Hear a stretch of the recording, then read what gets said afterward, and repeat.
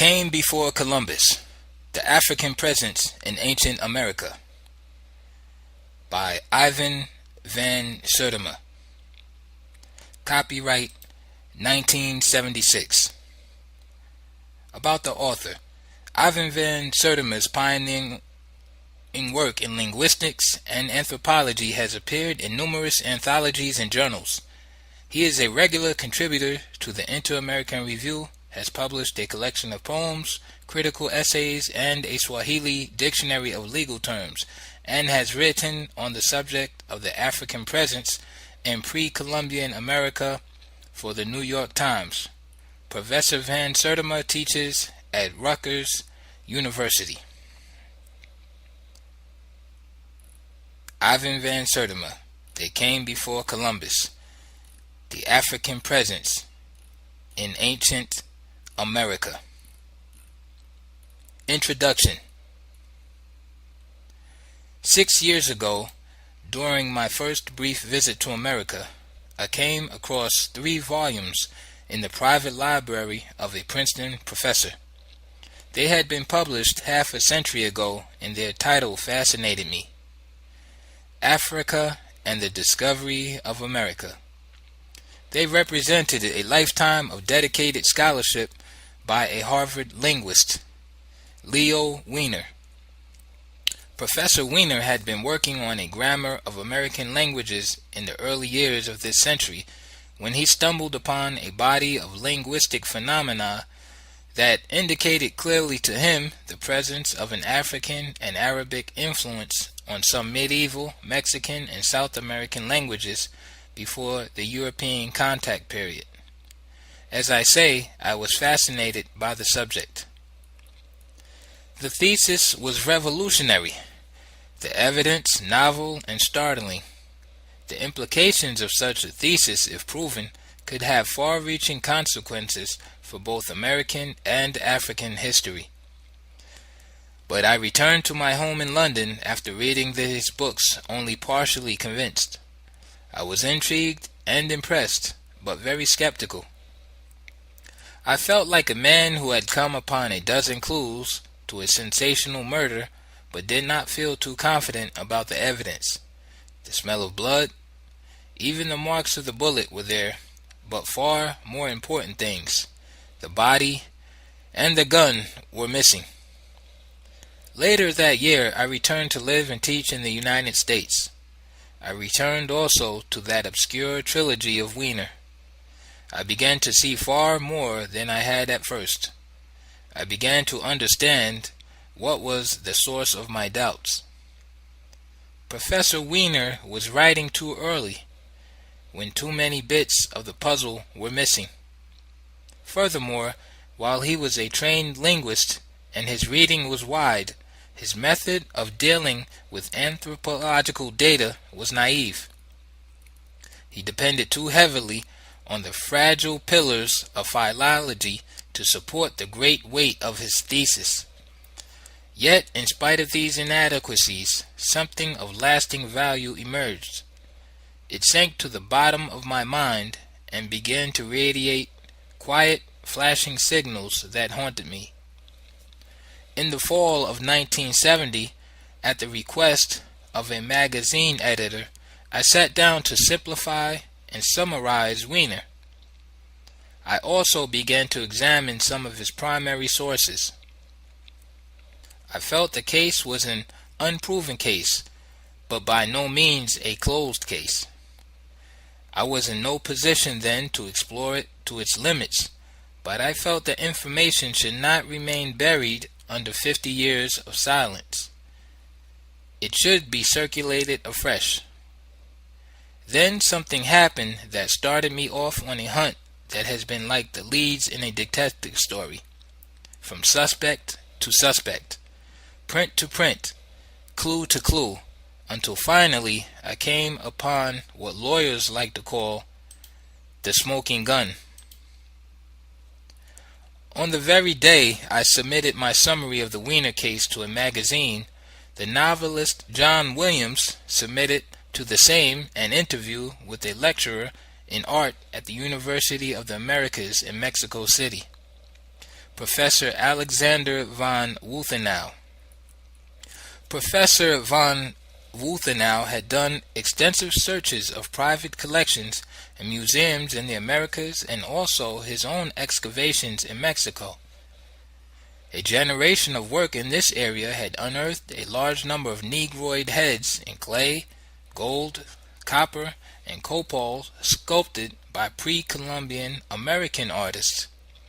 The strata on which these heads were found ranged from the earliest American civilizations right through to the Columbian contact period. Accidental stylization could not account for the individuality and racial particulars of these heads.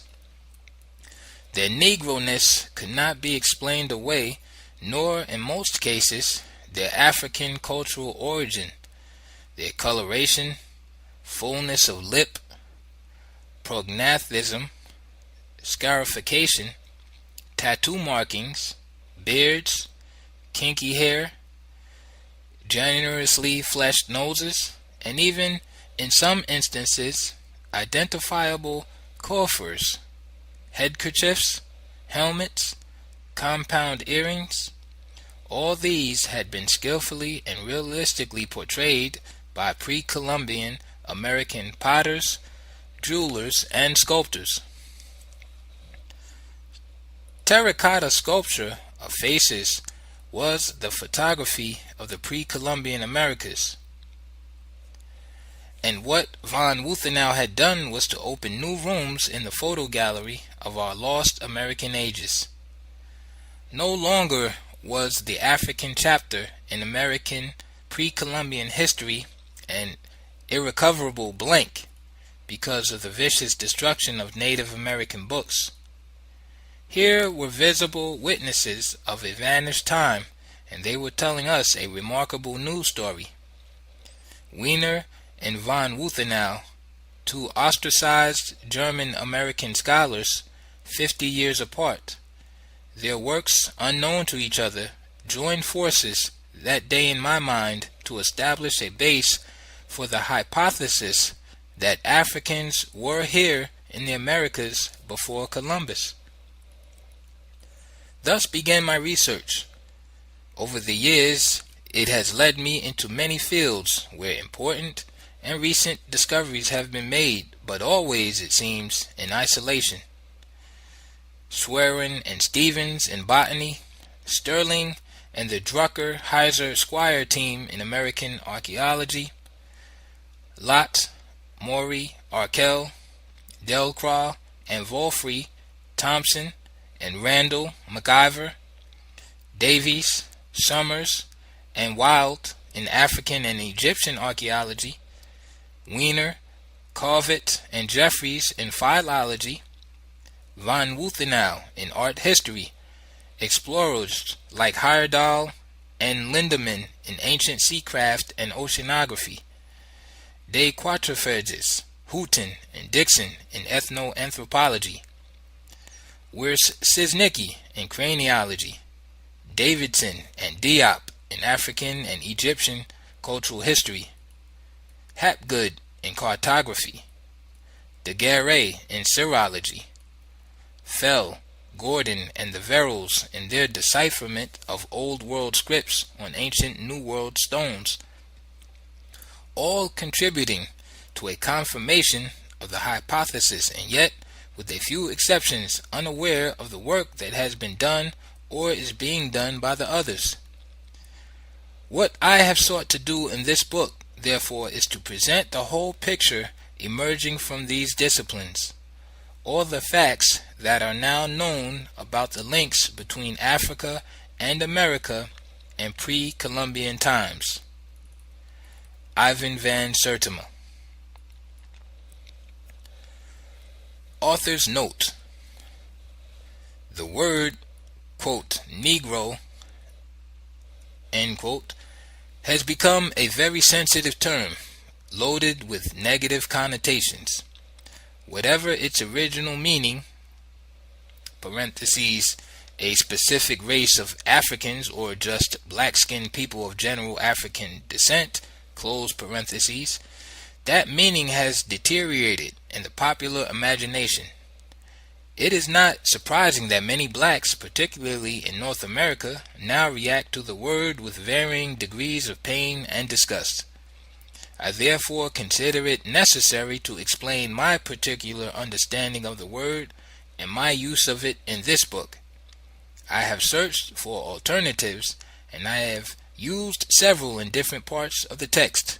For example, I have often used the term Negroid, since the adjective, strangely enough, seems to diffuse some of the negative connotations of the noun. I have tried to confine the use of the term, quote, Negro, unquote, to quotations in direct reference to quotations. The word cannot be deleted, however, whatever the sensitivity of certain readers from early and present anthropological and archaeological texts. The term, quote, black, unquote, although it is the fashionable and more acceptable term, presents problems in several contexts. To speak of a black skeleton would be ridiculous. Skin coloration, as such, means nothing in the study of bones and other ancient physiological remains.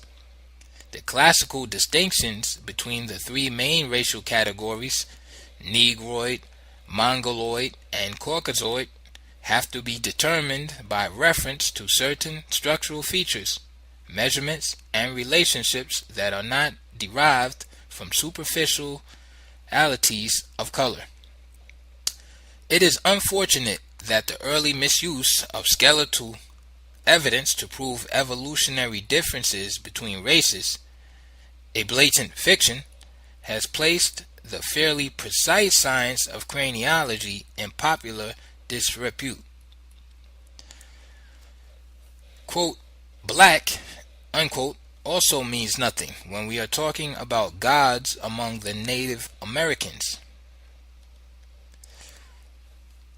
Tezcatlipoca is a black god because black is his symbolic and ceremonial color. He is not African, as is Nualpilai, the Mexican god of jewelers, whose indisputably Negroid features were sculpted in green stone by the Mexicans while his kinky hair was cast in pure gold.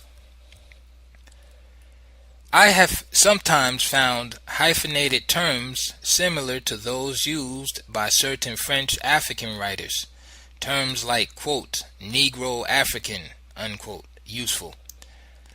I have also used hyphenated terms like, quote, Negro Nubian, unquote, and, quote, Negro Egyptian. Some may object to this. Why should one append Negro to Nubian? Either the Nubians are Negroid or they are not. This is a simplification of the complexity that one faces as an anthropologist and historian.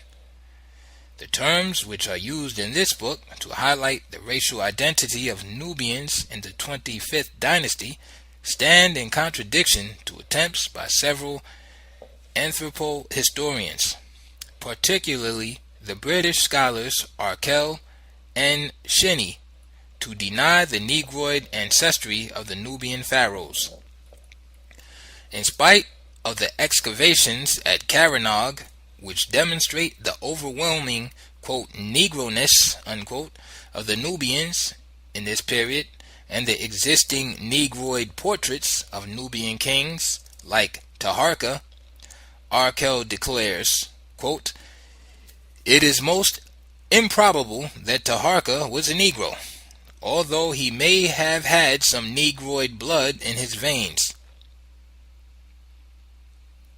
Only recent and isolated studies have exposed the Negrophobic biases and distortions of these authorities, and thus the hyphenated coupling of Negro with Nubian emerges as a corrective. The use of, quote, Negro Egyptian, unquote, is even more necessary in the light of the mixed and confused racial situation in the North during certain dynasties. These racial distinctions would not need to be so heavily emphasized were it not for the attempt, deliberate and sustained over the centuries, to deny the contribution of the black African to ancient Egyptian civilization. Obviously, these terms are in transition, and certain confusions exist. All a writer can do in such a situation is to avoid further confusion by explaining his own particular understanding and use of these terms. Ivan van Sertima.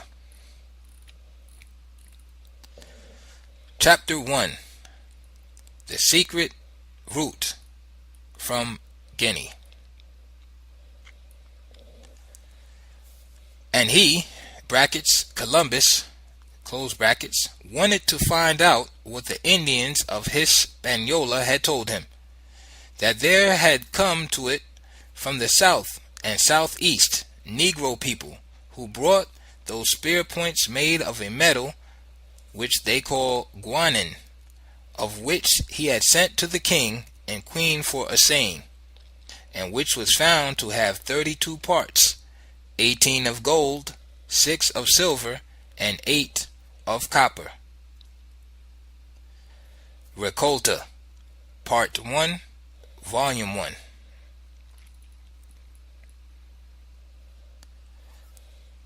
African guanines were allowed alloys of gold containing copper, for the sake of its odor, for it seems that the Negroes like to smell their wealth.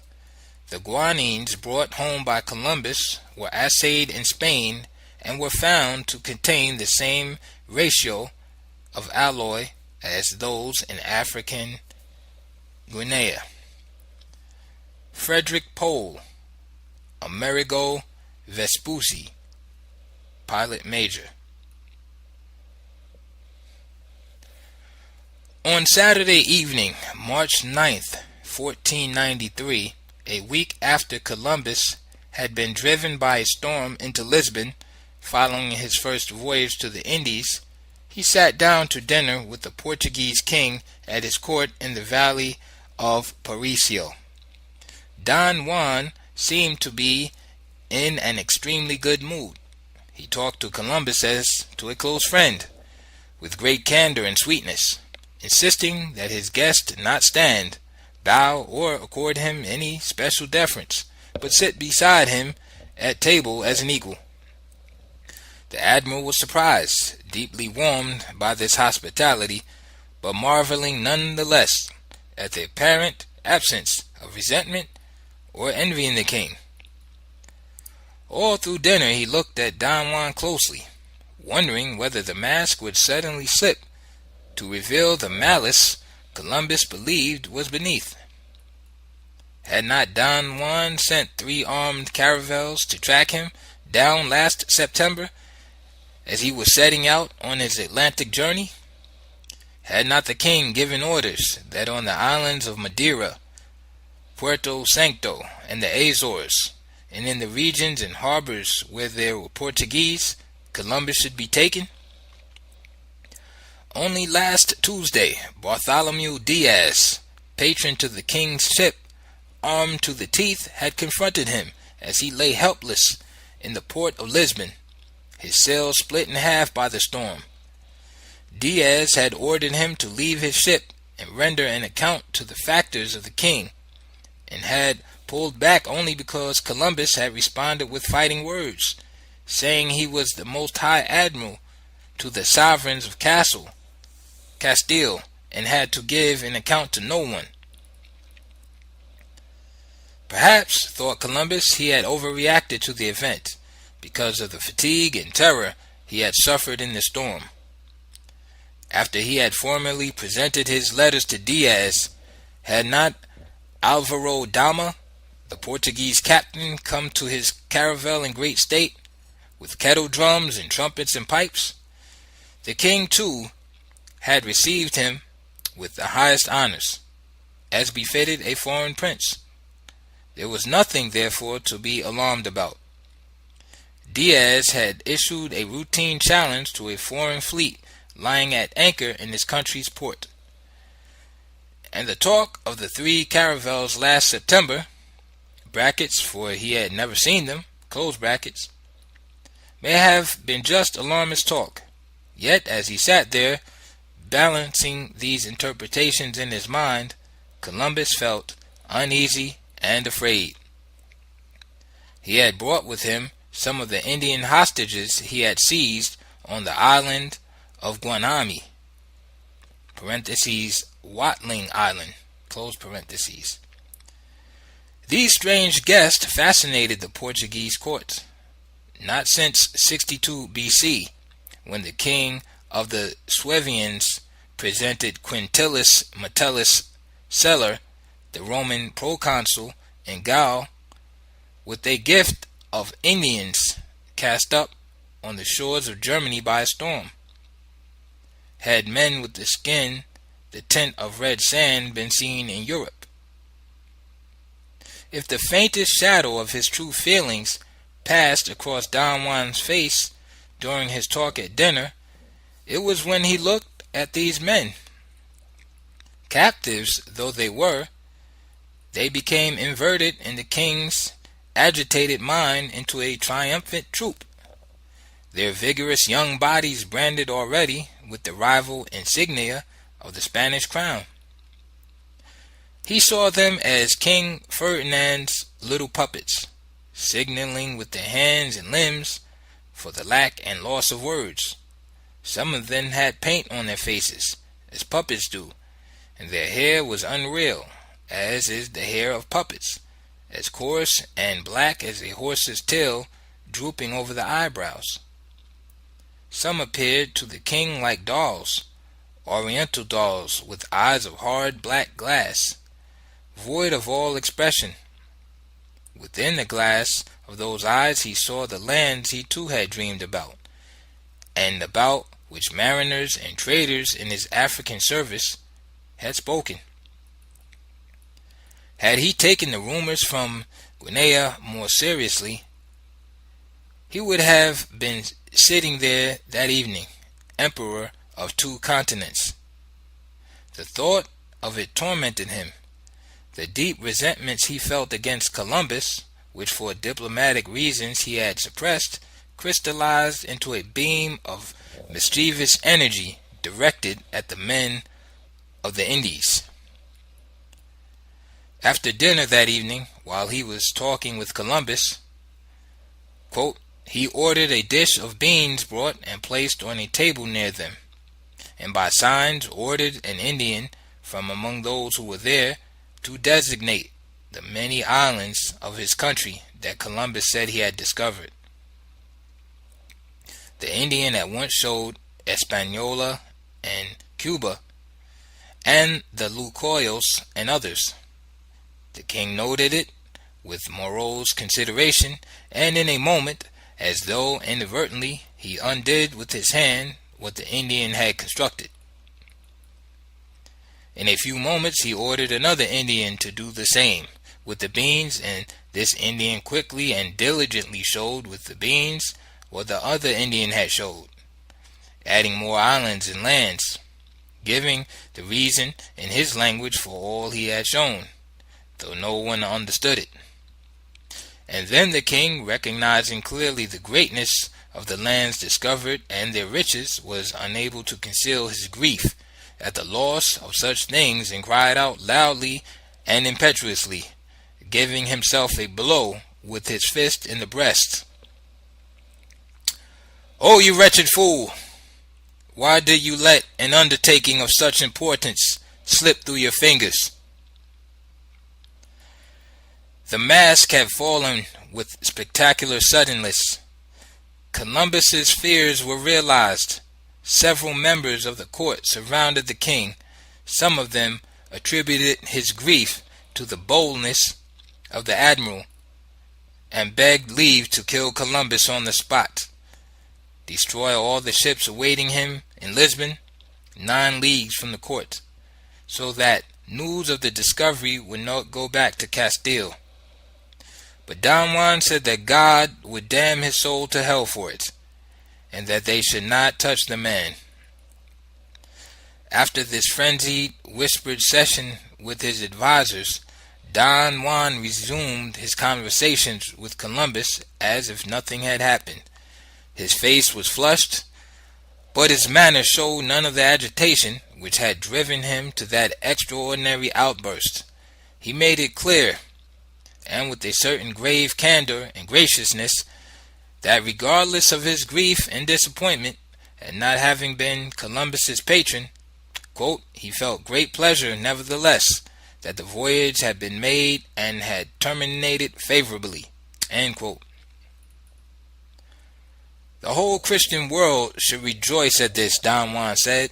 His queen was staying in the monastery of San Antonio near the village of Villa Franca on the right bank of the Tagus, less than a day's journey from the court. She too would like to see Columbus and accord him every honor before he left for Spain. The truth was, having failed to intercept Columbus both on his outward journey and his return, and having no heart now to order his assassination, as some of his advisers had urged, Don Juan quickly reconciled himself to the implications of this breakthrough to the islands and the lands west of the ocean sea. These implications, he knew, could be serious for Portugal. They would call for a repartitioning of the Christian world, a redefinition of the spheres of power and influence assumed by the two great maritime powers. Before there could be any more Spanish claims to islands and lands within the ocean sea, he must negotiate the most advantageous terms for the partitioning. He must strive somehow to make Columbus his ally in this, for he would soon be as much a power to be reckoned with as the sovereigns of Spain. When he returned in triumph, offering up a kingdom beyond the sea to Isabella and Ferdinand, they would be eating out of his hands, hanging on his every word. The admirable would be virtually a prince of the ocean sea. But Don Juan knew that the rights and privileges of a private citizen in and over vast and vague dominions, unless he had the physical force of an army behind him, or the spiritual seal of a pope, could vanish in an instant if he lost the favor of the king and queen. He saw clearly the nature of his newfound power and vulnerability, both of which he intended to exploit. His first ploy, therefore, was to suggest that he could use his influence on behalf of Columbus, if the need were to arise to see that his agreements with regard to the, quote, discoveries, unquote, were honored. Columbus had drafted agreements with the Spanish sovereigns before setting out, making him a partner with the crown in his prospective discoveries.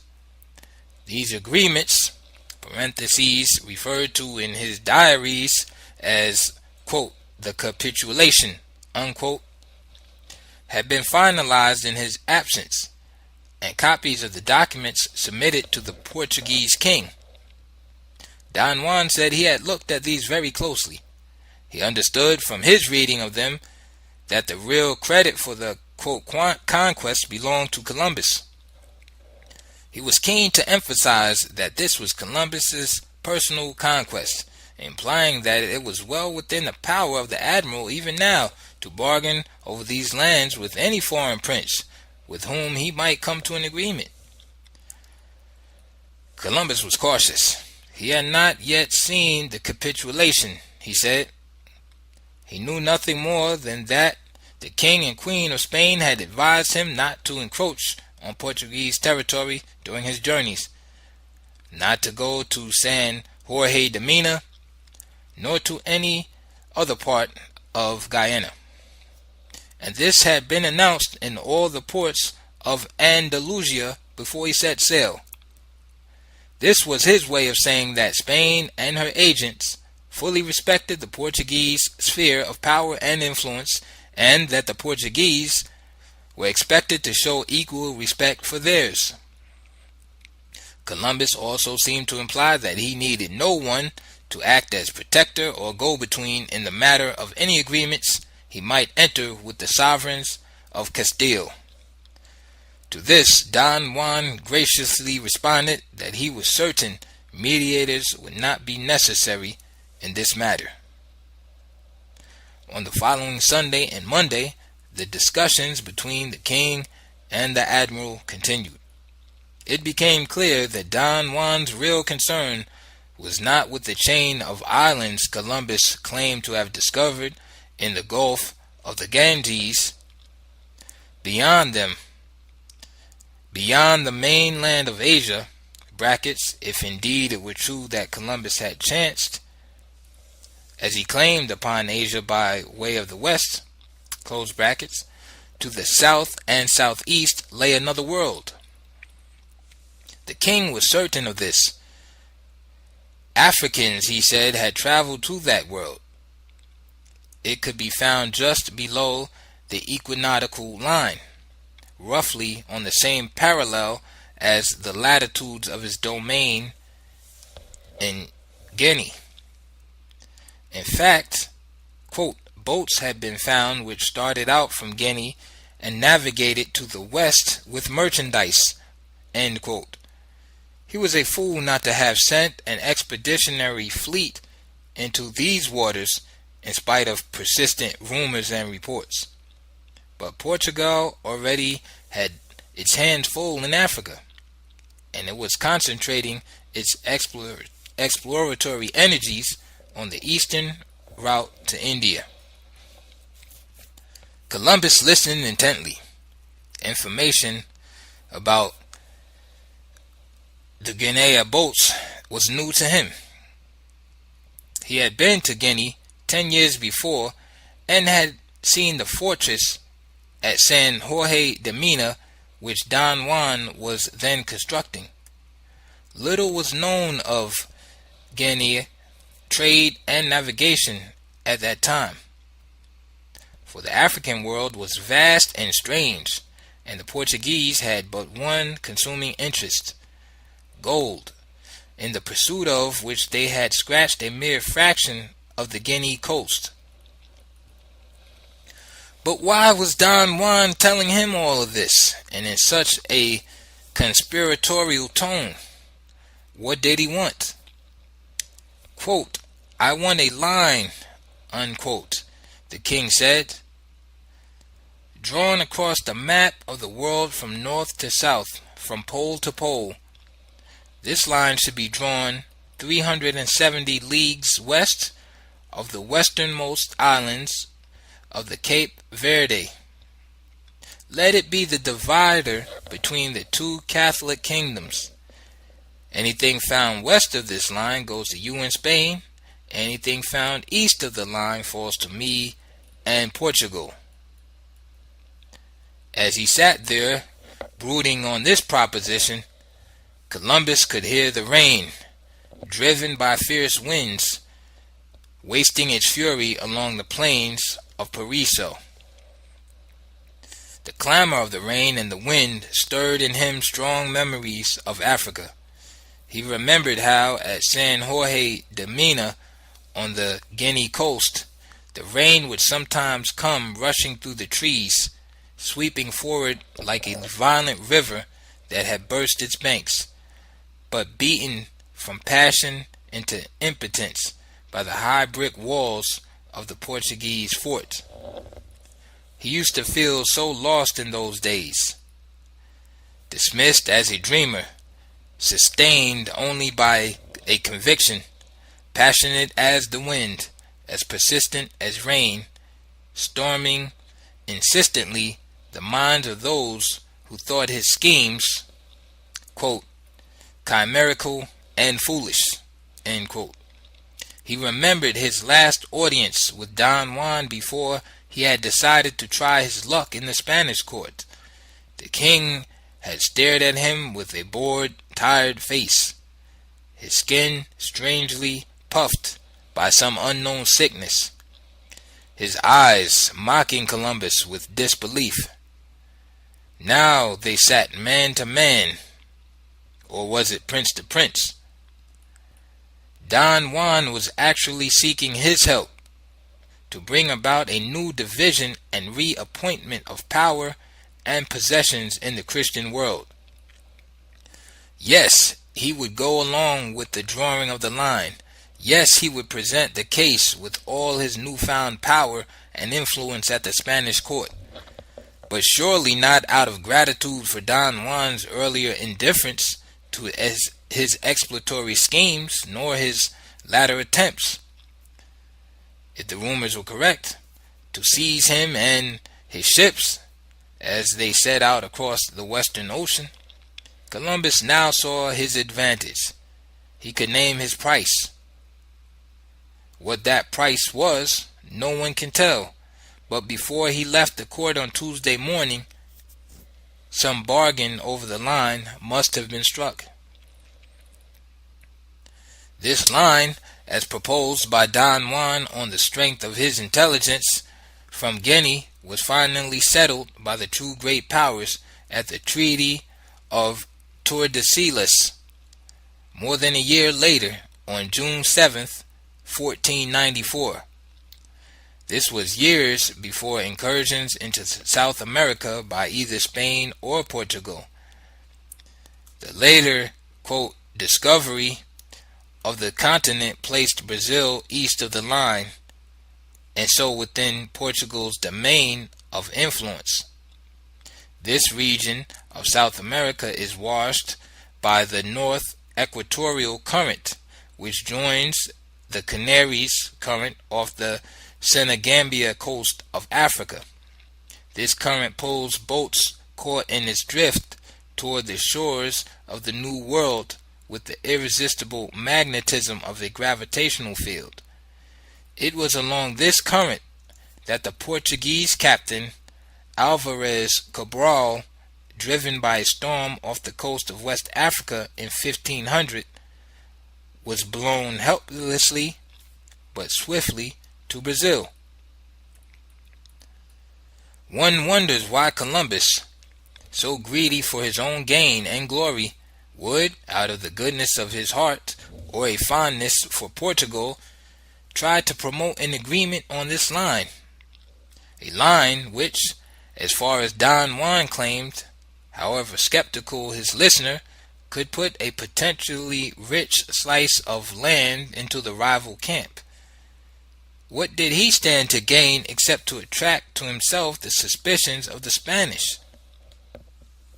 When he raised the matter on behalf of Don Juan at the Spanish court, he did so, it seems, with such imprudent force that it led to some contention between himself and King Ferdinand.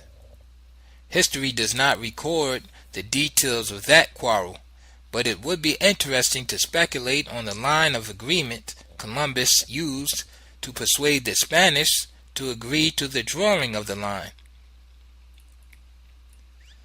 There was no basis, he probably said, for Don Juan's belief that land lay east of the line proposed.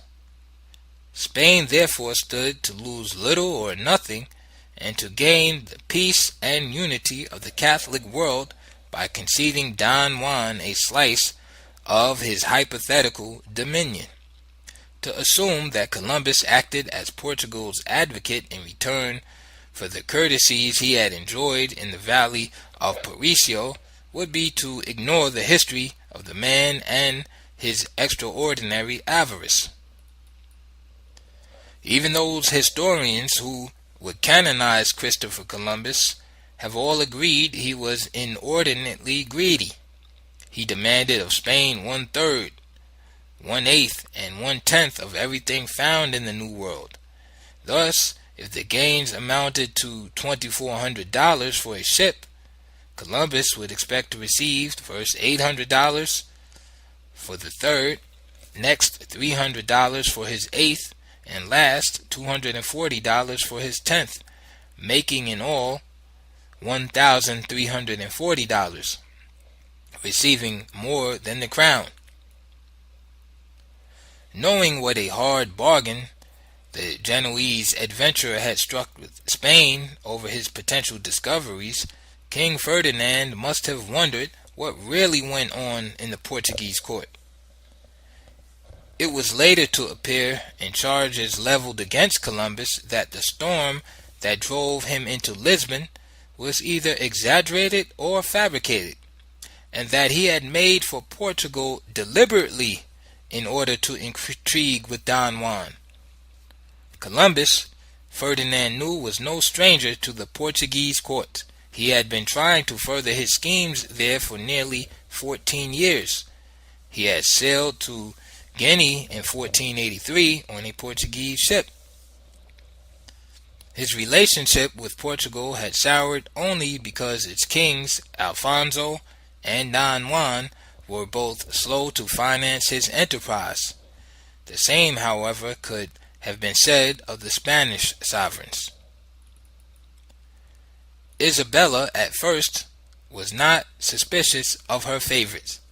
She attributed his curious advocacy of the Portuguese case to what she thought was his political naivete. The very month he sailed again for the Caribbean on his second voyage, she wrote, warning them, quote, "In this affair of Portugal, no determination has been taken with those who are here," brackets Don Juan's ambassadors, close brackets, "although I believe that the king will come to terms therein. I would wish you to think the contrary, in order that you may not on the account fail or neglect to act prudently and with due caution, so that you may not be deceived in any manner whatsoever." End quote. Only after Columbus's tardy response to her request for charts of navigation and for the precise number and proposed names of the islands he claimed to have discovered off Asia, did she begin to wonder whether he was as open and straightforward as he seemed. 2 months after the signing of the Treaty of Tordesillas, about which the Spanish king had strong misgivings, King Ferdinand wrote Columbus asking him to come home immediately and help them sort out disputes with Portugal arising over the settlement of this extraordinary boundary line. Columbus was in Cuba, parentheses, which he claimed at that time was the mainland in spite of native pronouncements to the contrary, close parentheses. When a mail boat arrived carrying the king's letter, Columbus replied promptly, saying he could not go home for he was too gravely ill to move. "Whether you are to go on this business or not," wrote Ferdinand, "write to us very fully all that you know about this matter." The matter, however, cooled when Don Juan died of dropsy a year later. His death came as a relief to the Spanish who, in spite of the agreement and the continuance of their obligation to his successors, were none too eager to fix with an irrevocable finality and precision the limits of their domains within the ocean sea. Few Spanish maps, in fact, show a recognition of this line. Columbus was slow to act on what Don Juan had told him about the Guinea route, which led to the continent in the south. Circumstances made it difficult for him to investigate this matter on his second voyage. One of the reasons may have been his own disarming argument that Portugal stood to gain, and Spain stood to lose little or nothing by the drawing of the demarcation line. One can only speculate that part of his secret deal with Don Juan was that he should have a piece of the pie if and when the land was found, so that west of the line he would have his coffers filled by Isabella and Ferdinand, and east of the line by Don Juan. This kind of double-dealing came as second nature to his fellow countryman, Amerigo Vespucci, whom Frederick Pohl tells us, quote, paid homage to both courts and changed flags when it suited his advantage, end quote. Columbus had some secret understanding with Vespucci, and in a letter to his son, Diego Columbus, there is a strong hint of this. Columbus, in this letter, dated 1505, asked his son to contact Vespucci, as he is about to appear before the Spanish court, but to do so, quote, secretly, that there may be no suspicion, end quote. In the same letter, Columbus speaks of, quote, payment that has been made to me and is being made, end quote, but is afraid to detail this payment, saying, quote, I will give the information yonder because it is impossible to give it in writing, end quote. If he referred to the usual payments due him for his excursions and discoveries in the Indies, the terms of these were well known, published, and protected by letters patent or legal articles. Why then the secrecy? Why was it impossible to commit the matter to writing? Why the great fear of arousing suspicion? Also, how do we explain the strange relationship to Vespucci, to whom he refers in this letter as if he were a messenger or agent in his pay? Quote, see what he can do to profit me there, brackets, at the court, close brackets, and strive to have him do it, for he will do everything, end quote. This and other pieces of evidence seem to indicate that Columbus was deliberately holding back on South America. His strange insistence to King Ferdinand that Cuba was a continent, parentheses, although he wrote Louis de Santiago, Chancellor of Aragon, months earlier, declaring that the natives who had lived there for centuries were certain it was an island, end quote, and his equally strange insistence that South America was an island, after the most cursory and superficial examination, may be seen in this light. He had committed himself, it seems, to keeping the Spanish away from the southern continent, perhaps to facilitate his deal with the Portuguese. No wonder Ferdinand and Isabella grew suspicious and allowed Bobadilla to seize Columbus and his brother and drag them back, naked and in disgrace, to Spain. Whatever Columbus may have personally known or felt or plotted, his argument, nothing but water to the east of the demarcation line, was the best to counter Spanish suspicions and objections to the pact. It was the worst argument, however, to present to the court if he wanted to secure immediate promotion of further explorations to the south. If the theme of the first voyage had been, quote, discovery and exploration, end quote, the theme of the second was, quote, colonization and consolidation, end quote. The order went out: take 2,000 Spaniards with you, plant a colony, build a church, build a city. Let us have forts, farms, towns. Above all, pursue vigorously the search for gold whenever a break from ordinary labors will permit. The building of the new city of Isabella, the struggle to subdue and convert the natives of the Caribbean who had massacred the first settlement of Spaniards and demolished their fort, occupied most of Columbus's time until his return from his second voyage in 1496. While in Hispaniola, however, something happened that confirmed and complemented what Don Juan had said. The Indians gave proof that they were trading with black people. They brought to the Spanish concrete evidence of this trade.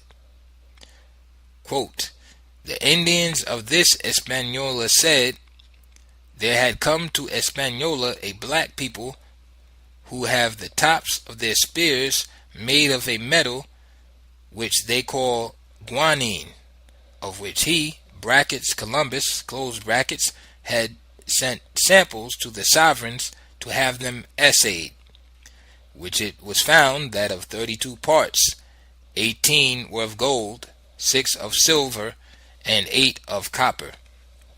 End quote.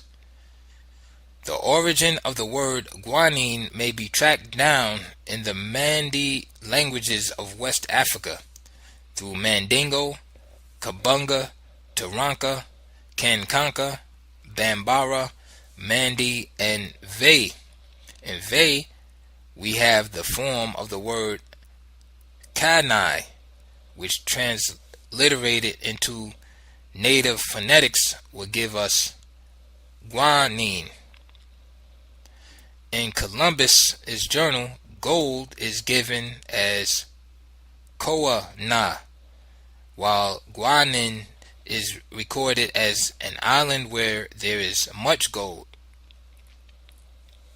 Fray Bartolome de las Casas, the Spanish scholar who traveled with Columbus and who was often appalled by his linguistic blunders, even in the use of Castilian Spanish, wrote in the margin of the journal correcting Columbus, "This guanine is no island, but that gold which according to the Indians had an odor for which they valued it much."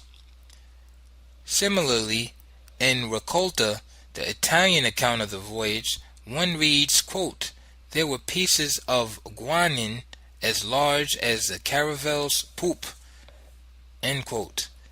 The African spears presented by the Hispaniola Indians, which corroborated Don Juan's statement about the Guinea boats, were just one in a number of new factors pushing Columbus toward an exploration of the route from Guinea. His brother Bartholomew arrived in Hispaniola in command of 3 caravels on June 24th, 1494. The admiral had not seen his brother for many years, and Bartholomew knew more. Las Casas tells us than Christopher himself of the intelligence coming out of the Portuguese African world. Bartholomew had worked as a cartographer in Lisbon. While there, he had drawn numerous maps for mariners, and he witnessed yearly the return of ships which had been navigating to the western lands of Africa by the way of the ocean.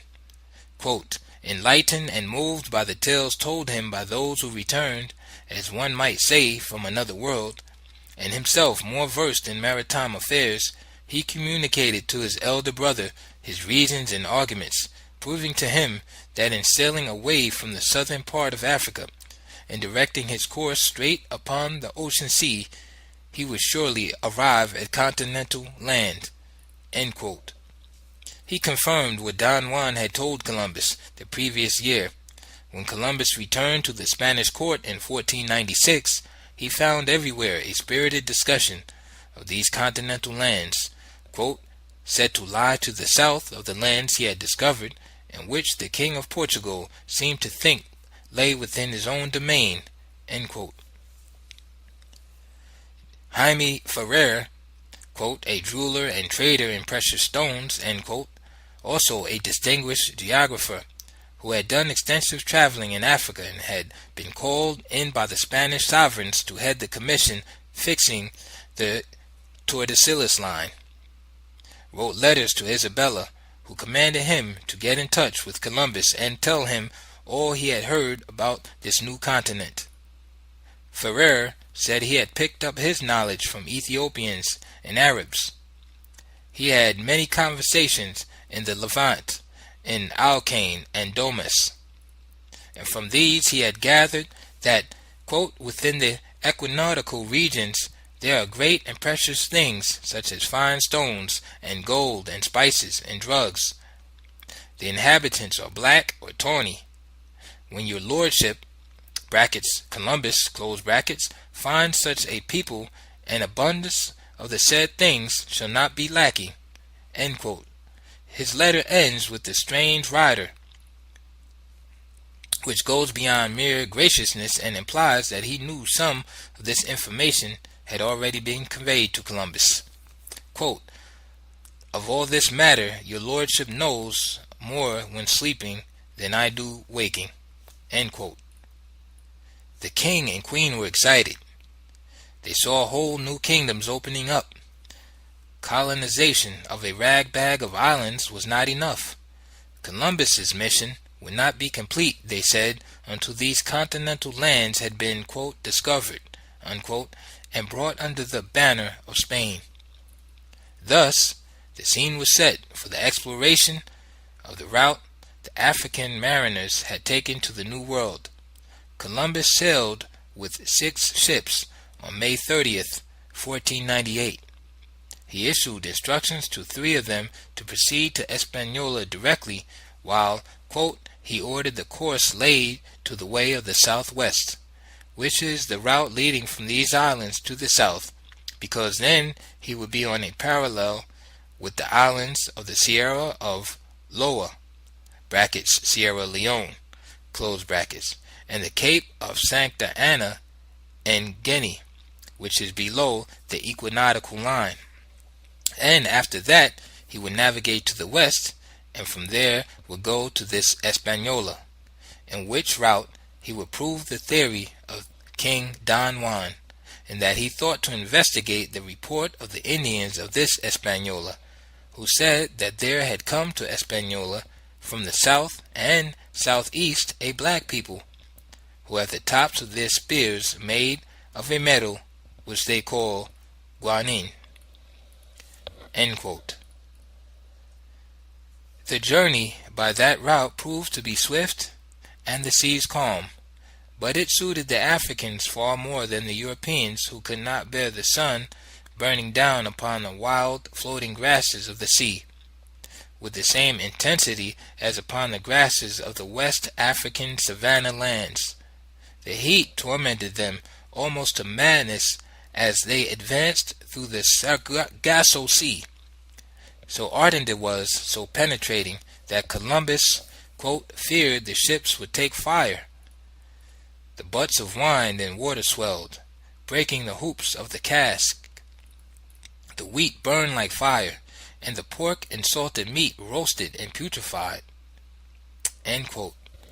Fortunately the rains came, without which, according to Columbus, none of them, unaccustomed as they were to such burning latitudes, would have escaped alive. Columbus ended up on a branch of the North Equatorial Current, which took him initially to a Caribbean island with 3 great rocks, which made him think of the Holy Trinity. He named this island Trinidad. A little more to the south, however, he did come in sight of the South American mainland, August 1st, 1498. Columbus, for some odd reason, would not land. On this 3rd voyage he came upon more evidence of the contact between Guinea and the New World. From a settlement along the South American coast on which his man landed on Tuesday, August 7th, the natives brought handkerchiefs of cotton very symmetrically woven and worked in colors like those brought from Guinea, from the rivers of Sierra Leone, and of no difference. Not only were they alike in style and color, but also in function. These handkerchiefs, he said, resembled almazars, Guinea headdresses and loincloths. Quote, each one is a cloth so woven in colors that it appeared an almazar, with one tied on the head and the other covering the rest. End quote. These were the earliest documented traces of the African presence. Within the 1st and 2nd decades of the so-called, quote, discovery, end quote, African settlements and artifacts were to be cited by the Spanish. When they were not reported as mere asides, they were ignored or suppressed. But history is not easily buried, in the oral traditions of the Native Americans and the Guinea Africans. In the footnotes of the Spanish and Portuguese documents, part of the story lies. Another part lies embalmed under the American and African earth. As this earth is now being lifted by archaeological picks and trowels, a new skeleton emerges of the history of these adjacent worlds. Notes and references. For the evidence in this chapter, The author draws to the reader's attention a 2,114-page study published in 1903. His interpretation, however, of the events documented in this study is original. John Boyd Thatcher, in his 3-volume work on Christopher Columbus, his life, his writings, his voyages, examines all the original documents known and available in half a dozen languages. All through this work, the labor of a lifetime is inspired by a blind adulation of Columbus, by a vision of the admiral's, quote, saintly, unquote, character and motives, nor the work on the man, of which there are many, can match it for its encyclopedic scope and detail. In the footnotes, however, which seem like another book compulsively writing itself, we begin to see the night side or half-hidden face of history.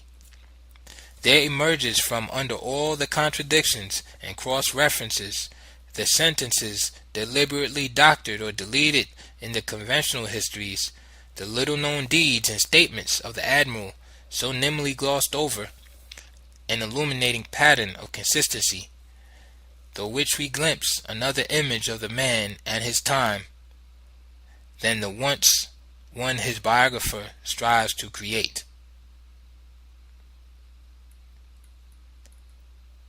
End of chapter 1. They Came Before Columbus, The African Presence in Ancient America, by Ivan van Sertima. Chapter 2. The Visible Witnesses. Quote, "It is in contradiction to the most elementary logic and to all artistic experience that an Indian could depict in a masterly way the head of a Negro without missing a single racial characteristic unless he had actually seen such a person. The types of people depicted must have lived in America. The Negroid element is well proven by the large Olmec stone monuments as well as the terracotta items, and therefore cannot be excluded from the pre-Columbian history of the Americas." End quote. Alexander von Wuthenau, The Art of Terracotta Pottery in Pre-Columbian South and Central America.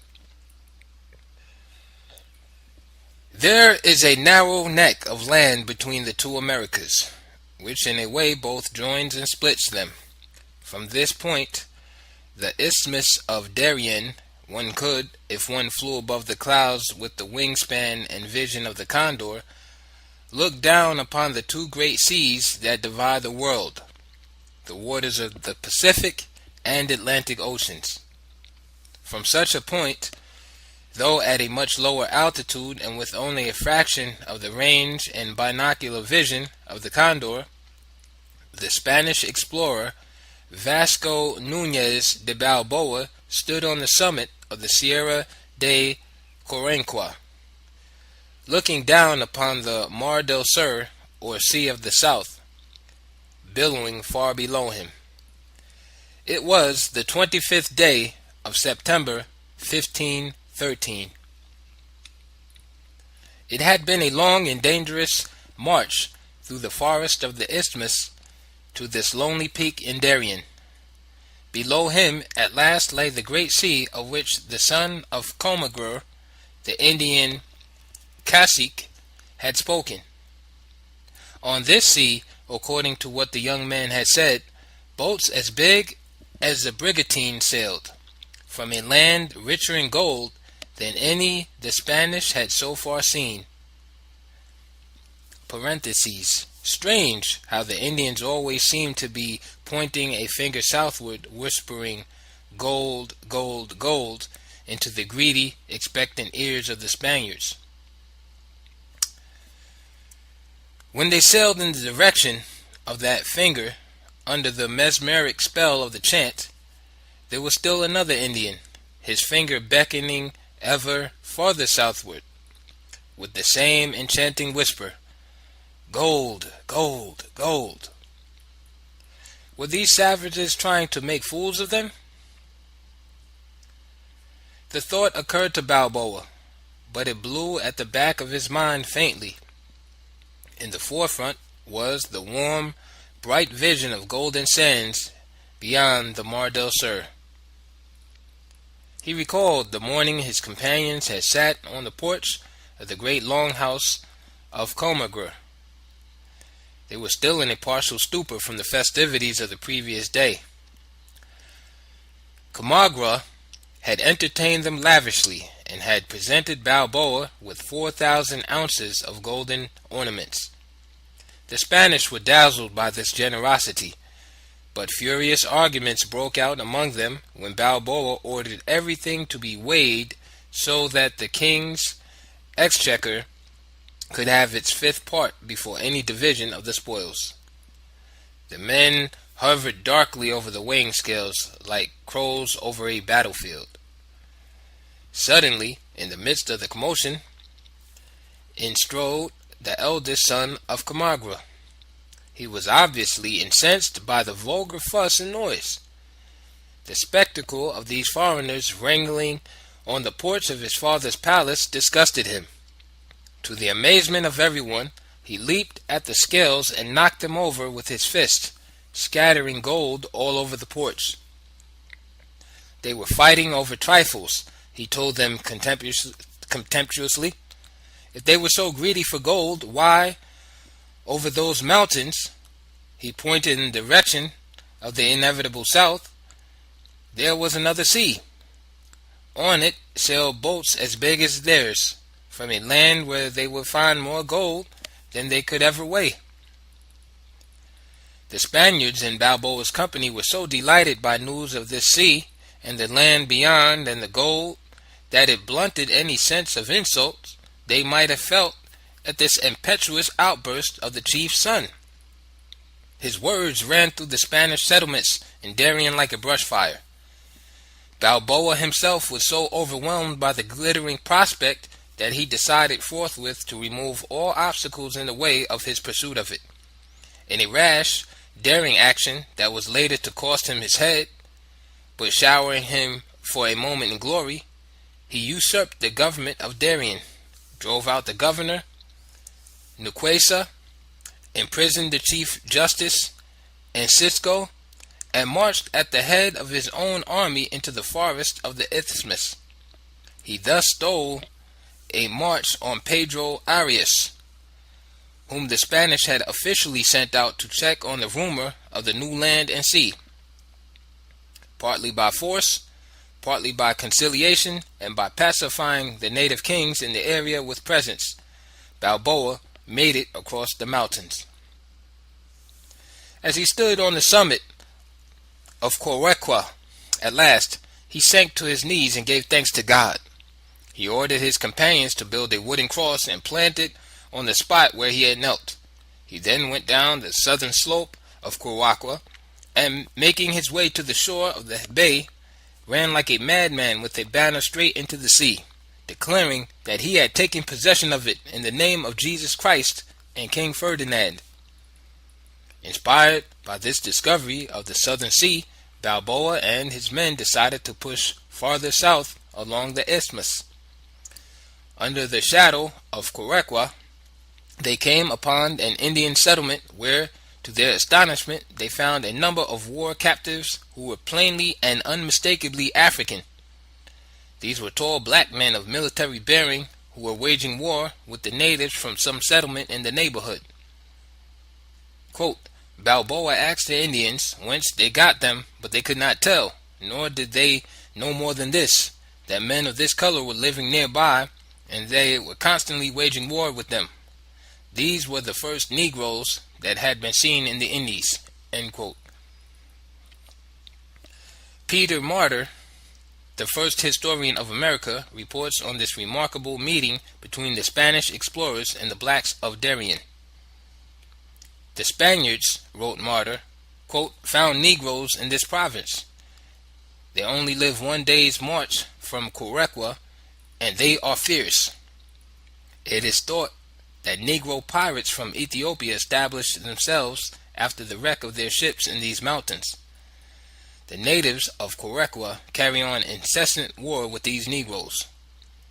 Massacre or slavery is the alternate fortune of these peoples. End quote. Martyr uses the word, quote, Ethiopia, unquote, as a general term for Africa. He is not suggesting a specific country in Africa as the origin of these mysterious Africans cited by the Spanish. He could not conjecture on their exact country or origin or tribal identity, but he certainly knew from his own acquaintance with Africa as a diplomat to Egypt from the Spanish court that there was nothing far-fetched about African boats being washed up as wrecks on the other side of the ocean's coast. His comment also makes it clear that the African settlement was large enough to enable its members to wage wars of aggression or defense within the hostile environment in which they found themselves. An encounter with New World Negroes was also reported off Colombia. Fray Gregorio Garcia, a priest of the Dominican order who spent 9 years in Peru in the early 16th century, pinpoints an island off Cartagena, Colombia, as the place where the Spanish first encountered blacks in the New World. Once again, as in the Balboa incident in Darien, the blacks were found as captives of war among the Indians. In a book silenced by the Spanish Inquisition, Garcia wrote, quote, "Here were found slaves of the Lord, Negroes, who were the first our people saw in the Indies." End quote. Darien and Colombia were easily accessible to African shipwrecked mariners. These places lie within the terminal area of currents that move with great power and swiftness from Africa to America. These currents may be likened to marine conveyor belts. Once you enter them, you are transported, even against your will, even with no navigational skill, from one bank of the ocean to the other. We shall deal with them and all the problems of the Atlantic sea voyage in Chapter 4. But it is important to point out here how many small, isolated black communities have been found on the American seaboard at the terminal points of these currents. Alphonse de Quatrefages, professor of anthropology in the Museum of Natural History in Paris, noted in his study, The Human Species, published in 1905, that, quote, "Black populations have been found in America in very small numbers and as isolated tribes in the midst of very different nations. Such are the Charruas of Brazil, the Black Caribes of St. Vincent in the Gulf of Mexico, the Jamasi of Florida. Such again is the tribe of which Balboa saw some representatives in his passage of the Isthmus of Darien in 1513. Yet it would seem, from the expressions made use of by Gomara, that these were true Negroes. This type was well known to the Spaniards." End quote. De Quatrefages shows how the location of these African New World communities coincides with the terminal points of Africa to America currents, or sea roads. Quote, "We only find these black men in America in those places washed by the Coro Seawol (brackets, a Pacific current known as the Black Stream), close brackets, and the equatorial current of the Atlantic or its divisions."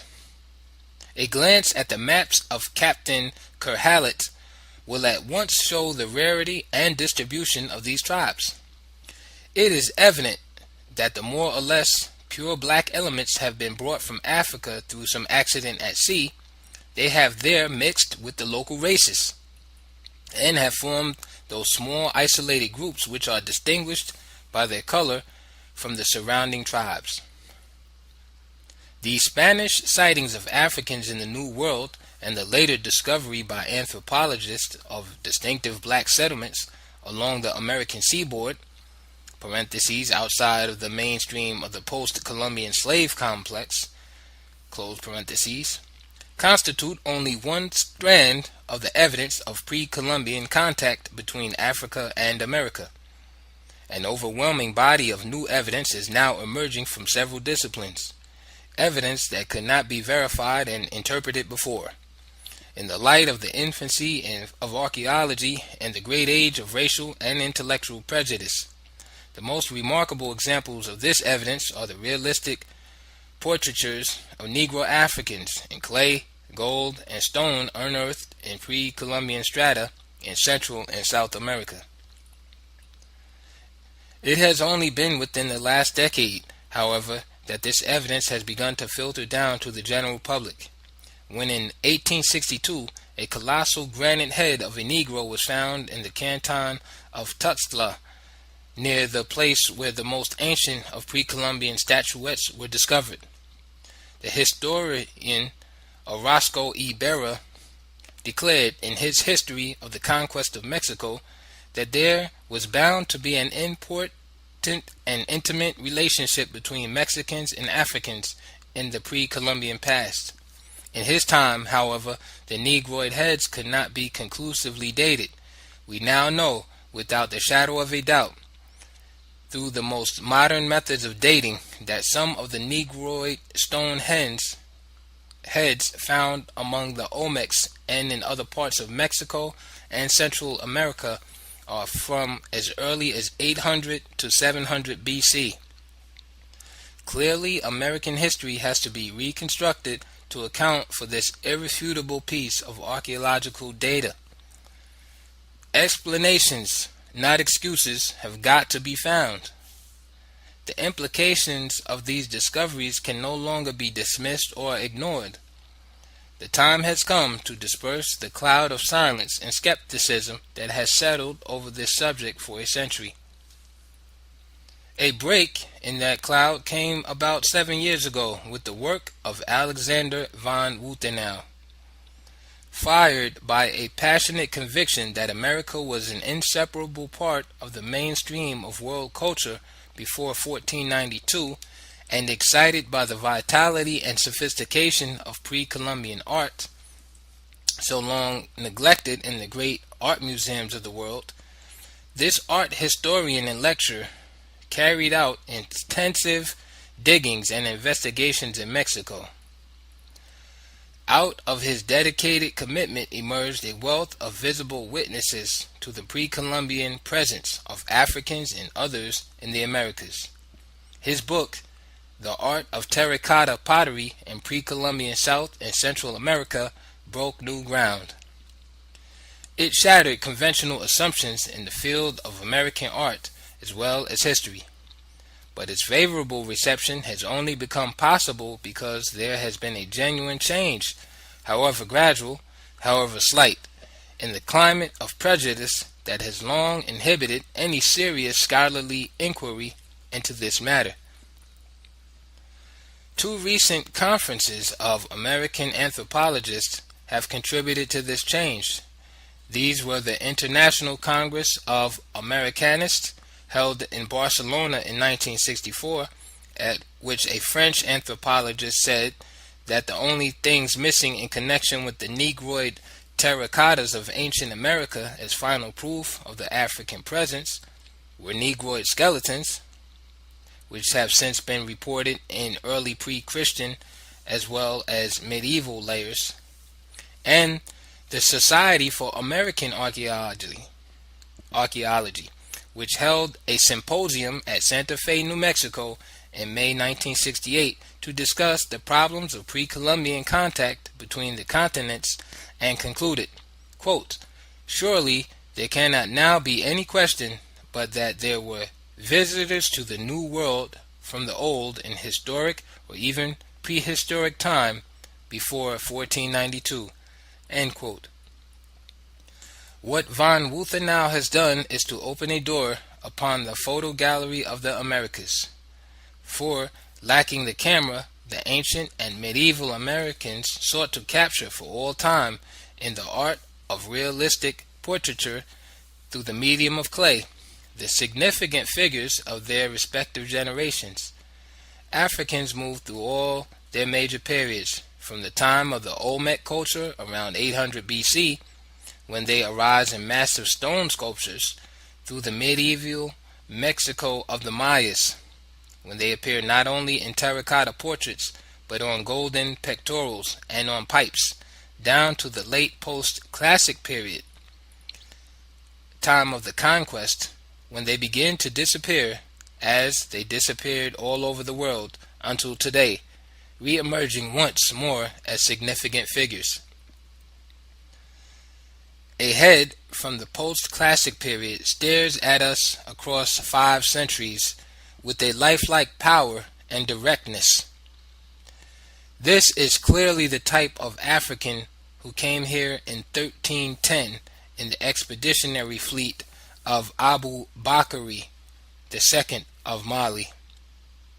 These men made a tremendous visual impression upon the Mixtecs, last of the great pre-Columbian potters, for this is one of their finest clay sculptures. It was found in Oaxaca in Mexico. Its realism is striking. No detail is vague, crudely wrought, or uncertain. No stylistic accident can account for the undisputed Negro-ness of the features. From the full, vivid lips, the darkened grain of the skin, the prognathic bone formation of the cheeks, the wide nostrils, the generously fleshed nose, down to the ceremonial earring and the cotton cap Catamasto noted on warrior boatmen on the Gambia. The American artist has deftly caught the face of this African. The court tradition of Mali and documents in Cairo tell of an African king, Abu Bakr II, setting out on the Atlantic in 1311. He commandeered a fleet of large boats, well stocked with food and water, and embarked from the Senegal-Gambia coast, the western borders of this West African empire, entering the Canaries current, quote, a river in the middle of the sea, end quote, as the captain of a preceding fleet, of which only one boat returned, described it. Neither of the 2 Mandingo fleets came back to Mali to tell their story, but around this time, evidence of contact between West Africans and Mexicans appears in strata in America in an overwhelming combination of artifacts and cultural parallels. A black-haired, black-bearded figure in white robes, one of the representations of Quetzalcoatl, modeled on a dark-skinned outsider, appears in paintings in the Valley of Mexico.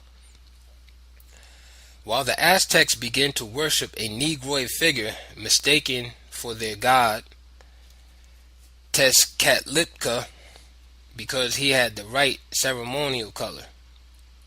Negroid skeletons are found in this time stratum in the Caribbean.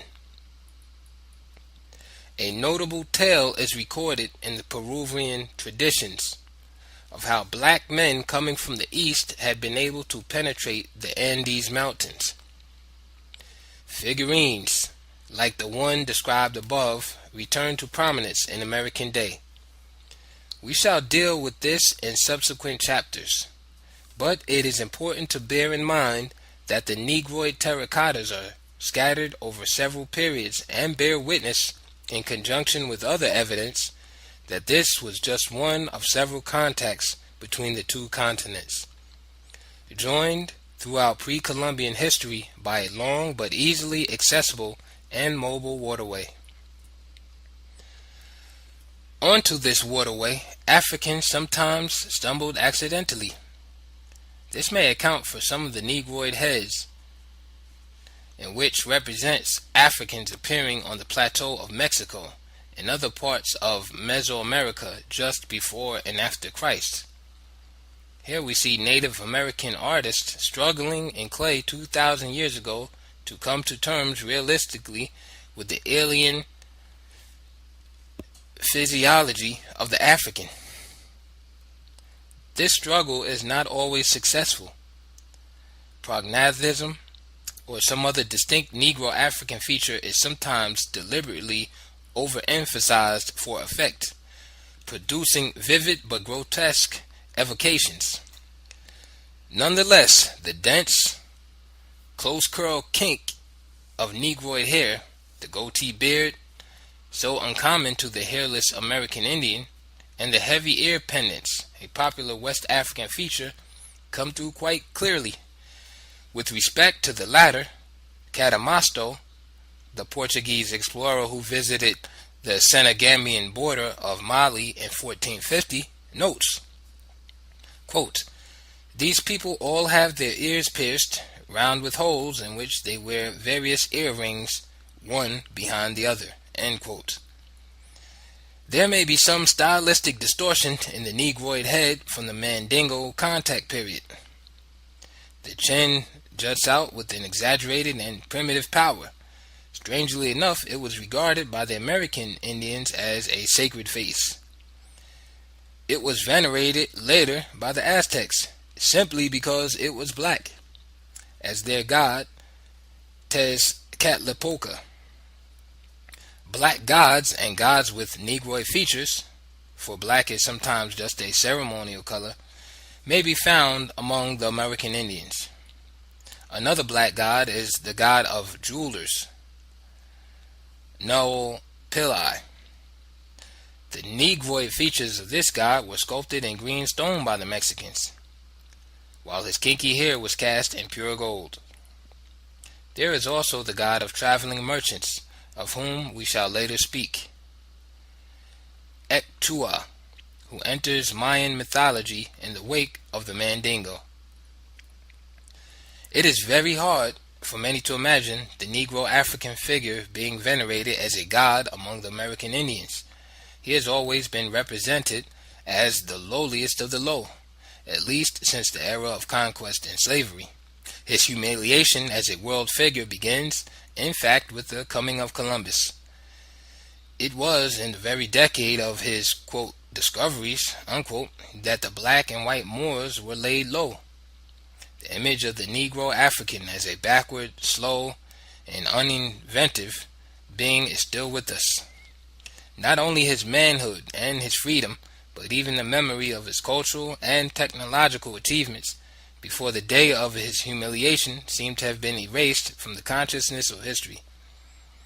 Even in the thinking of Leo Wiener,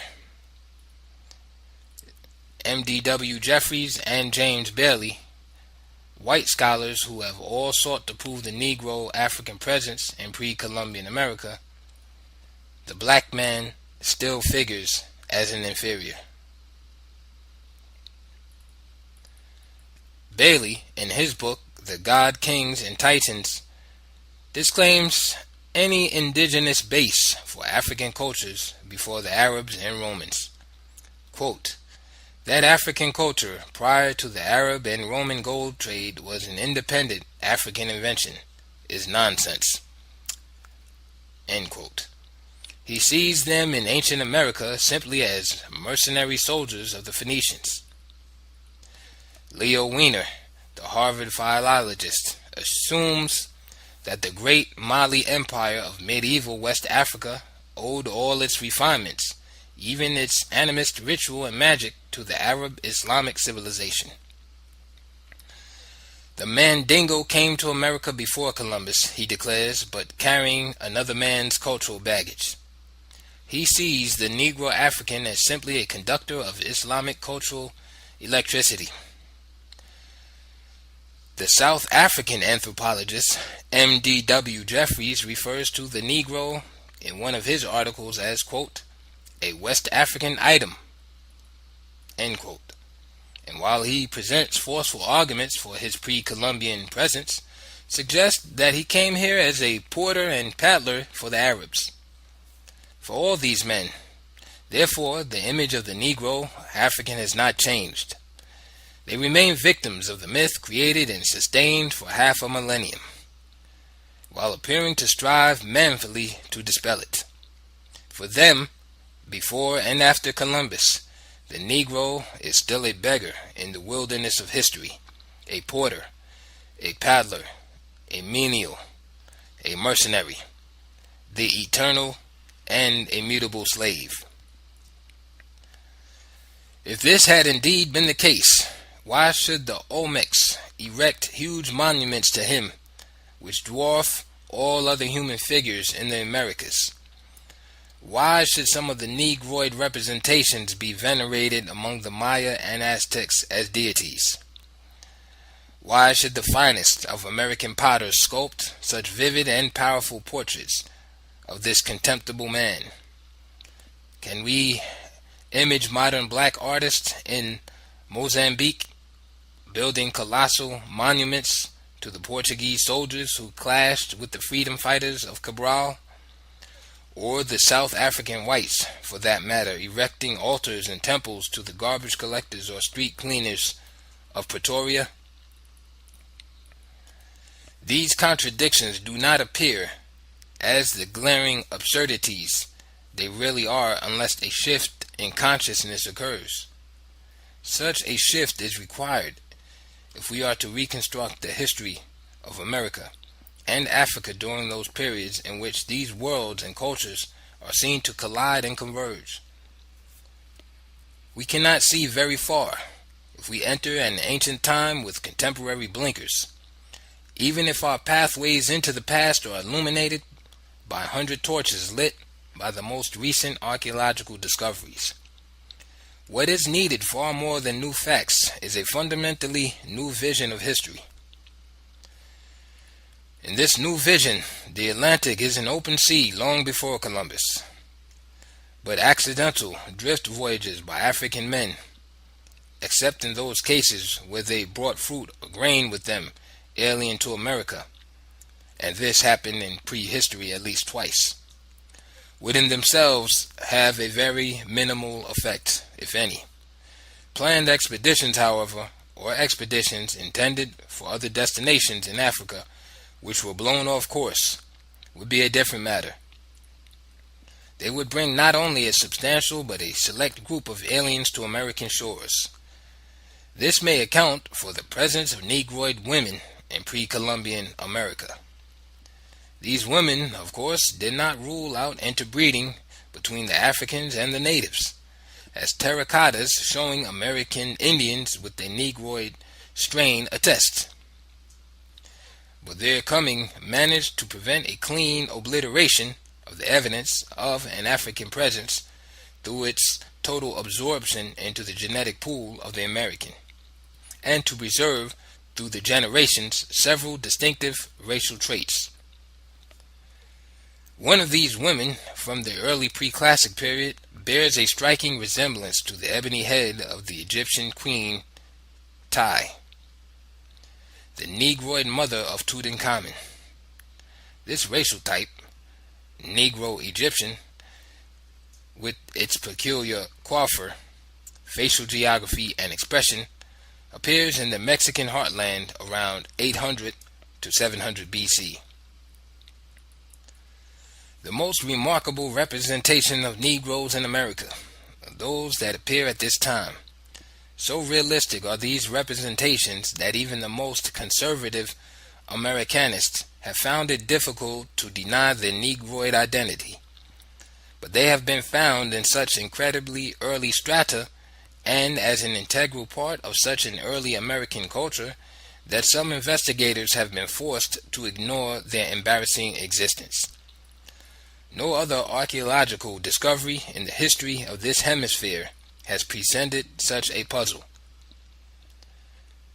The questions they raise are as monumentous as those once raised by the ancient observatory at Stonehenge and still hovering over the mysterious giants of Easter Island. There is no denying the great antiquity of these Negroid figures. The archaeological context in which they have been found have been radiocarbon dated. Carbon-14 can only be wrong 100 years either way, if we are dating materials less than 7,000 years old. And indisputably clear, carbon-14 datings have been procured for organic materials associated with the culture and people who've produced these Negroid figures. There is no denying their Negroness either. The ancient Americans, who sculpted them have been shown to be absolute masters of realistic portraiture, and did not arrive at these distinctive features through accidental stylization. The features are not only Negroid, African in type, but individual in their facial particulars, canceling out the possibility of ritual stereotypes of an unknown race produced by some quirk of the sculptor's imagination. The people who were hosts to these Negro African figures are known as the Olmecs. At the sacred center of the Olmec culture, La Venta, about 18 miles inland from the Gulf of Mexico, which flows into the Atlantic, there stood 4 colossal Negroid heads, 6 to 9 feet high, weighing up to 40 tons each. They stood in large squares or plazas in front of the most colorful temple platforms, the sides and floors of which were of red, yellow, and purple. They stood 12 to 20 times larger than the faces of living men. They were like gods among the Olmecs. In this center of La Venta, there were great altars. One of these, known as the third altar, was made out of one of the Negroid heads, flattened on top for that purpose. A speaking tube was found to go in at the ear and out of the mouth, so that the figure could function as a talking oracle, a detail we shall see later to be of considerable significance in identifying the area of the Old World from which these Africans came. The construction of these Negroid figures is a fact of staggering proportion. Imagine 40 tons of basalt block mined from stone quarries 80 miles away and transported to the holy center of La Venta, not in pieces but in one massive chunk. For the Negroid head seemed to be sculpted out of gigantic balls, not jointed shells or built up layers of stone.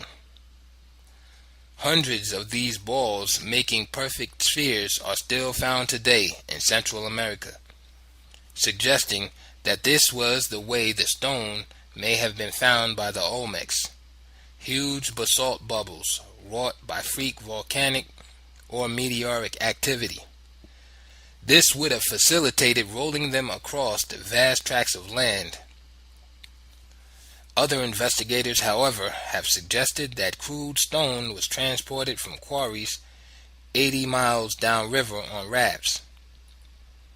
It was not only at La Venta that these extraordinary heads were found. In all, 11 colossal Negroid heads appear in the Olmec heartland, 4 at La Venta, 5 at San Lorenzo, and 2 at Tres Zapotes in southern Veracruz.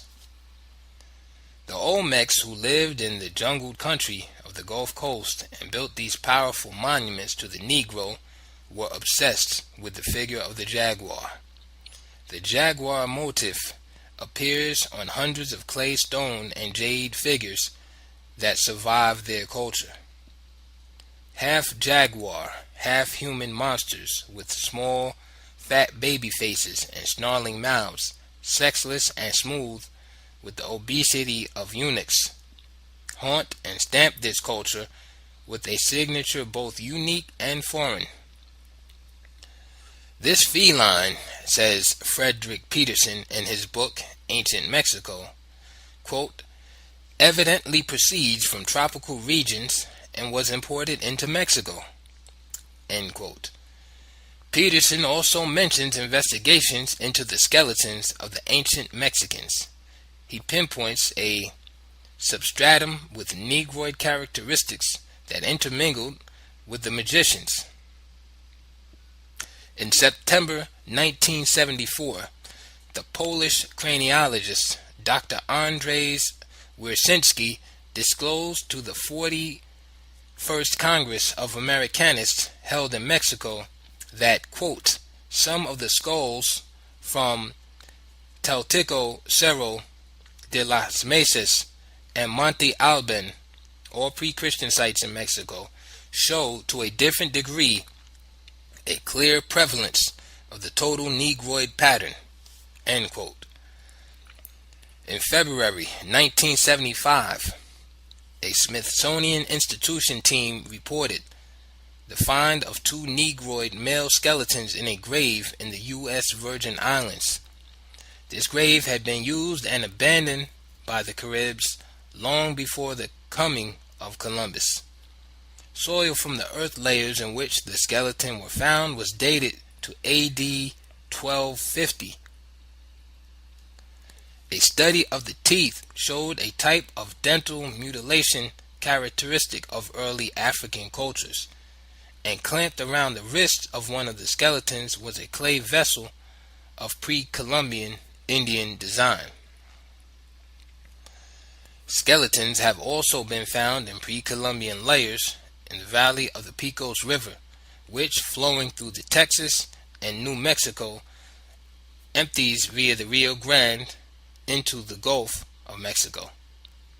Professor Houghton, a physical anthropologist, reporting on these finds, said of the skeletons, quote, the Pecos skulls resemble most closely crania of Negro groups coming from those parts of Africa where Negroes commonly have some perceptible infusion of Hamitic blood, end quote.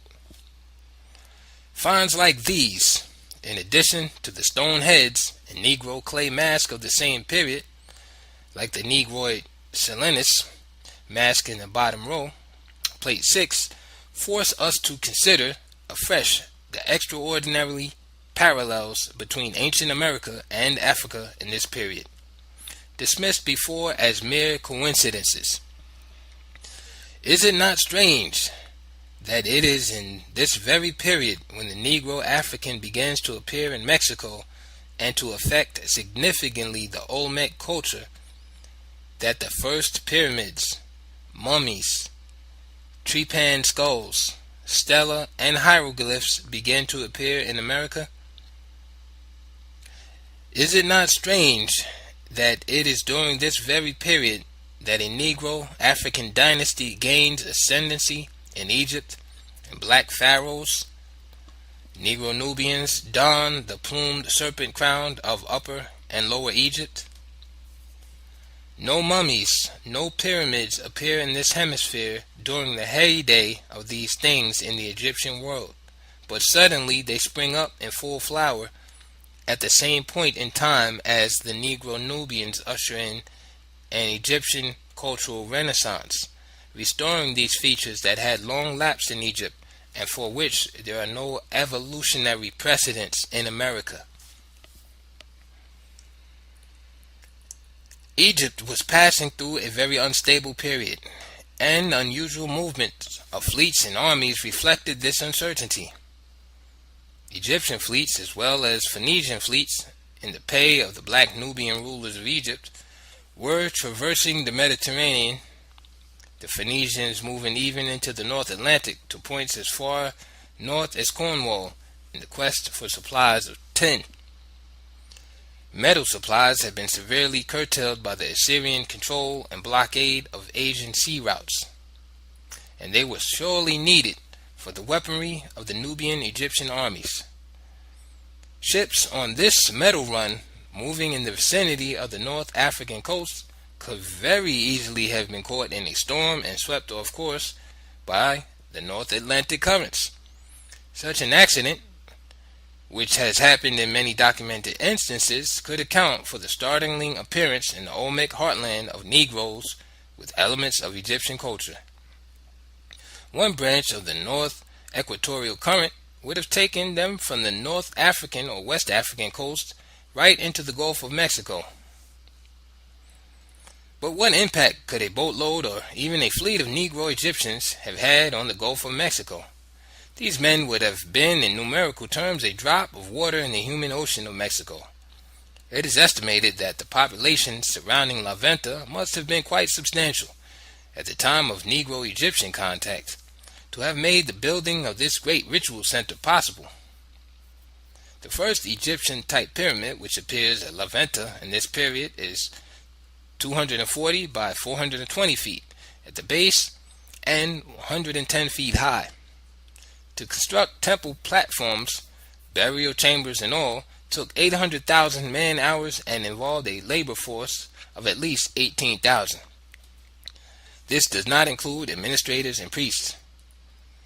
How could a score or even 100 shipwrecked mariners from the old world have a significant culture transforming effect on so many people?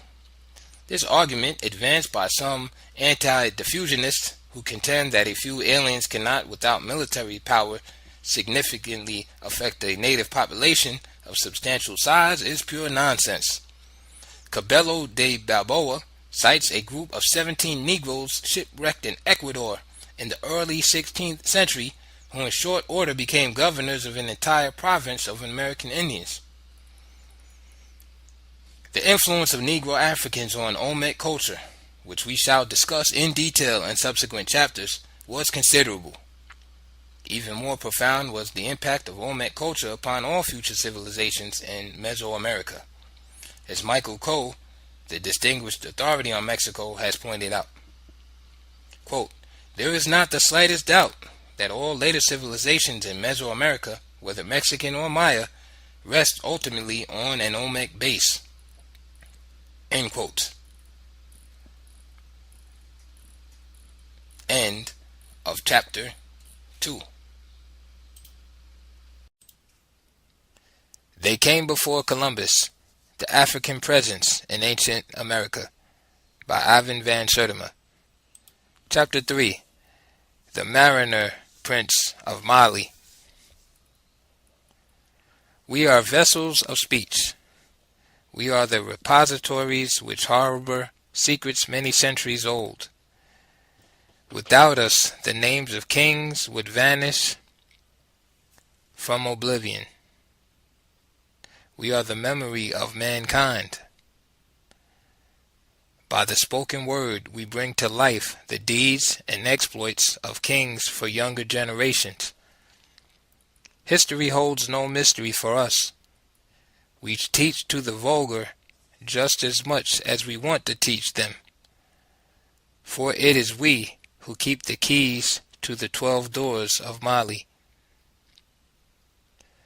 I teach the kings of their ancestors, so that the lives of the ancients might serve them as an example, for the world is old, but the future springs from the past.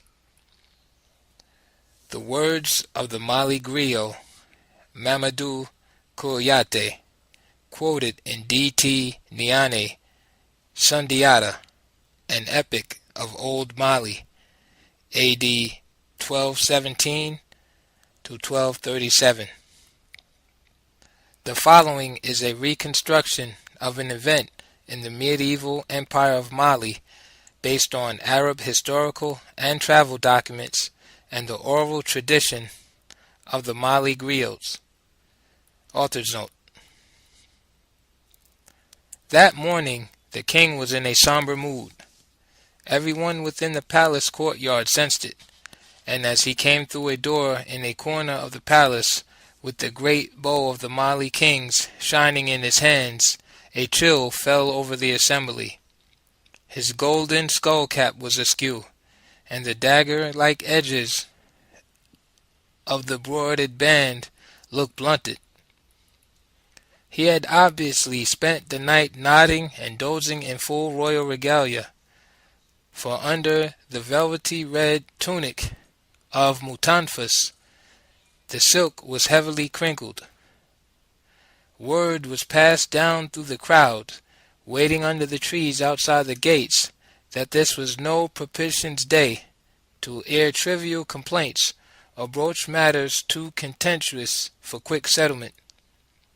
The king walked slowly to his pempi with his face down. Even the stringed music of the gold and silver Guimbres, which usually brought a softness to his stern, bearded face, sounded tuneless against his expression. Beside him walked his griot, Cuyate, the court historian, stopping when the king stopped, affecting a grave frown to blend with the temper of his master's mood. Behind them trailed a train of 300 armed servants. The king moved heavily to the Pempi, a three-tiered pavilion which had been set up under a great silk cotton tree dominating the palace yard. He stopped before the silk-carpeted steps of the pavilion and for a moment appeared almost frozen in thought, so that the long train of servants, reflecting his stride, became dutifully immobile. For the first time that morning he lifted his head and looked around.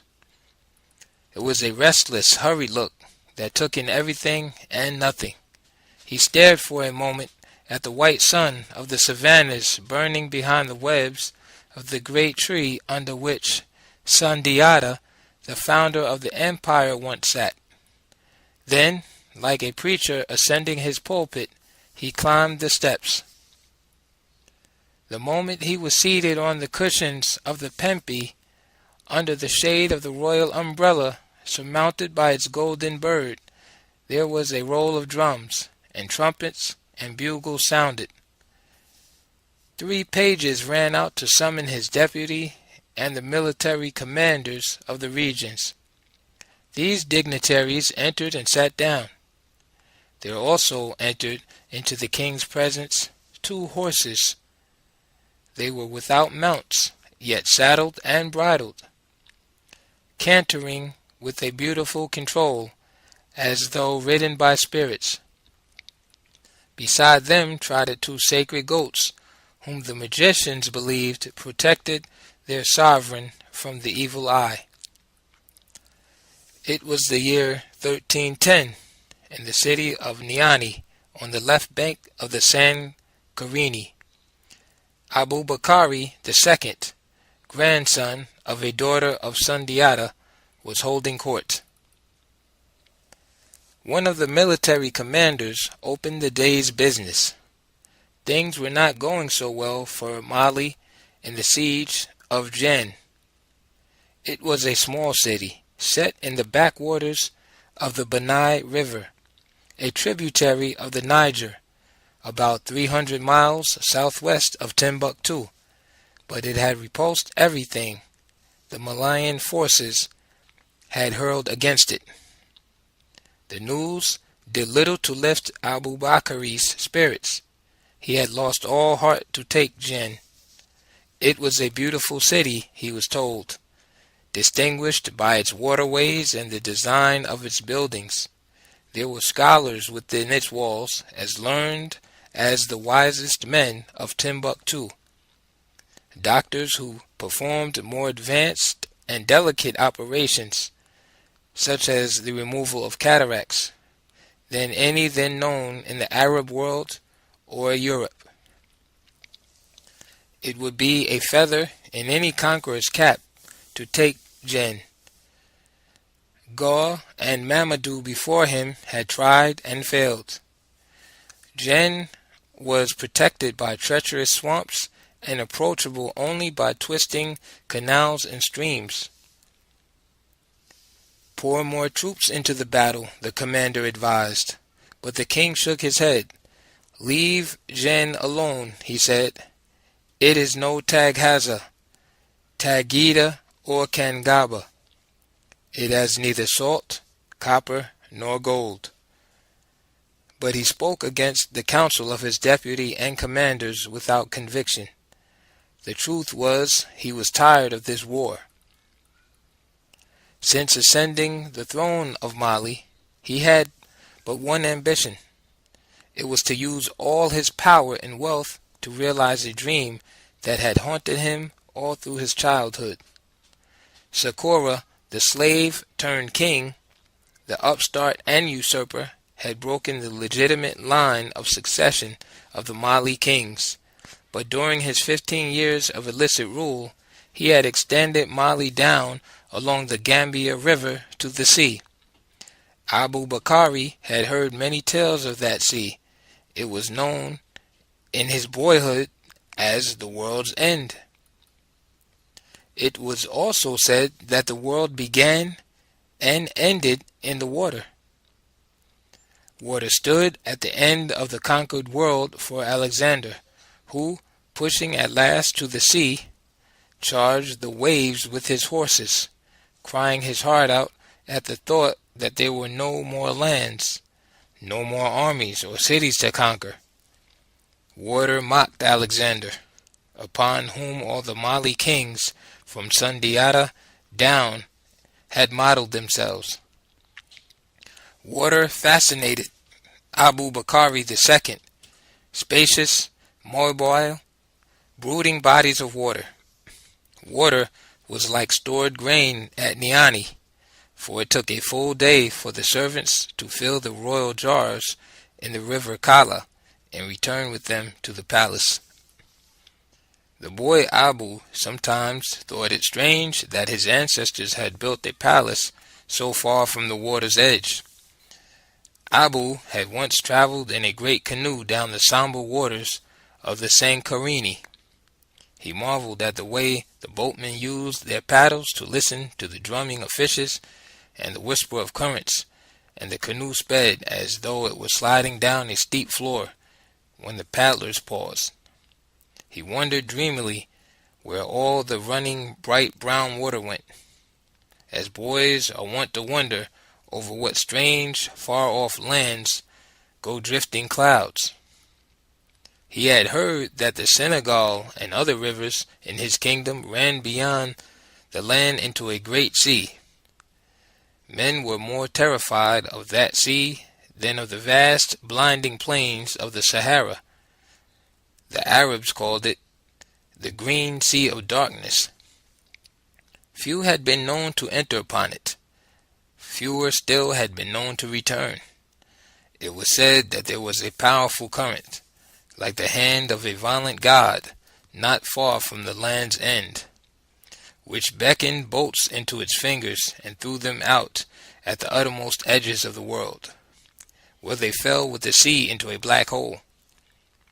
But during Sakura's reign, diplomats had come from the court of Morocco who said that this was all nonsense. Brand new ideas about worlds beyond the sea were circulating in North Africa. The works of Abu Zaid, Masudi, Idrisi, Istakiri, and Al-Bufeda had trickled down to the university at Timbuktu. Scholars had come more recently, in the time of Gaur and Mamadou, saying strange things. That the waters that washed the western end of Mali were not the end of the world at all. That the world had no end, for it was built like a bottle gourd. If you put your finger at any point of a gourd and tried to trace a line across it, his griot told him, you would come out at the end of the line to the point where you started, beginning again at the point where it seemed you had come to an end.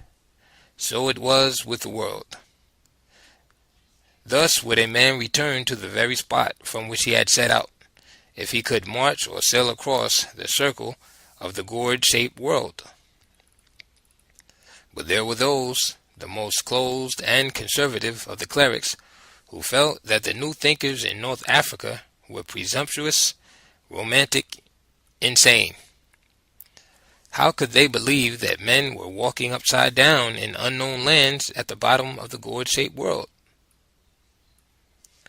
He was glad that Kanyate, like Bala Fuseke, Sundiata's griot, had too lively and questioning a spirit to allow these reactionaries to reign in his imagination, had lived too close to the Mandingo magicians to forget that he himself was a vital force among the forces, and not a mere victim of prearranged destiny. Kankan Musa, his brother, took the Muslim clerics more seriously, but he, Abu, had always been in secret conflict with them. He had worn the robes of a Muslim when he was inaugurated as emperor over the 12 kings of Mali.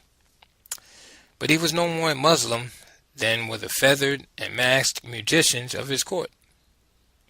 He had even encouraged them to perform their rites ostentatiously on Muslim festival days. True, he appreciated his association with Islam, the superficial but diplomatically important link through this international religion between his and the Arab courts. But Mali had gone its own way and would continue to do so.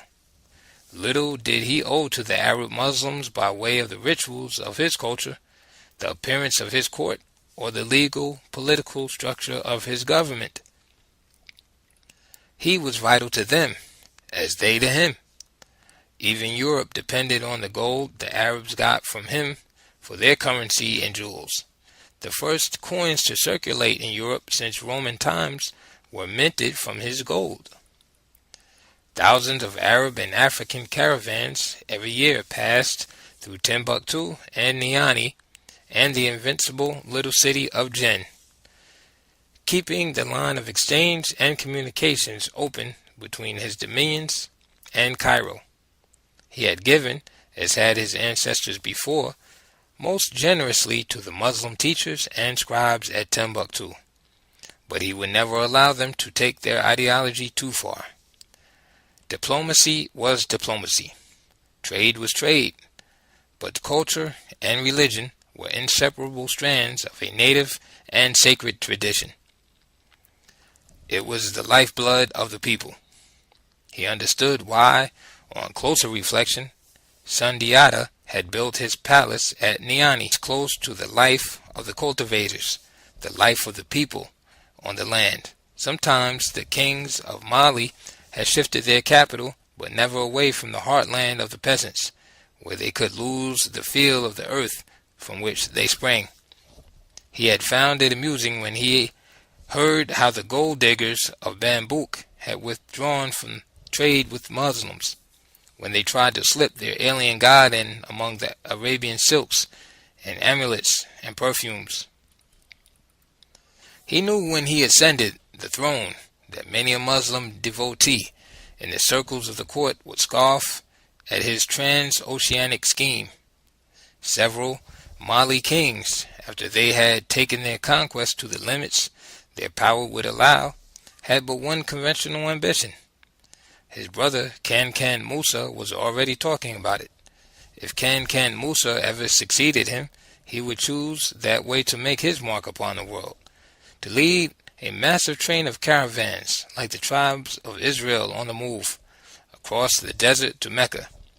It was less his brother's Muslim faith, Abu Nu, than the desire to impress the Arabs, their greatest allies and rivals, with Mali's great wealth and power.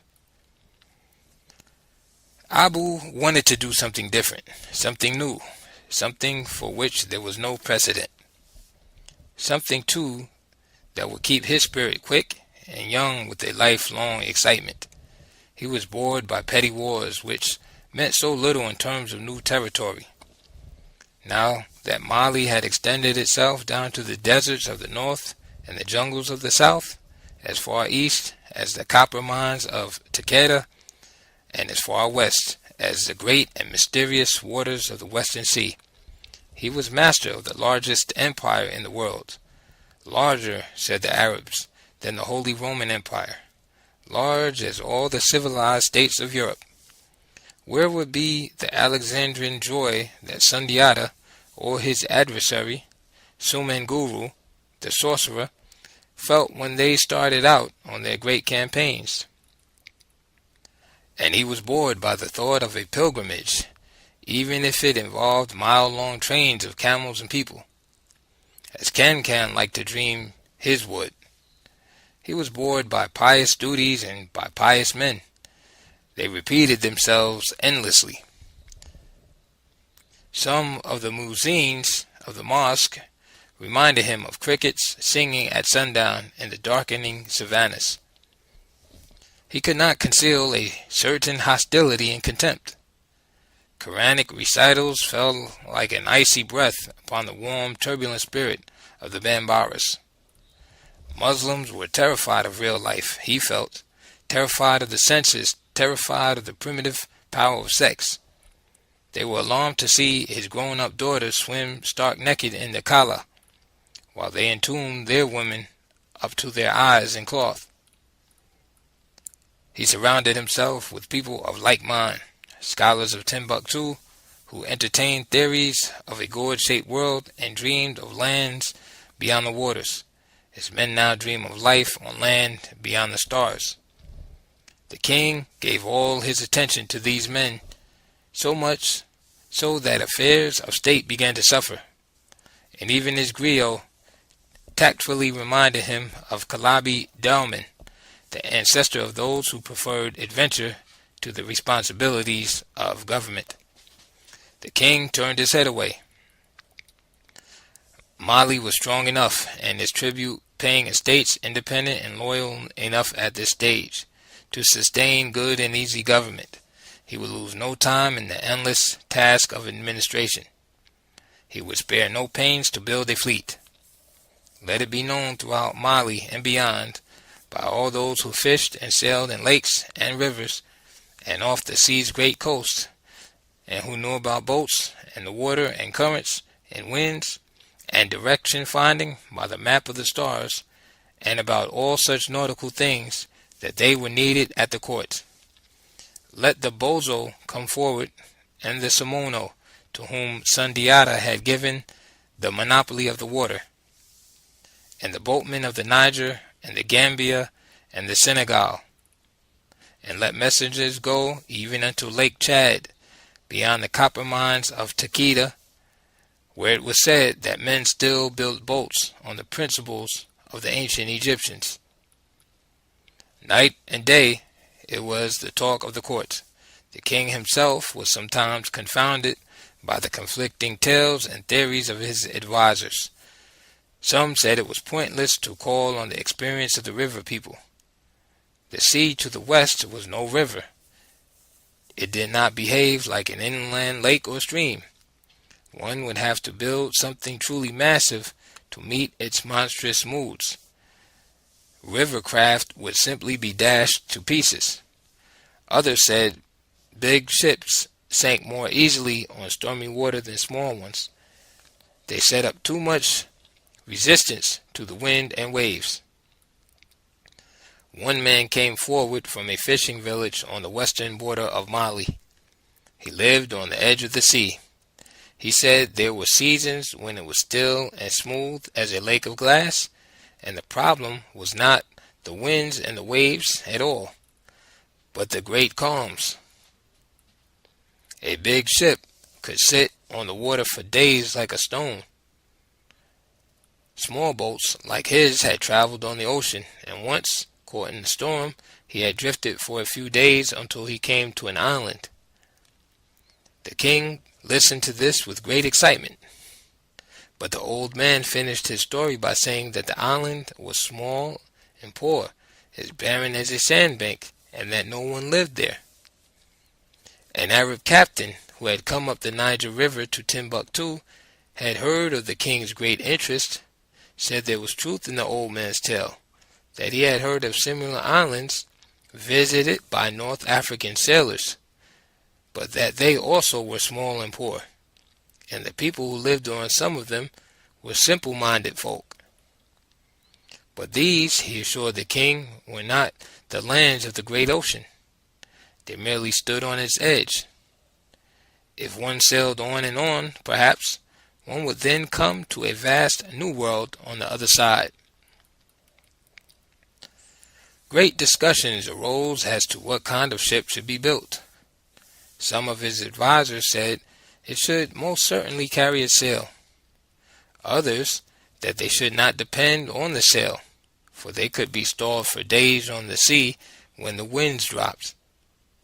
The ship should be like the Dua La Interpe the Bantu and Arabs of East Africa were using on the Indian Ocean, which could shift from sail to oar and oar to sail, so that it would have the double advantage of wind and muscle power. All that was needed, said one scholar, was the initial thrust.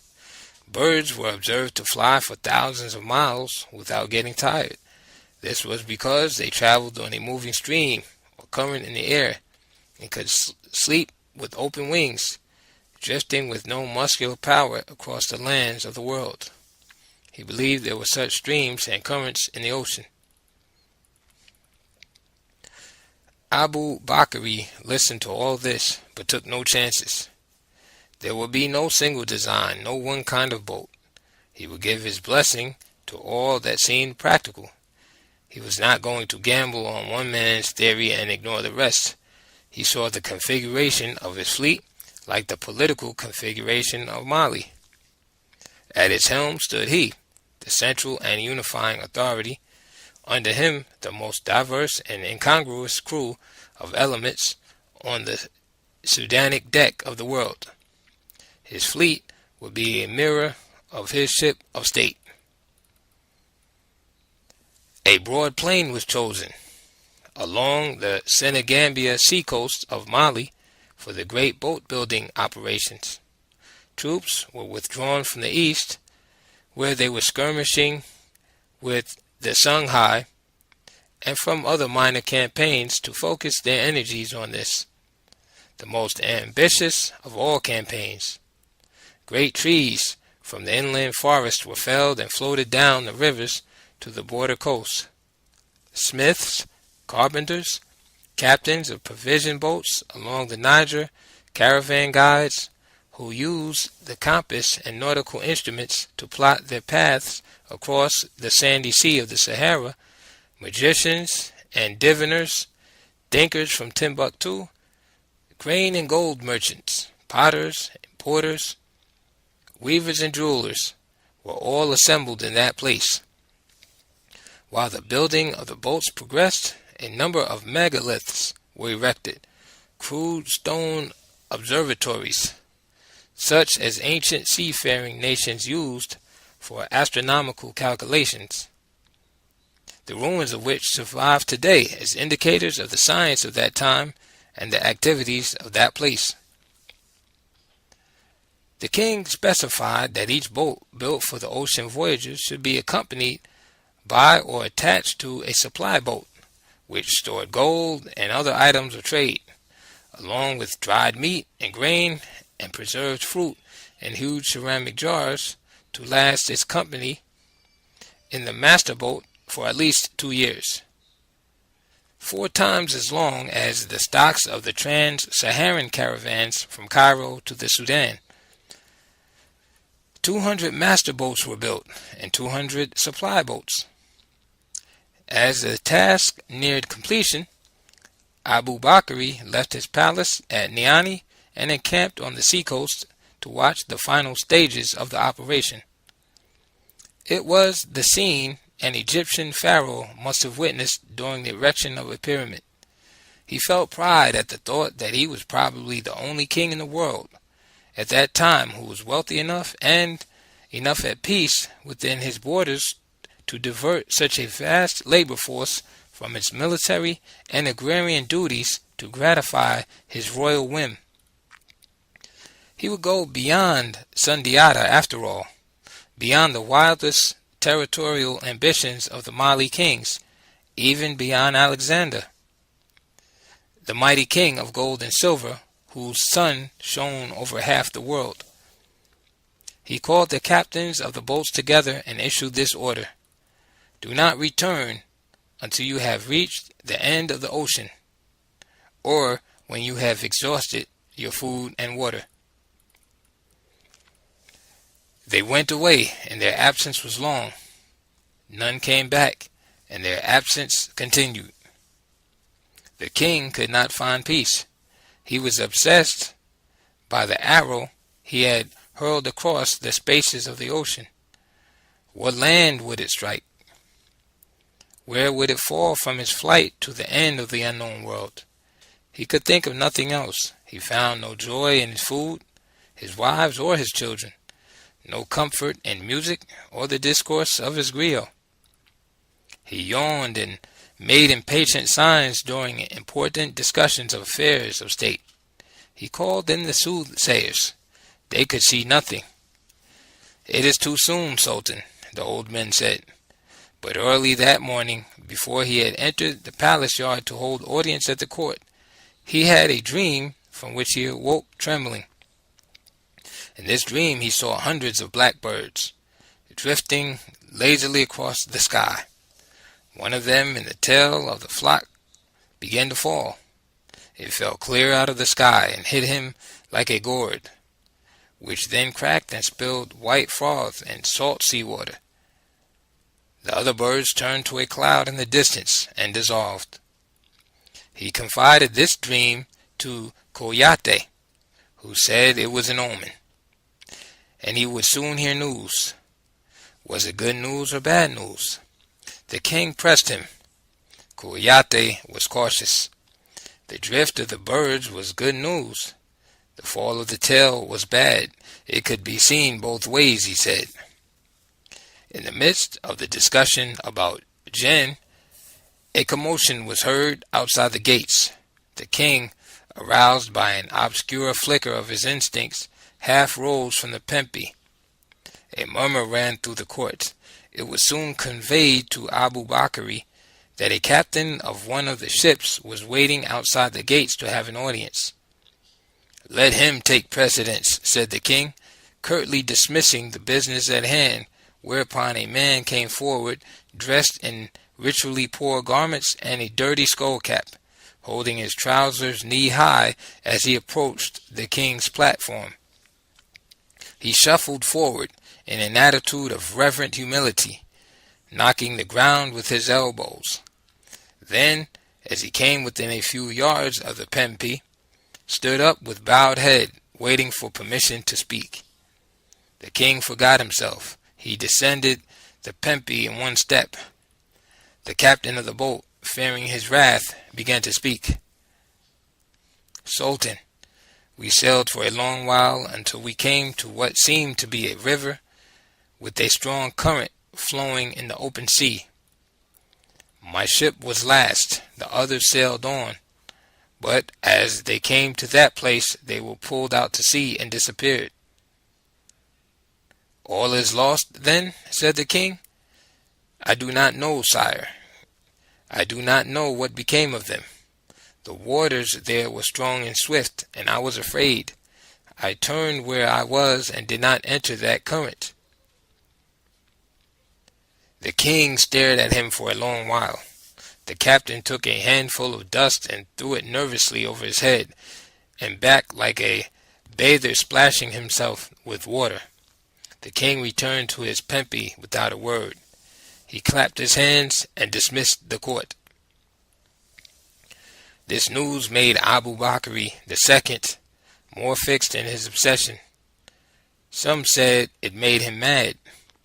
He abandoned Niani and journeyed with a greater part of his court to the plain at the western edge of Mali, where the first fleet had been fitted out and had disembarked.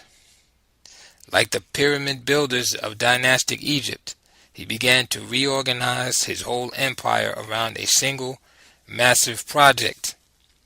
Word was sent out to the provincial governors and passed down to the Kontigi, the political chiefs of the villages, that all gold, all grain, after due deduction for official services, should be sent on to his camp on the Senegambian plain. A vast army of craftsmen, dwarfing the planners and workers of the first expedition, were assembled on that plain.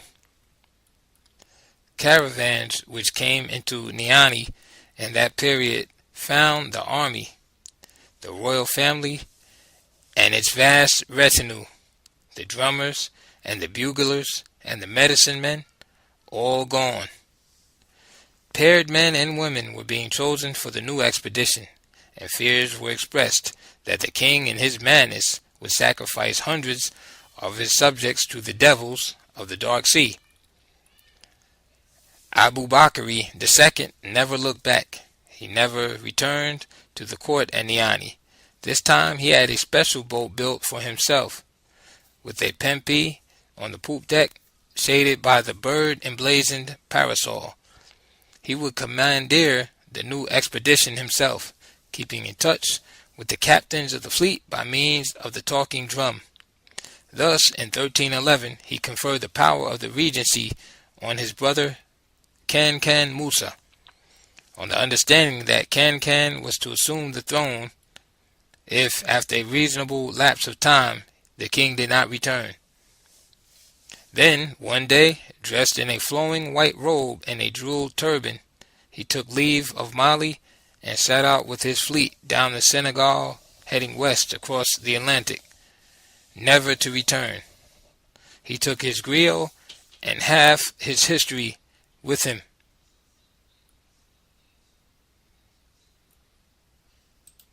End of chapter 3. They came before Columbus, the African presence in ancient America, by Ivan van Sertima. Chapter 4. Africans Across the Sea. Quote, perhaps Heyerdahl's greatest contribution has been to show by example that long voyages in primitive craft were not impossible. This may have been necessary for some Americanists. It was not for those who knew the sea. End quote. Clinton Edwards, Man Across the Sea. Quote, once you are on the West Africa run, the interesting alternatives should be noticed.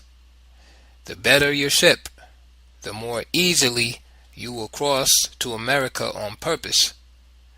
The worse your ship, the more easily you will cross by mistake. End quote. James Bailey, The God Kings and Titans. Quote, in the proper season, it was quite feasible to cross the Atlantic near the equator from Africa to South America in small, open boats. End quote. Frederick Pohl, Amerigo Vespucci, Pilot Major. Alvise da Catamosto stood on the poop deck looking out on the far blue banks of the Gambia as his caravel sailed into the river. The Gambia was broad and bright at its mouth, streaming silently back into the Atlantic, whence they had come. The Portuguese pilot felt his pulse quicken as he saw the jungled banks fade into mist like a distant range of mountains. He liked to think of himself as a pioneer, although unknown to him. Phoenician sailors had circled Africa since 600 BC, and Hanno, a century later, had taken the Carthaginians beyond the Gambia, even as far as Sherbro Sound or the Bight of Benin. Farther up the Gambia, they dropped anchor and lowered the rowing boats. Catamosto went down into one of these, which soon entered a stream branching from the main waterway. It was like a canal between the trees, which now began to close in on them, their submerged roofs lifting and sinking in the swell.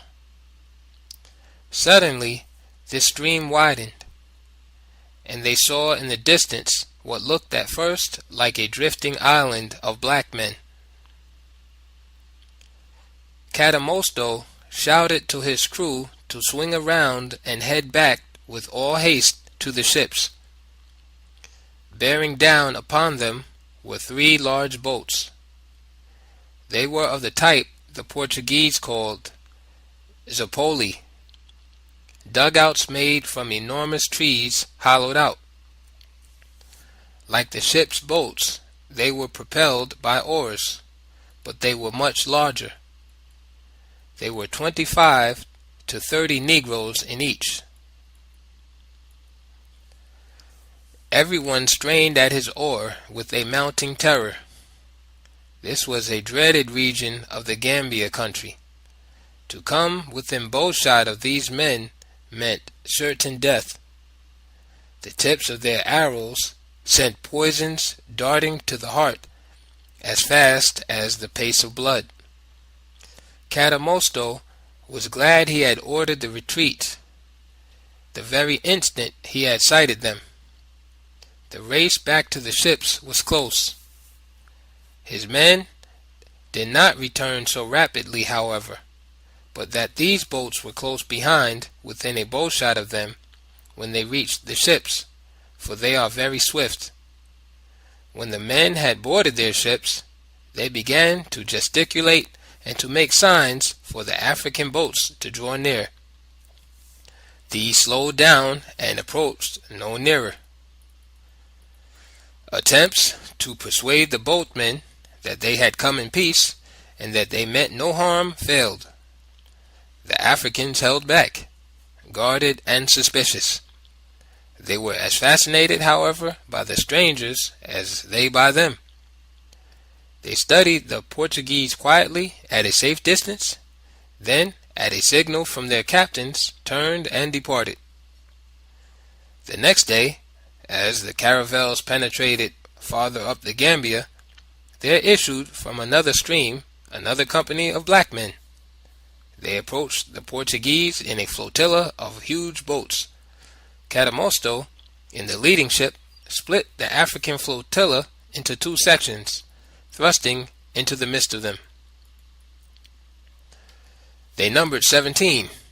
He wrote of this encounter, of considerable size. Checking their course and lifting up their oars, their crews lay gazing. We estimated on examination that there might be about 150 at the most.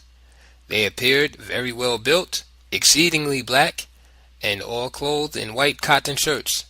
Some of them wore small white caps on their heads, very like the German style, except that on each side they had a white wing with a feather in the middle of the cap, as though to distinguish the fighting men.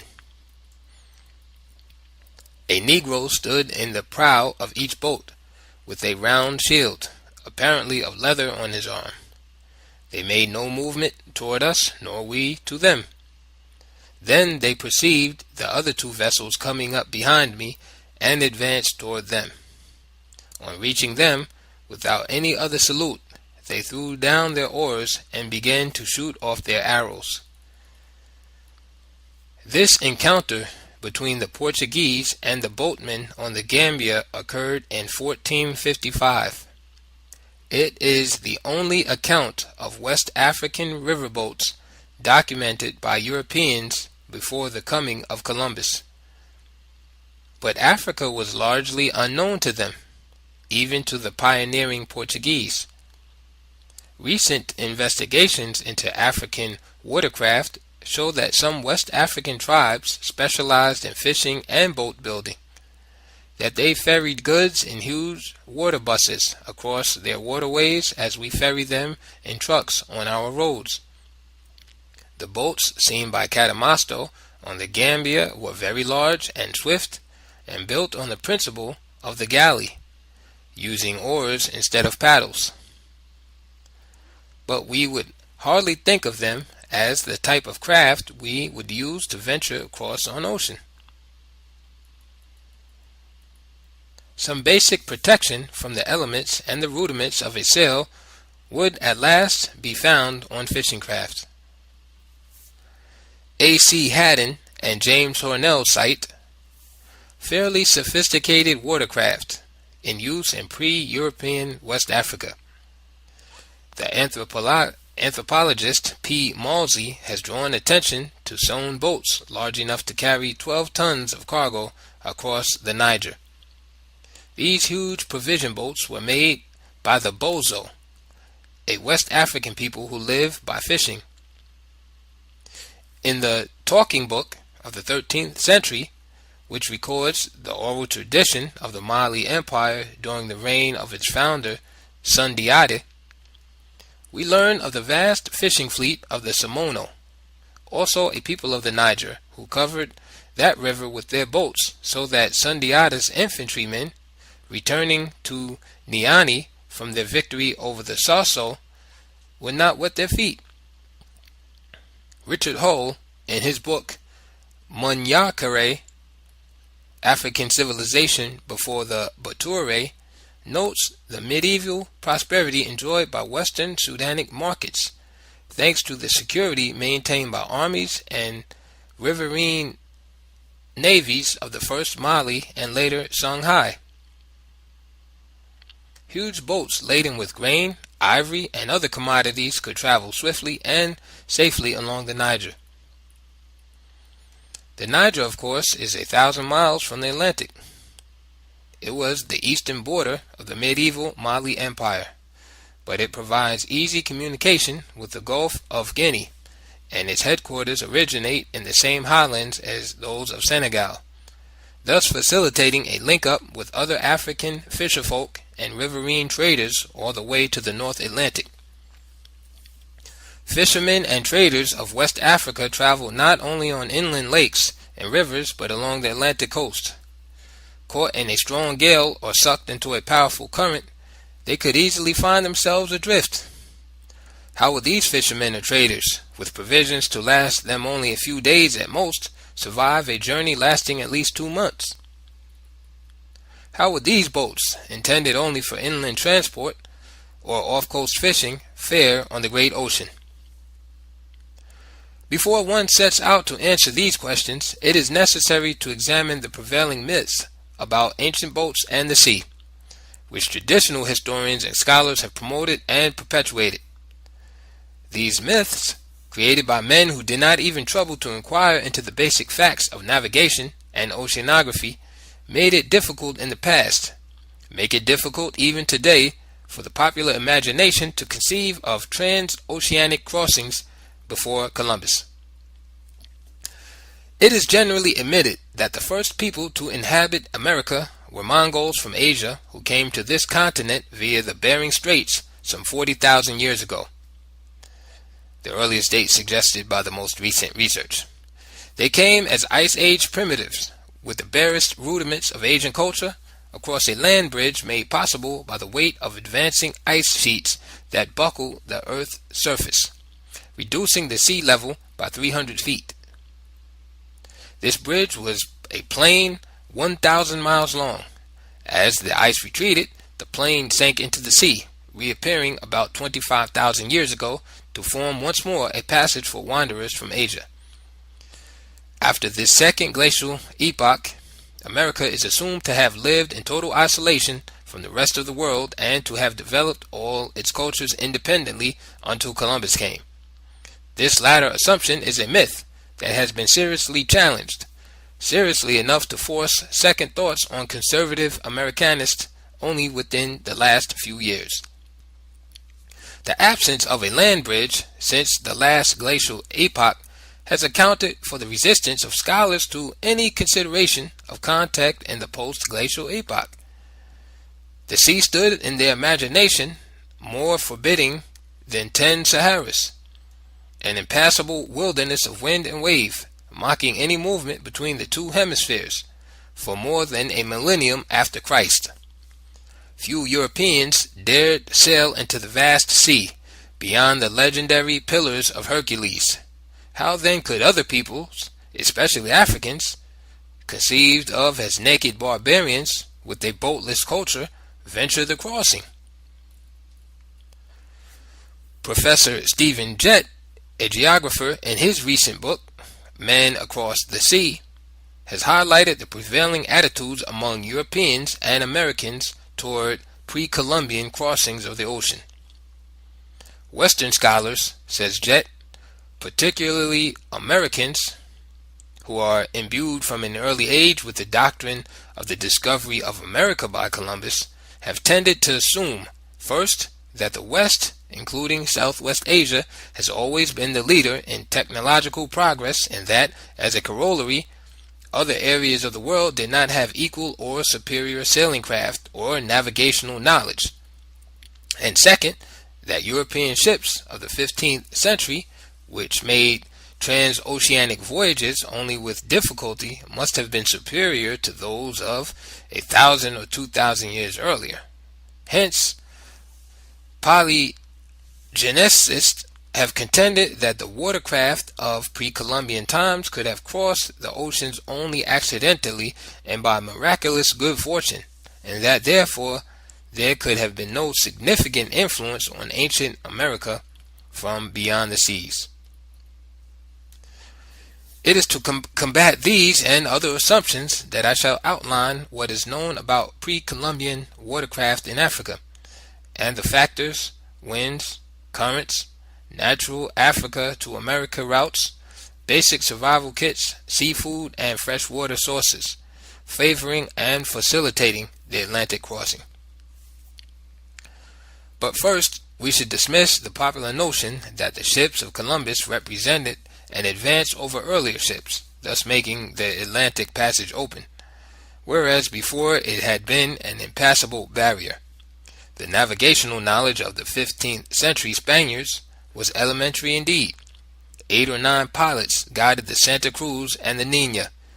The caravels of Columbus on his 1493 to 1496 expedition, second voyage, and according to Columbus himself, they were like blind men. Although there were 8 or 9 pilots on board the 2 vessels, yet none of them knew where they were. On another occasion he wrote in his journal, "Our ignorant pilots, when they have lost sight of land for several days, know not where they are. They will not be able to find the countries again which I have discovered."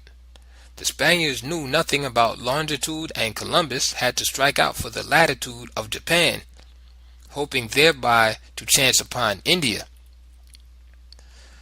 The major inventions in maritime navigation that were to transform European shipping during the Renaissance had been made before Christ, and were completely lost to Europe during the Dark Ages.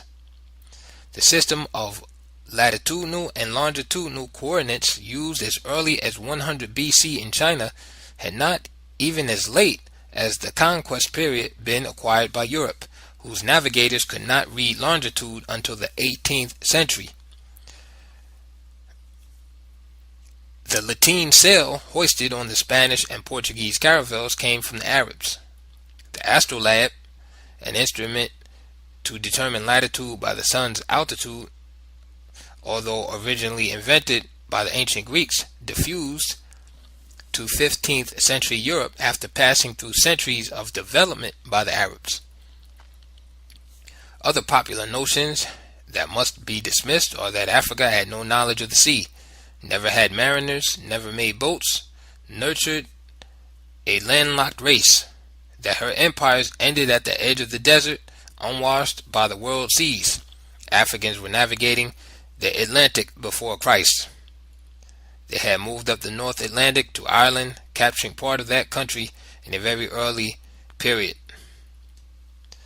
Sumas McManus, in The Story of the Irish Race, records that, quote, "In their possession of Ireland, the Furburges were disturbed by the descent and depredations of African sea rovers, the Fomorians, who had a main stronghold on Tory Island off the northwest coast." End quote.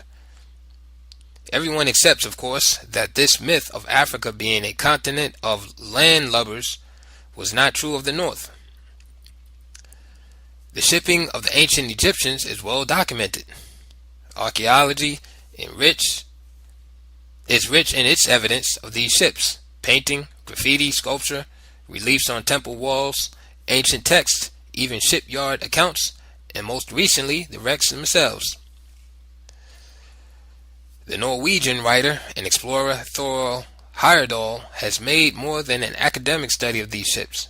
He has put the shipbuilding ideas and designs of the most ancient Egyptians to a practical test and proven that their most primitive boats, the papyrus reed boats that were built before their wooden ships, could have made it across the Atlantic from Africa to America.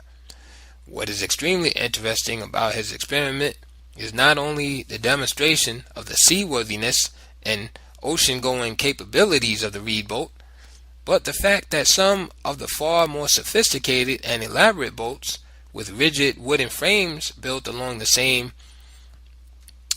pre-reformed design would not have been able to make it. The famous Cheops boat, discovered in 1954 in the Cheops Pyramid in Egypt, for example, is the oldest preserved vessel in the world. Built around 2600 BC, it is very impressive looking, 146.5 feet long and nearly 20 feet wide.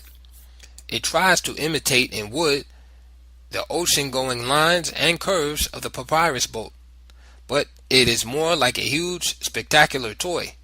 It would have disintegrated quickly under the violent slaps of the ocean. Heyerdahl wondered why the builders of the Cheops boat tried so hard to imitate in rigid cedar the ocean-going lines of the pliant papyrus boat if papyrus was useless on the ocean. Scientists had scoffed at the idea that an ancient papyrus vessel could make it on the Atlantic. They had demonstrated in the laboratory with loose sections of papyrus reed that this material becomes waterlogged and loses all carrying capacities in less than a fortnight. They had also put the reed in stagnant seawater in laboratory tanks to show that the cellular core of the reed quickly starts to deteriorate. All this struck Heyerdahl as meaningless. The real conditions he felt would disprove them all. Could one conclude that the Queen Mary would not float because a piece of its iron body sunk like a stone in a laboratory tank? Flying in the face of these negative experiments, he organized the building of a papyrus boat near the Cheops ship at Giza in Egypt. He used the paintings and reliefs of boats in Egyptian burial chambers as his models. He bought 12 tons of sun-dried papyrus reeds, about 10 to 12 feet long, from Lake Tana in Ethiopia, and hired 2 experienced boat builders along with an interpreter from Lake Chad in Central Africa. This area is not far from Tegeta, the copper mines of medieval Mali. It is close to Egypt, and large boats of robust construction, similar to those used by the Egyptians, are still in common use. With Buduma tribesmen under the direction of Abdullah Jibreen, a papyrus expert from Lake Chad, a replica of the ancient papyrus boat was built. Heyerdahl called this the Ra, the word for the sun in ancient Egypt, as well as in parts of America and on all the islands of Polynesia. The Ra-1 set out from Safi on the Atlantic coast of North Africa on May 25, 1969. It sailed to within a few days of the New World before it got into serious trouble. The Heyerdahl expedition had made one mistake. In the Egyptian model, a rope ran down from the curved tip of the stern to the afterdeck. It was thought that this rope was only there to maintain the curve of the stern. In fact, the stern, through this rope, acted as a spring supporting the pliant afterdeck. The ill-advised removal of this rope caused the afterdeck to sag, and the boat listed dangerously as it neared Barbados. A smaller model, Ra-2, built on the identical Egyptian pattern by a Native American tribe, the Aymara, who profited from this trial and error, made it across the Atlantic from Africa successfully. What Heyerdahl had proven, in effect, was that the most ancient of Egyptian ships, predecessors of even more sophisticated models, could have crossed the Atlantic. He demonstrated also, through the shipbuilding labors of the Buduma tribesmen, that these navigational skills had been largely preserved among riverine and lacustrine Africans even to the present day. The papyrus boat, however, is but a modern curtain raiser on the vast theater of ancient Egyptian shipping. Even in the very early pre-dynastic times, the Egyptians were building plank boats as well as papyrus boats. These plank boats were sewn together and the joints caulked with fiber. It was an extension of the method first used for the papyrus boats. By the dynastic period, they could boast of boats as long as 3-car trains. It is recorded that the black African pharaoh Seneferu, at the close of the 3rd dynasty, in 1 year made 60 ships that were 100 feet long, and in the following year built 3 with a bow to stern measurement of 170 feet. The Egyptians got their timber for boat building from Lebanon and from Byblos, major Phoenician ports. Because Egyptian timber suitable for the purpose was the wood of the sycamore tree, which was so needed for its fig fruit that it could not be cut down for boats without special permission. From the earliest times, Egypt had carried on trade with the Phoenician capital of Gebal, Byblos. This was the land from which the Egyptians obtained wine, certain oils for funerary use, and cedar wood from the Lebanon ranges for construction of ships, masts, and flagstaves, for coffins and choice furniture of every type. In exchange for such products, the Egyptians made deliveries of gold, fine metalwork, and writing materials, especially the precious Egyptian papyrus. Intercourse was carried on by traders in caravans, but even more so by sea in Egyptian trading vessels so characteristic of the service in which they were engaged that they were designated Byblos travelers.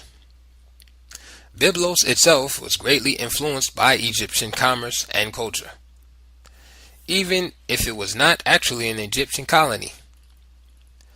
Egyptian ornamentation and script were employed by Phoenician craftsmen in the decoration of metalwork and in other applied arts, while the Egyptians in turn borrowed certain of the Phoenician technical process for working metals.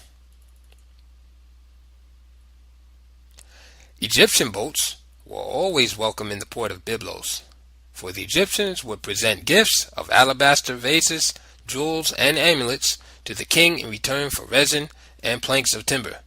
The Egyptians sometimes bought boats from the Phoenicians of Lebanon, though they often built their own from the timber imported from Phoenicia. In a subsequent chapter, I shall discuss the relationship between the Phoenicians and the Nubian-controlled Egyptians in the 800 to 700 BC period. But it is important to emphasize at this point the long-standing maritime bond between these two states, Egypt and the island complex of Phoenicia, and the fact that a high percentage of Egyptian cargoes was carried in Phoenician bottoms, even though the Phoenician was the paid mercenary and the Egyptian the master employer and patron in most cases.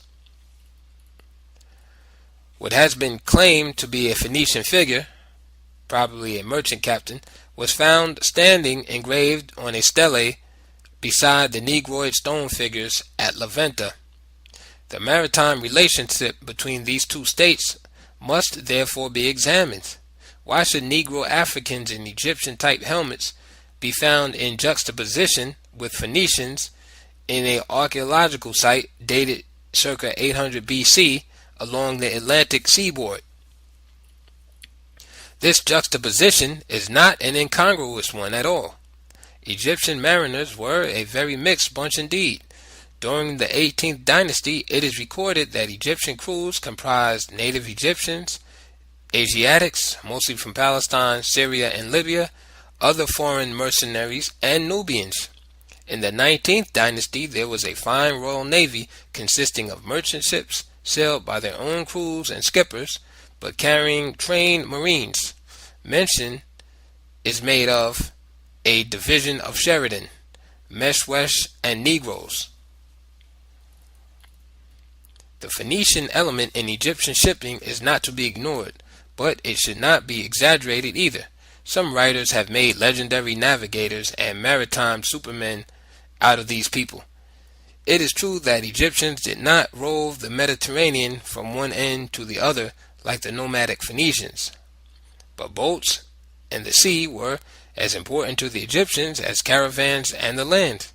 In fact, we owe a great deal of what we know about ancient ships to the huge ritual boats that were buried with some of the pharaohs.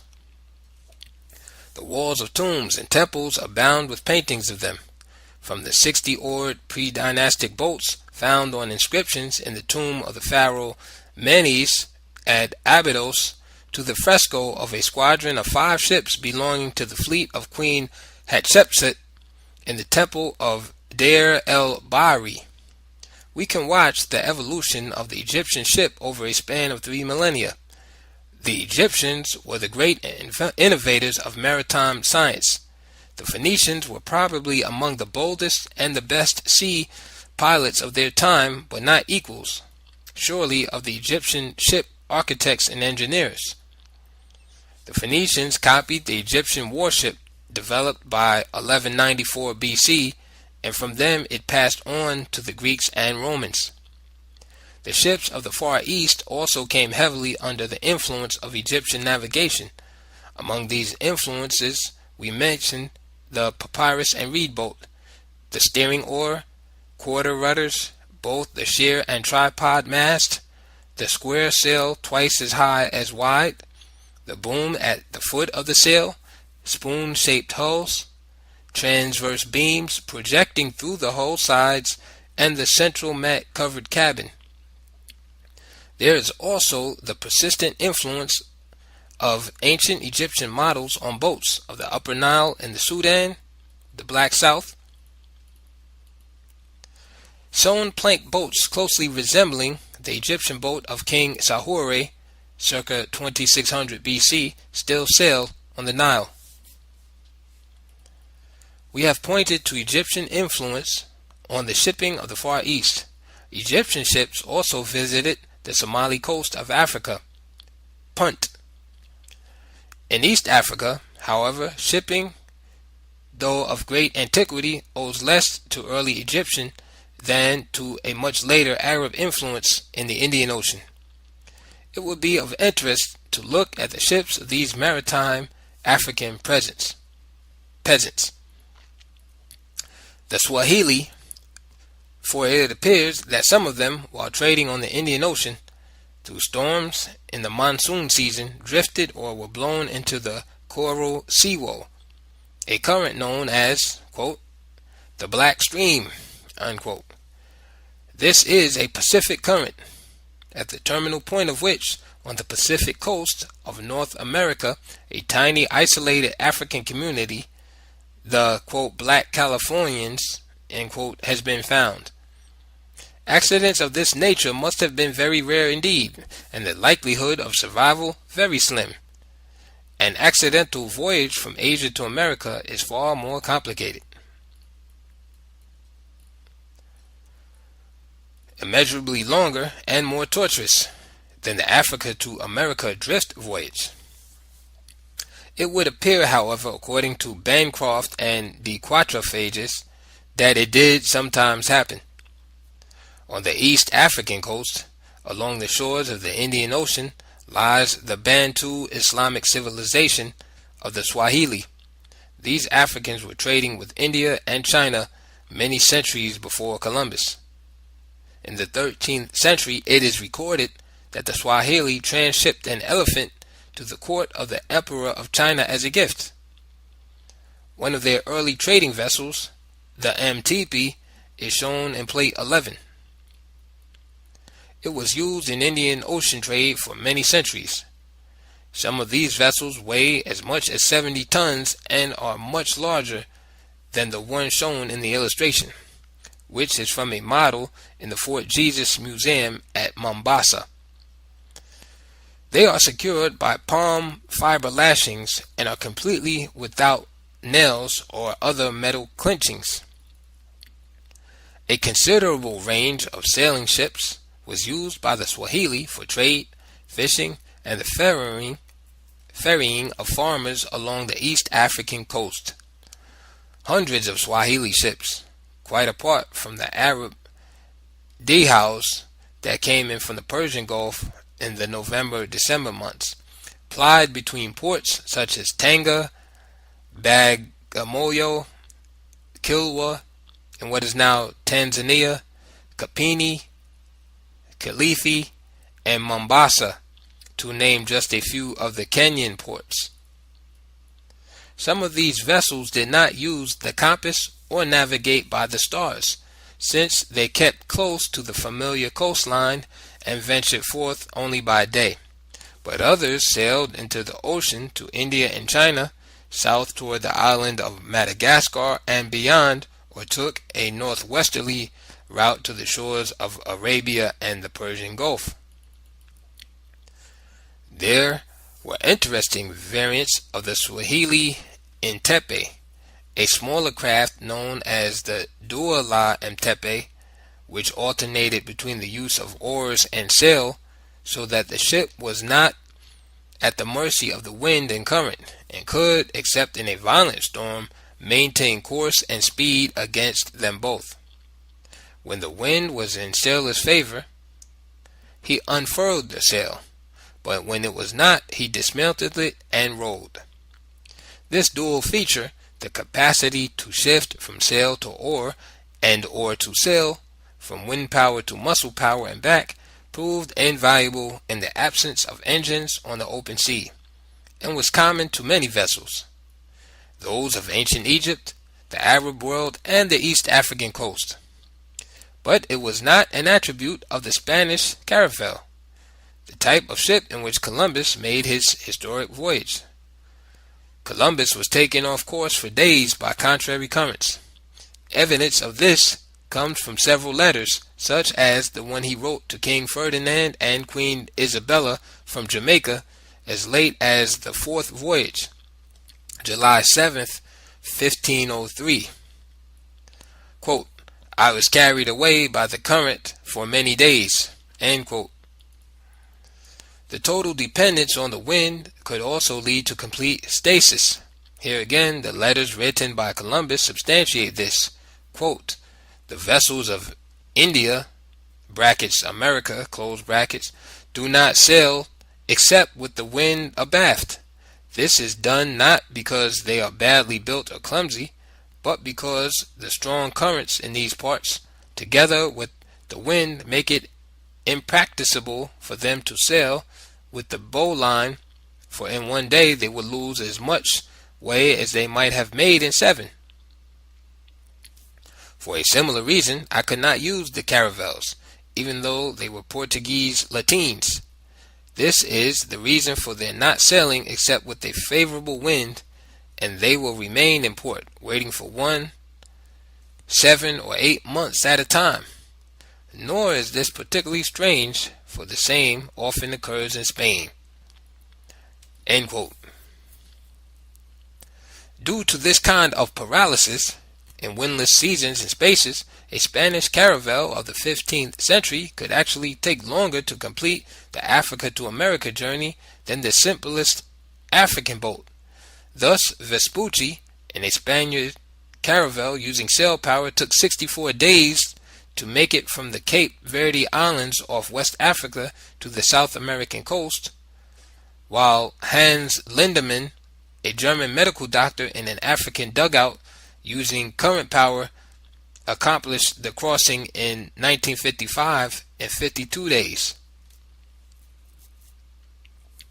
The invention of the sail was a crucial event in the story of seamanship, occurring 6,000 years before the introduction of the steamship engine, yet wind propulsion by sail, setting such rigorous limits upon the direction in which a ship could move, and enforcing by the nature of the winds a very low average speed between boats, is a far from satisfactory way of achieving motion over great tracts of ocean.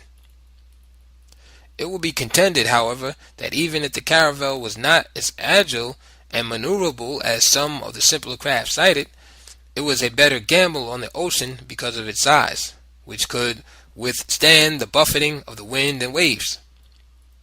There were Arab ships of greater size and tonnage in pre-Columbian times, to be discussed in Chapter 12.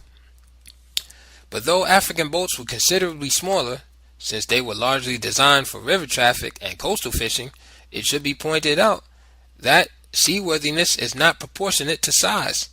To the contrary, the larger the size, the greater the stresses set up by wind and wave as they encounter the inertia of the heavy craft, and thus the greater the possibility of breaking up. A fairly small craft, if it is well constructed, is more likely to survive a long sea voyage, especially if it is a flexible construction, as are lashed log rafts and sewn plank boats. Several mariners have made this point. J. Marion, in his Lonely Voyages, notes that, quote, "The notion that a small boat cannot go far afield is a complete fallacy," end quote. While C. A. Borden in Seaquest asserts, quote, "Again and again it has been proven that seaworthiness has little to do with size," end quote. In boats much smaller than the 30-man Zopoli, which attacked Catamosto in an African dugout, without sails and without the muscle power that could propel the Zopoli in the absence of favorable winds or currents, Hans Lindemann made the Atlantic crossing from Africa to America to show that such a journey could be made in such a boat. To prove this point, that river boats can make it on the ocean again and again, Atlantic crossings have been made by small boats of every description. At least 2 rafts, 2 dugout canoes, 2 dories propelled only by oars, several dories fitted with sails, conventional sailboats as small as 5 feet, 11 inches in length, and unconventional boats including kayaks, folding boats, and amphibian jeeps have been successfully floated across the ocean. The mariner Marion lists 120 intentional modern solo and 2-man long ocean voyages. These crossings of the Atlantic to America and the Caribbean from points in Africa and Europe have been made not only in boats inferior to the heavily manned watercraft of Africans found on the Gambia before 1500, but also in some cases with little or no provisions, thereby establishing that even if by some mishap of storm or treacherous current, African fishermen or riverine traders were cast out into the Atlantic, they could have survived the ocean voyage. Fishermen and the riverine traders, as a rule, take some provisions with them. But Dr. Alan Bombard wrote a life raft, La Hérétique, from Casablanca in North Africa via the Canaries to Barbados in 1952 without any food or water, with only a cloth net for small sea fauna, a fishing line with a hook for tunny and 2 spears, a small one for sea perch, and a larger one for bigger fish. He survived his 65-day voyage in perfect health. Lindemann, the tester of the African dugout, took along, in addition to Bombard's fishing kit, only an implement to squeeze liquids from fish to make sure of a drinking supply, in case no rain fell on the ocean. If adequate water is available, a man can survive for 50 days or longer without food. And, contrary to popular opinion, seawater can be used as a supplementary water source, as can fish juices. At least in some latitudes and at some seasons, rainstorms in the ocean will provide adequate fresh water and food, especially to people familiar with the sea. Such was Heyerdahl's experience in the Kon-Tiki. There is a 19th century record of 9 Japanese surviving an accidental drift of 11 months and landing on Oahu, and Brooks refers to 2 accidental voyages from Japan to North American waters of 17 and 18 months respectively, with 3 of the crew surviving in each case. In view of the foregoing, the question of accidental drift voyages of Africans to America, apart from the intentional and well-provisioned voyages of the Mandingo in the 14th century and the voyages by the Sanghay in the latter half of the 15th, needs the most serious examination. Accidental African voyages would have been likely to make their landfalls within the same wind and current band, striking points in the region of the Gulf of Mexico, the Caribbean, or the northeastern corner of South America. As Alexander Marchand has pointed out, once cast into the mid-Atlantic, it is almost impossible to avoid the South American coast. It is not surprising, therefore, that Alvarez Cabral, caught in the pull of currents off the Guinea coast, drifted westward across the Atlantic and quote-unquote discovered Brazil in 1500. The Portuguese were to learn then officially that nearly 200 miles of territory lay within the Tordesillas line, that about 1,500 miles from the Cape Verde Islands off West Africa there was the continental landmass which their king Don Juan had confidently claimed, on the strength of African testimony, existed.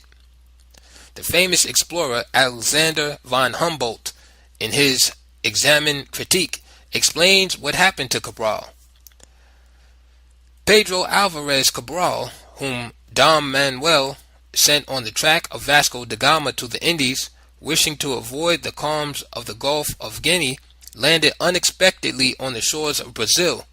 The intimate knowledge that we have today of the multiplicity of these currents, or pelagic streams of different temperatures, which traverse the great longitudinal valley of the Atlantic, offers an easy explanation for the extraordinary drift toward the west, which the little squadron of Cabral experienced. A lot more is known today about these currents from Africa to America than was known in Humboldt's time. Two main currents, the Guinea current and the Canaries current, are relevant to our study. The following information, so vital to an understanding of how the ocean provides its own pilots and propellers, is illustrated in Plate 10. The Guinea current, according to Carl Schwerin, flows eastward along the Guinea coast, with frequent cycles out to sea, where it joins the South Equatorial Current.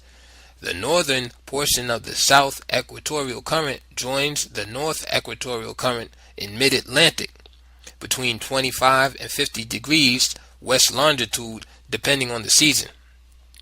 This current originates along a likely part of Africa, and although it runs the wrong way, it communicates frequently and naturally with the South Equatorial Current, which runs in the right direction. Furthermore, these are relatively fast-flowing currents, so in spite of the increased distance, time of transit would be comparable to that along the Canaries current. The Canaries current flows southward along the coast of Africa to Cape Blanc or Cape Verde, depending on the season, where it splits. One branch continues south along the coast. The other branch flows into the Atlantic and becomes the North Equatorial Current. This strikes the American coast in a broad band from the Guineas through the Antilles. The strongest part of the current runs along the coast of Venezuela from Trinidad to the Guarira Peninsula. This is one of the areas of South America where we have evidence of early horticulture. This current also leaves the African continent in a most propitious region along the coast of Senegal and Gambia.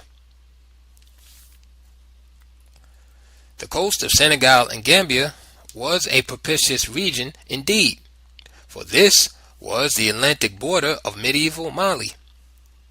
It was out of the Senegal River into the Atlantic that the fleets of Abu Bakari II sailed for the western lands. Long journeys across charterless wastes were not new to the Mandingo.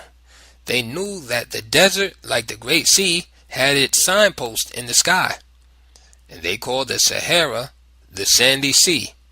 They navigated it as though it were a sea, using nautical instruments and astronomical computations to guide them. Tofut al-Alabi An Arab text quoted by E.W. Boville in The Golden Trade of the Moors states, "The Negroes travel in the desert as it were upon the sea, having guides to pilot them by the stars."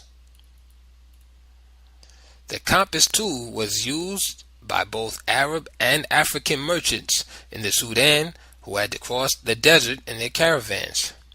Of nautical instruments, the Sharif was a keen buyer. His interest in them seems to have sprung from their proved value in the desert. Merchants traveling to the Sudan were forced to use nautical instruments. Paul Imbert, a French sailor making his journey across the desert by caravan, remarks in a letter to a friend, "To steer their course, they, heads of the caravans, make their observation from the rising and setting of the sun, and the stars and compass direct them. They always take care to have someone in the caravan who understands these matters." If West Africans were using the compass and astronomical computations for desert travel, it hardly makes sense that they would venture out intentionally on the unknown sea without these aids to guide them. It would make little sense, too, if the Emperor of Mali, Abu Bakr II, during whose reign, 1307 to 1311, Timbuktu had already become a seat of learning, had equipped an expeditionary fleet without drawing on the storehouse of knowledge available to him, and which he, with the enormous wealth of Wangara, Bambouk, and Bore, was philanthropically financing.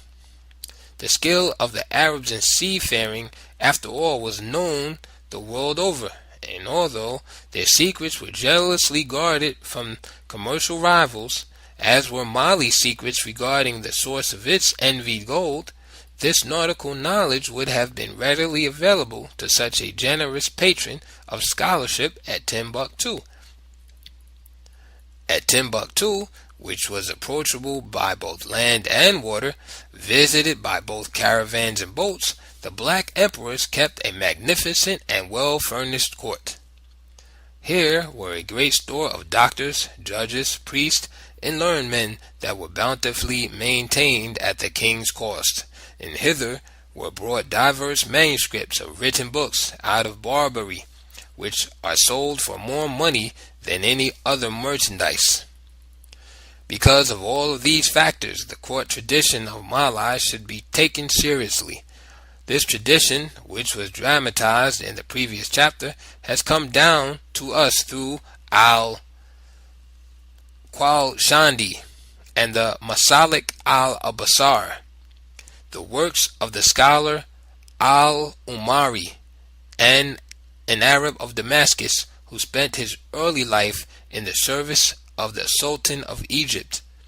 He quotes the words of the then governor of Cairo, Ibn Amri Hajib, who questioned Kankan Musa on this matter.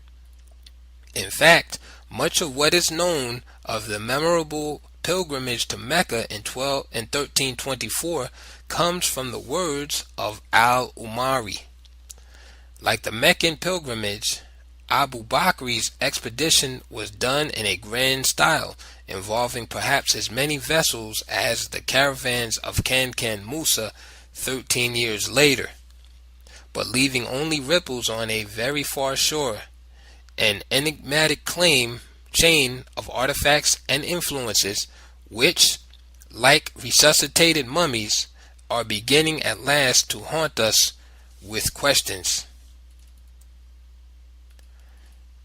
End of chapter 4. They Came Before Columbus, The African Presence in Ancient America by Ivan van Sertima. Chapter 5. Among the Quetzalcoatls. Quote, "The Quetzalcoatl of the Mexican Valley documents was never blonde or fair as stated by the friars, but virtually always pictured as black-bearded, and illustrations had his face painted black." End quote. Basil Hendrick, Man Across the Sea. Quote, yellow as the straw his beard is in flat contradictions to other descriptions of Quetzalcoatl that refer specifically to his black hair or black beard, from which several scholars have inferred that the nameless Aztec poet, employing poetic license, bleached the black beard of Quetzalcoatl to present him as a sun symbol. End quote. Constance Irwin, Fair Gods and Stone Faces. It was the sound of the drums that filled the shore with watchers. It came from far over the water like the playful thunder of gods on a calm, bright day. When they looked out to sea, at first they saw nothing. Then several dark forms appeared, boats drifting out of the east toward them like a shoal of sea dragons. The year was 1311. The strangest things had begun to happen. The diviners had said there would be another messenger coming from the lands of the sun god in that year. The vessel that bore him was the first to approach the shore. They saw him standing like a king under a canopy that had been mounted on a steeped dais in the center of the boat. He was clothed from head to foot in long, flowing white robes. He looked like a true child of the sun burned dark by its rays. His black hair and beard stood out against the whiteness of his vestment.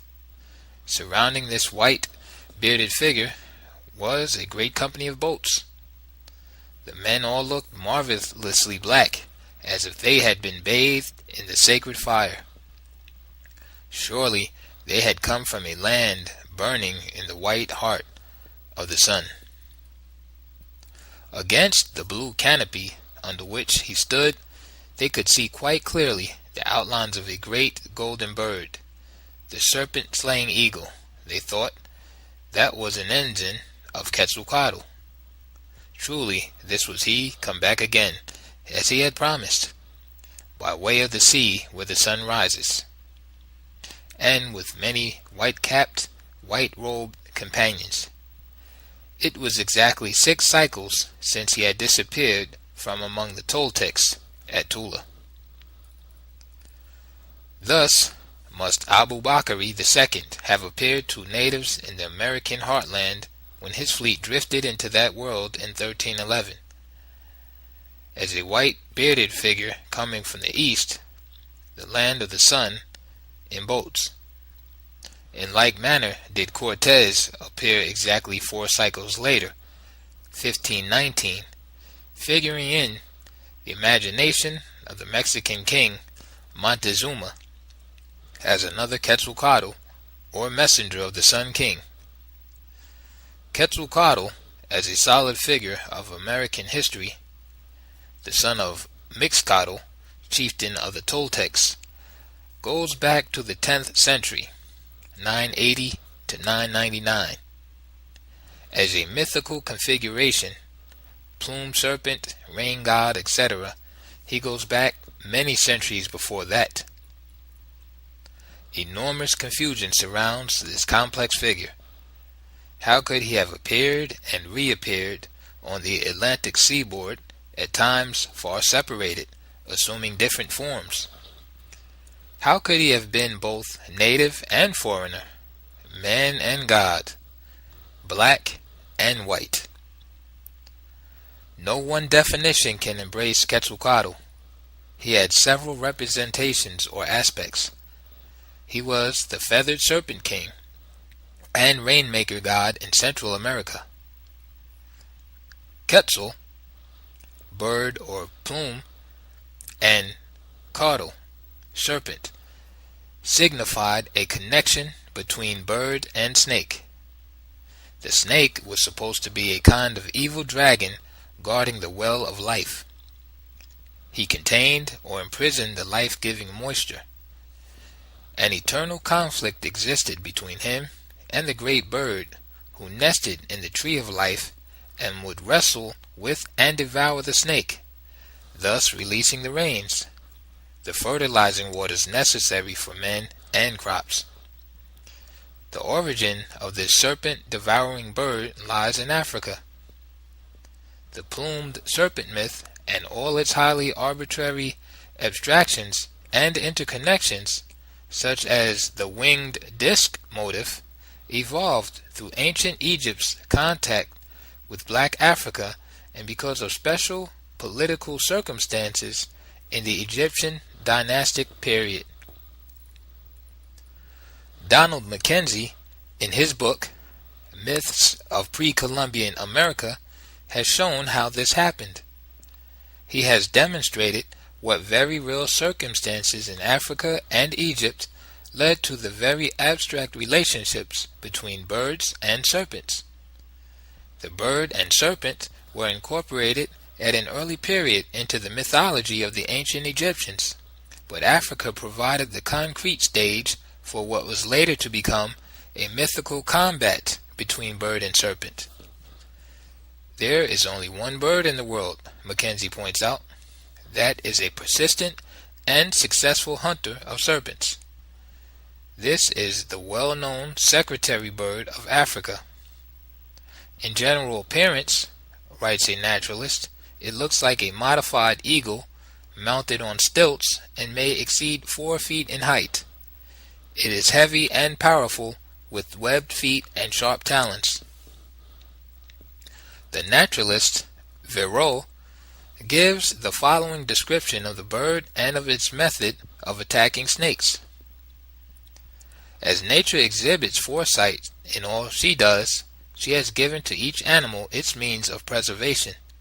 Thus, the secretary bird has been modeled on a plan appropriate to its mode of life, and it is therefore for this purpose that, owing to the length of the legs and tarsi, its piercing eye is able to discover at a long distance the prey which, in anticipation of its appearance, is stretched on the sand or among the thick grass. The elegant and majestic form of the bird becomes even more graceful. It now brings into action all its cunning in order to surprise the snake, which it is going to attack. Therefore it approaches with the greatest caution. The elevation of the feathers of the neck and the back of the head shows when the moment for attack has arrived. It throws itself with such force on the reptile that very often the latter does not survive the first blow. To avoid being bitten, if the first attack is not successful, the bird uses its wings as a kind of shield, flapping them vigorously. Its powerful feet are the chief weapons of offense. No other bird has been so well equipped by nature for battling with snakes. Eagles and vulcans have powerful talons and beaks, but they do not possess the long legs of the secretary bird, which are absolutely necessary to ensure success when a serpent is attacked. Stories regarding this strange African bird were prevalent in ancient Egypt. The priests and seamen who visited Punt, in what is now Somaliland, became familiar with its habits. Mackenzie shows how the secretary bird of Africa suggested that form of the Egyptian myth of Horus, in which the god, as the falcon hawk, attacks the serpent form of Set, the slayer of Osiris. The Set serpent took refuge in a hole in the ground, and above this hole was set a pole surmounted by the falcon head of Horus. In the winged disc symbol of the sun god in ancient Egypt, we may trace the influence of stories about the secretary bird brought from Africa as the winged disc the god Horus pursues Set and his companions in their various forms, including their serpent forms. This winged disc symbol is made up of the religious symbols of Lower and Upper Egypt. Since these two divisions of ancient Egypt came to be joined through conquest, the winged disc became a political symbol of unity in the Nile Valley, representing the merger of the two parts. The disk represents the sun. The wings are those of the falcon god Horus, the chief deity of the dynastic Egyptians, who united Upper and Lower Egypt by conquest. The two serpents that entwine the disk and extend their bodies above the wings are the serpent goddesses of the two ancient divisions of Egypt, namely Nekhebit and Uazit, known by the Greeks as Buto. Occasionally, these serpents were crowned with the diadems of Upper and Lower Egypt. This bird and serpent motif in the winged disk symbol traveled in ancient times to America. We find not only clear evidence of the Egyptian prototype in the winged disk of ancient Mexico and Polynesia, but we find it used in the same way. The ancient Egyptians placed the image of the winged disk over the entrances to the inner chambers of a temple, as well as over its gates, and on stela and other objects. Sometimes the symbol was simply the winged disk without the serpents. In pre-Columbian America, the winged disk was placed on temple door lintels as in Egypt. The Polynesian form of the winged disk is of special interest because it shows in the disk the head of the bird devouring the serpent, the secretary bird of Africa with which seafarers had become familiar. Professor Elliott Smith has shown how Egyptians influenced symbolic gateways in Asia. The winged disk of Egypt on the gates represent the means of communication between the living and the dead, and symbolically the portal by which the dead acquired a rebirth into a new form of existence. The megalithic gateway of the sun at Tiahuanaco in South America is one of several American gateways distinguished by the Egyptian winged disk symbol. It not only carries this symbol over the gate, but a frieze depicting 3 rows of birdmen attendants. The origin of birdmen and of gods with bird heads in Black Africa and their later diffusion to dynastic Egypt will be discussed when we come to deal with Negro African influence on ancient Egypt and the Negro and Egyptian influence on the Olmec heartland. But now let us return from the ancient symbols of Quetzalcoatl to Quetzalcoatl as man in the medieval Mexican world. The name was given to the native son of an American king, Mixcoatl, as well as to a number of extraordinary figures or cultural innovators from outside, at least one of whom appeared on the eastern Atlantic seaboard with a fleet of boats, and, after an indeterminate stay, set out again on the Atlantic with the intention of returning home.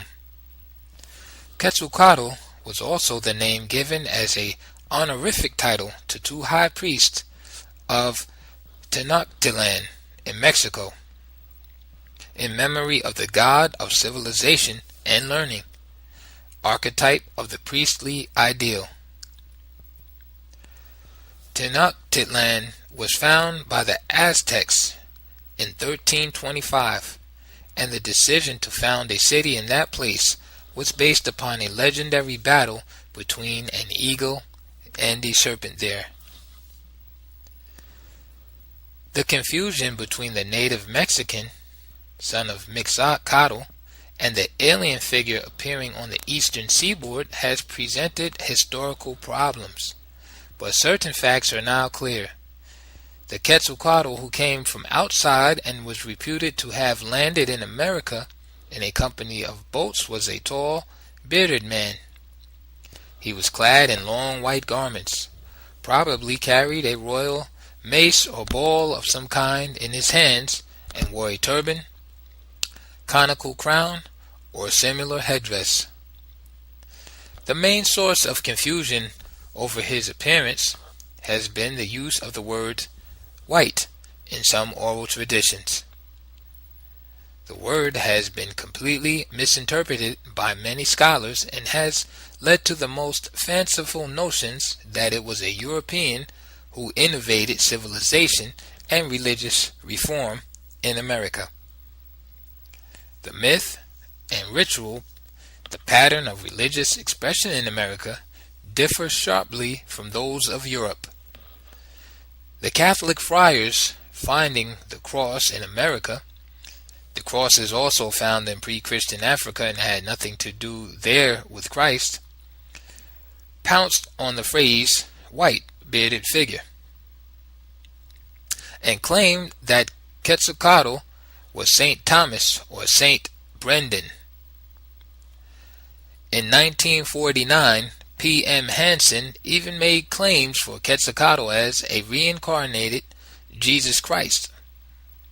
As Basil Hedrick points out, quote, "The Quetzalcoatl of the Mexican Valley documents was never blonde or fair, as stated by the friars, but virtually always pictured as black-bearded and in illustrations had his face painted black." End quote. The truth is, white is a purely European convention when used as an exclusive referent for skin color and race. White in American Indian terms did not mean, in pre-Columbian times, Caucasian. Quetzalcoatl did not have Northern European features. Native Americans spoke of him at times as being white in a symbolic sense, in the way Muslims may speak of Muhammad as a handful of white light in Allah's palm. A black or brown Negroid Hamitic man, as Abu Bakr was, appearing out of the east in long flowing white Muslim robes, would be called white. White may also be used as a referent to skin for pale Asiatics like the Japanese. Menkat Ape relates in a narrative published in 1725 that when a band of white-bearded figures haunting the Pacific coast in a post-Columbian period were hunted down, they were found to be Japanese.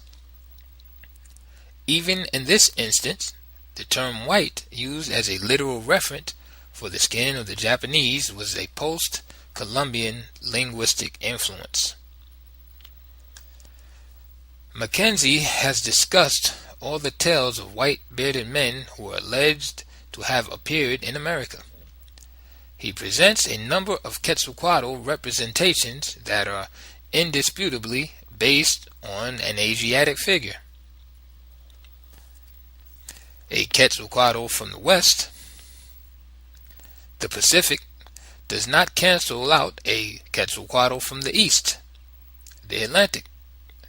The Asiatic Quetzalcoatl is found in the world of the Aes, the black Quetzalcoatl in Mexico, and the Yucatan.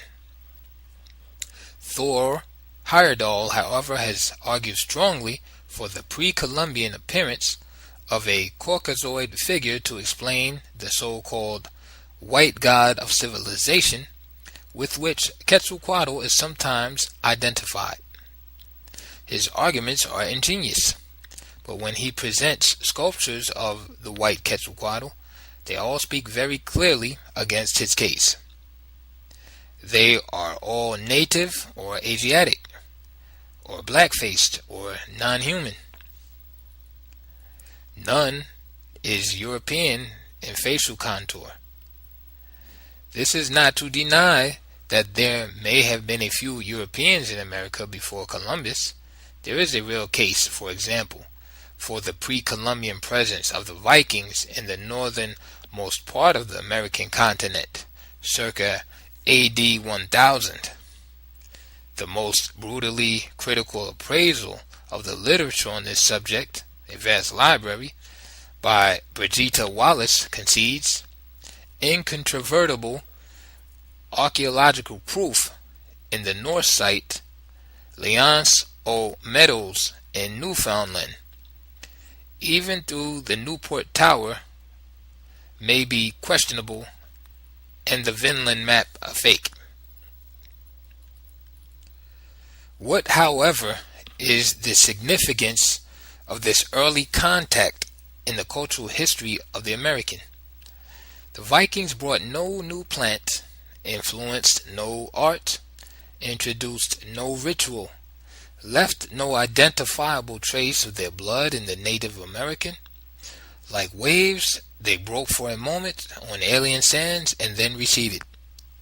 The same may not be said of the African. He is not enshrined, perhaps, in an architectural monument, but his face broods over the Olmecs. His skeleton lies beside the ancient Mexican magicians. A strain of his cultivated cotton is found married to an American wild ancestor. His blood runs even in the veins of the Lacanodons, the most secluded of the Maya tribes. It is one thing, therefore, to concede a European pre-Columbian presence. It is another thing to claim that Europeans, be they northern Vikings or southern Viracochas, brought civilization to the Americans before Columbus. This flies in the face of all the known cultural facts. The myths, the rituals, the magical religious systems of Native America stand out in sharp contrast to those found anywhere in Europe.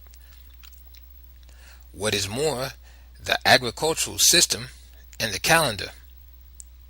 A white Quetzalcoatl is alleged to have introduced elements of both, bear no relationship to ancient or medieval crop science and timekeeping among European peoples.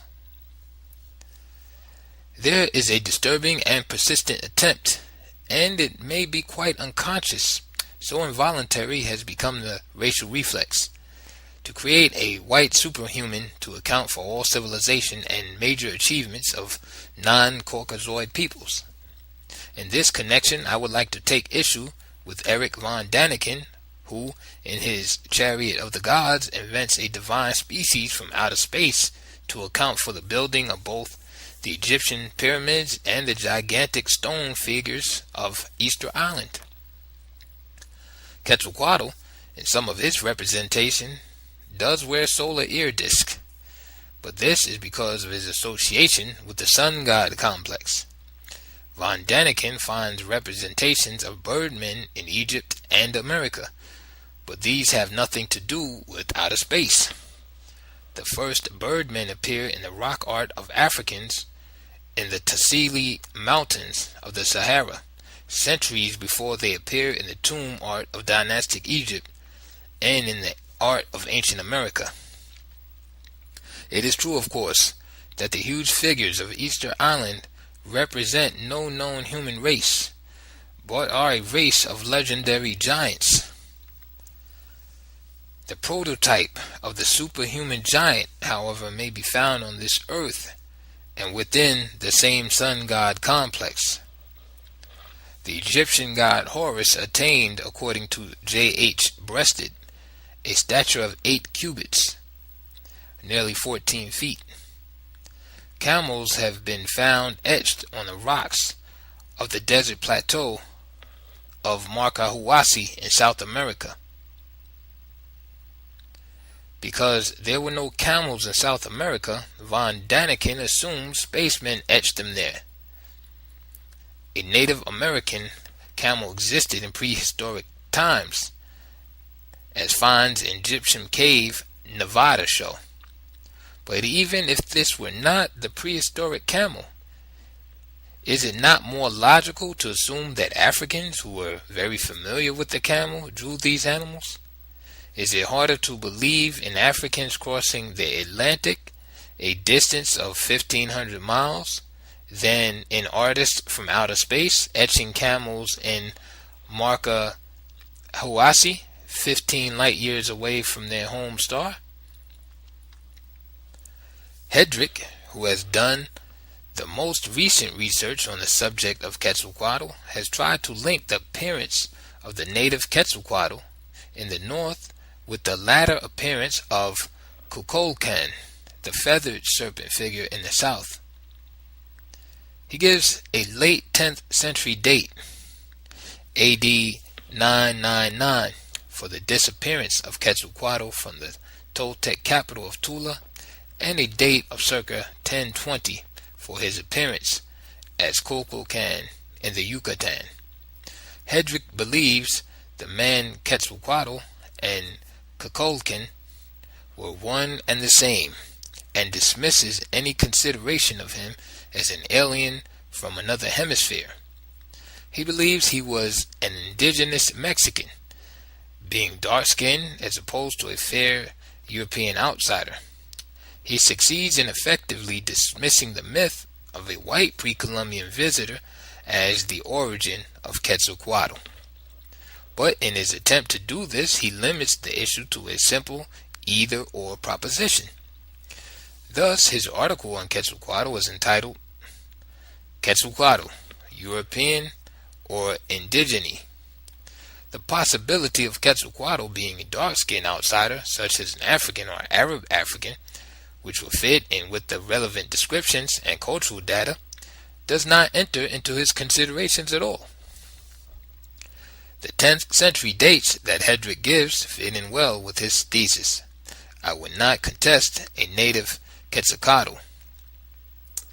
Mixcoatl's son came to be known as Quetzalcoatl simply because he was the high priest of that god. But while Quetzalcoatl's first appearance as a man may be traced to a native figure, Quetzalcoatl grew into a complex myth and emerged as a god of cultural innovation and civilization because of a series of reappearances, actual and expected, in American history. As the Jews waited for the appearance of a Messiah, so did the Americans wait the cyclical return of the legendary Quetzalcoatl. Such an expectation led them to assume that Cortez was a Quetzalcoatl when he appeared in Mexico in 1519, precisely 4 cycles after the appearance of Abu Bakr II in 1311. A cycle is 52 years by American Indian time. Abu Bakr II himself, as I mentioned earlier, appeared exactly 6 cycles after the disappearance of Quetzalcoatl by way of the sea from among the Toltecs, AD 999. How developed was the Quetzalcoatl cult and its rituals when the Mandingo came? This is hard to say, but it must have taken on a broad general pattern to which details from outside were later added. We can be certain it did have some embryonic form before the coming of the Mandingo. The pyramid of Cholula, dedicated to Quetzalcoatl, predates the Mandingo journeys by many centuries. The plumed serpent motif in ancient Mexico goes back to a much earlier contact. We can be equally certain that the feathered serpent cult in medieval Mali fused with that in medieval Mexico. The ritual correspondences between the two cults are so close that they pass beyond the stage of mere cultural convergence to the point where, quote, the incidents of coincidence, unquote, clearly suggest a medieval marriage and fusion. The Mexican Quetzalcoatl was the fine feathered snake. He was also the symbol of water or moisture produced by rain, which after a long drought awakens vegetation to a new life. The high priest also spoke of Kukulkan, his counterpart in South America, as the feather snake which goes into the water. And these figures in both cases became identified with the rain god. The rain ceremonial dedicated to the rain god is represented by the image of Quetzalcoatl, and to him is ascribed the invention and conscientious execution of penance and chastisements. In the figure of Quetzalcoatl, the rain god was combined with the rain magician who, with his prayer and his practices, ensured to his people the rain needed for their crops. From this, Quetzalcoatl evolved as a god from whom prosperity could reign. In medieval Mali, the equivalent of Quetzalcoatl is the Dasiri of the Bambara, the tribe of the Mandingo from which Abu Bakr came. The Dasiri is the protector of the village, the beneficent spirit whose sacred animal is a snake, who is addressed with the words, "Preserve us from evildoers. Above all, give us rain, without which the harvest is impossible." The feast of the Dasiri takes place at the beginning of the year, like that of Quetzalcoatl. The worship of the Dasiri is closely associated with the activity of the Mandingo Kuare. This Kuare, or Kore, is a semi-secret sect whose initiates perform certain dances and sacrifices under a tree where the spirit is supposed to live. The most striking of these are the self-flagellating dances, dances of penance and chastisement, in which the dancers wrap themselves in thorns or lacerate their breasts and armpits. Some beat themselves with long, flexible scourges. In the Quetzalcoatl ceremonial, the same self-chastisement and the use of thorn pricking occurs. In both the Mexican Quetzalcoatl and the Mandingo Dasiri worship, these thorn prickings and whippings were designed to bring blood out in drops. This blood dropping or bloodletting symbolized the falling of raindrops. Again, Quetzalcoatl is later represented with a beard, so alien to the Native American chin. In Dasiri worship, the house chiefs are all old men, and the religious priest who presides over them is bearded. In the Mexican ritual, the presiding priest of the Quetzalcoatl cult adopted an artificial beard. The artificial beard, as such, was an earlier influence. As the Dasiri and Kore festivals take place annually, the god or spirit becomes the measurer of time. Similarly, Quetzalcoatl is considered to be the inventor of the calendar, some aspects of which have been shown to correspond closely to an Egyptian calendar introduced as late as 747 BC. There is also an ancient calendar found in Chiapas, described by Bishop Francisco Núñez Vega, that mentions 7, quote, negritos, unquote, representing the 7 planets, and in detail refers to the naming of their 20-day calendar. Quetzalcoatl is associated with a tree. The Dasiri and Kore are inseparable from a tree. The Dasiri is supposed to live on a specific tree which is sacred. In like manner, Quetzalcoatl is represented as a hummingbird kneeling on the top of a tree. The Dasiri is also worshipped on an altar of a conical or truncated form which supports a clay bowl.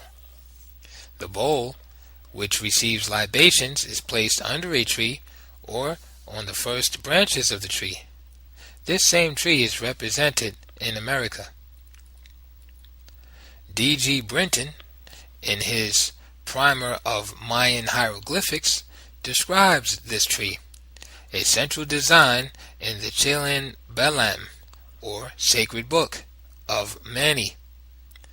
This work reveals the Mayan design of the cosmos, known as the tableau of the Bachabs, or the plate of the Bachabs, an exact representation of the Bambara altar and of the bowl on the lower branches of the tree, with a celestial vase catching the rain from the cloud mass. This design, according to Brinton, is surrounded by 13 heads, which signify the 13 Ahu Khatuns, or greater cycles of years. The number 13 in American mythology symbolizes the 13 possible directions of space. The order of 13 heads expresses the totality of space and time, and the design itself symbolizes life within space and time. This is shown as follows. At the bottom of the field lies a cubical block, which represents the earth, always conceived of in this shape in Mayan mythology.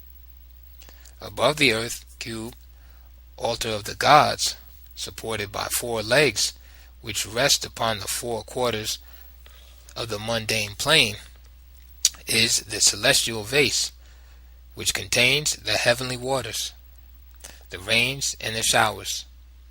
Above it hang the heavy rain clouds ready to fill it. Within it grows the tree of life, spreading its branches far upward. On the extremities, the flowers or fruit of life, the soul or immortal principle of man. Apart from the central design in the plate of the bachabs, within which are the altar, bowl, cloud mass, tree, and god, corresponding to the Mandingo altar, bowl, cloud mass, tree, and god of the diaries, there are other designs that are also remarkably similar to those found in Mandingo territory. Thus, the 13 heads in the plate represent the division of the zodiac into 13 parts, and this zodiacal division into 13 has been found in 13-headed zodiacal designs on calabashes in West Africa. It is a curious fact that a similar division into 13 is recorded only among West Africans and Americans, with the sole exception of a little-known people, the Kirgizis. Secret signs and glyphs are inscribed within geometric designs on the plate of the bachabs. Leo Wiener has presented evidence to show that these signs and glyphs correspond closely to and may have their origin in Arabic or Sudanic gadwals. Gadwal is a technical term in sorcery. It is a talisman or charm and consists of a sign or inscription written or drawn on a piece of paper within quadrangular or polygonal designs, squares, parallelograms, or even circles.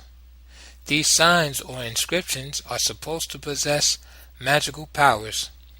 They usually consist of letters or numerals, magic words, the names of gods, the angels and demons, as well as the planets, the days of the week, and the elements, and sometimes even pieces from the Quran, like the Fatiha, the first chapter. The applications of these magical designs are manifold.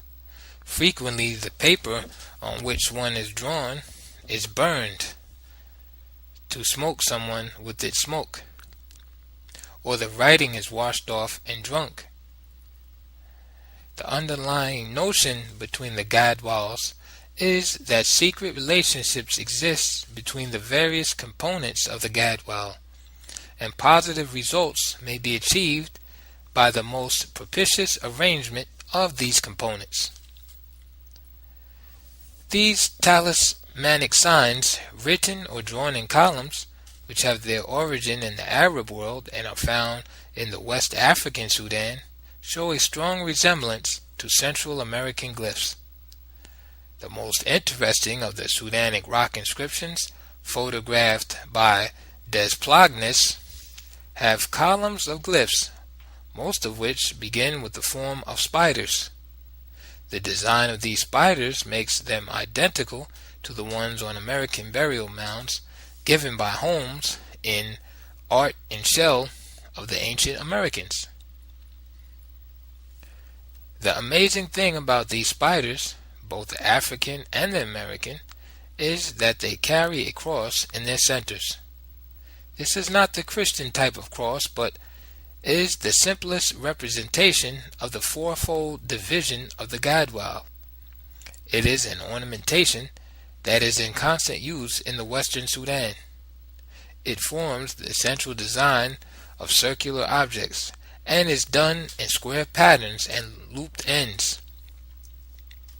exactly as in the bird gadwalls found in pre-Columbian American mound builder gorgets, burial mounds, and is worked in dotted line forms upon knobs. In the mound builder gorgets are found not only the spider with its gadwalls, but the looped end gadwall with a cross in the center, all placed within a circle. These are among the most striking of the objects in the mounds. Another notable correspondence between the cultures of Mexico and Mali may be found in the priestly cap of the Magi. This is a conical hat with a neck flap, which was a distinctive headgear of kings and priests in ancient Persia. It was passed on from Persia to the Arabs and perpetuated among the magicians of West Africa. It reappears in America as a crown worn by the black-bearded Quetzalcoatl. Its shape is not its only distinctive feature. It was the representation of the visible heaven, and so was painted to represent stars. Leo Wiener has traced the Arabic name for this starred hat through the Mande language, and the same name for the hat is found in Mexico. Arabic Kubila, Mande Kofila. In Mexico, Copilai. All are pronounced roughly the same word, in fact, following the phonological rules of transformation in its passage through the three language areas. Standing by itself, this could be a simple coincidence. The details of the cap, however, seem conclusive. Clavigeiro, in the History of Mexico, describes the hat. The crown, he says, which was called by the Mexicans copilai, was a sort of small mitre, the fourth part of which was raised up and terminated in a point, and the part behind was lowered down and hung over the neck. And the copilai, says E. Seller in the Codex Borgia, was a headdress frequently made of an ocelot skin, so as to represent a lot of dots, that is, the stars of the magician's cap. That this kingly and priestly cap of the Magi, with its conical shape and star decoration, should have been preserved in America in its identical form, and should also have kept almost the same name which was current for it among the Mandingo, strongly suggests that the cap represented the influence of the 14th century African visitors. Quetzalcoatl ritual was largely rainmaking ritual. Controlling the weather and ensuring an adequate fall of rain were among the primary tasks of the cult's priests and magicians. The rainmaker was thus an important person in both African and American cultures. There are instances of rainmakers entering foreign provinces during a time of drought and acquiring instant control over a people because they brought rain. The first Mandingo king to become a Muslim convert was persuaded to enter the new faith by a Mohammedan whose prayers in a time of great drought coincided with the fall of rain. The Mohammedan, of course, was no rainmaker in the classical sense, but luckily he entered the king's court at a most propitious moment for his propaganda mission. Often a special class of magicians existed in African societies for the sole purpose of regulating the heavenly water supply. In some African societies, the rainmaker was known as the shepherd of heaven and held the office of both political and providential king. The Mandingo kings, in spite of their later Muslim orientation, never lost their ritual link with the land and the weather. They were princes of the magicians, animists first, Muslims a poor second, as the Epic of Sundiata, the founder of the Mali Empire, clearly shows. They always kept their royal capital in the agricultural provinces, close to the cultivators who preserved this mystical connection between the king and the crops. A number of general features in rainmaking ritual may be highlighted in a comparative outline of weather magic in African and American cultures. The discovery of the skeletons of ancient magicians of Mexico with strong Negroid characteristics, as reported by Frederick Peterson, suggests that here was a fertile area of influence. The black figure predominates in American magic, and while it was convenient to think this blackness was exclusively symbolic when one believed there was no contact between the cultures on opposite sides of the Atlantic basin, we are now left to ponder the nature and extent of that influence, some of which could have been as early as the African and Egyptian presence in the Olmec heartland, 800 to 700 BC, some as late as the Mandingo contact period, 1310 to 1311. During the critical years of the founding of modern Mexico, the evidence seems to suggest that these black magicians brought a number of new ideas. This would account for vague basic parallels between the two systems, parallels which may have proceeded without contact from a common idea, developing through contact into a complex of identical traits.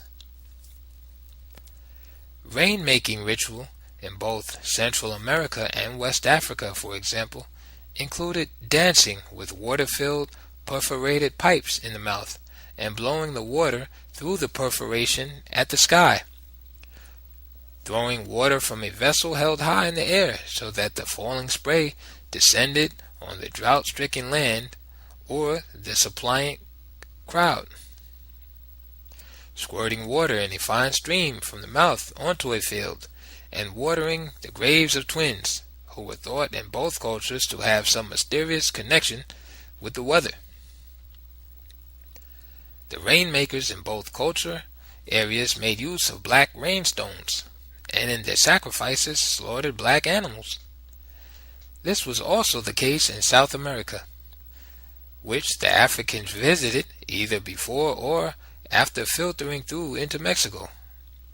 A Peruvian oral tradition tells of black men coming to them across the Andes.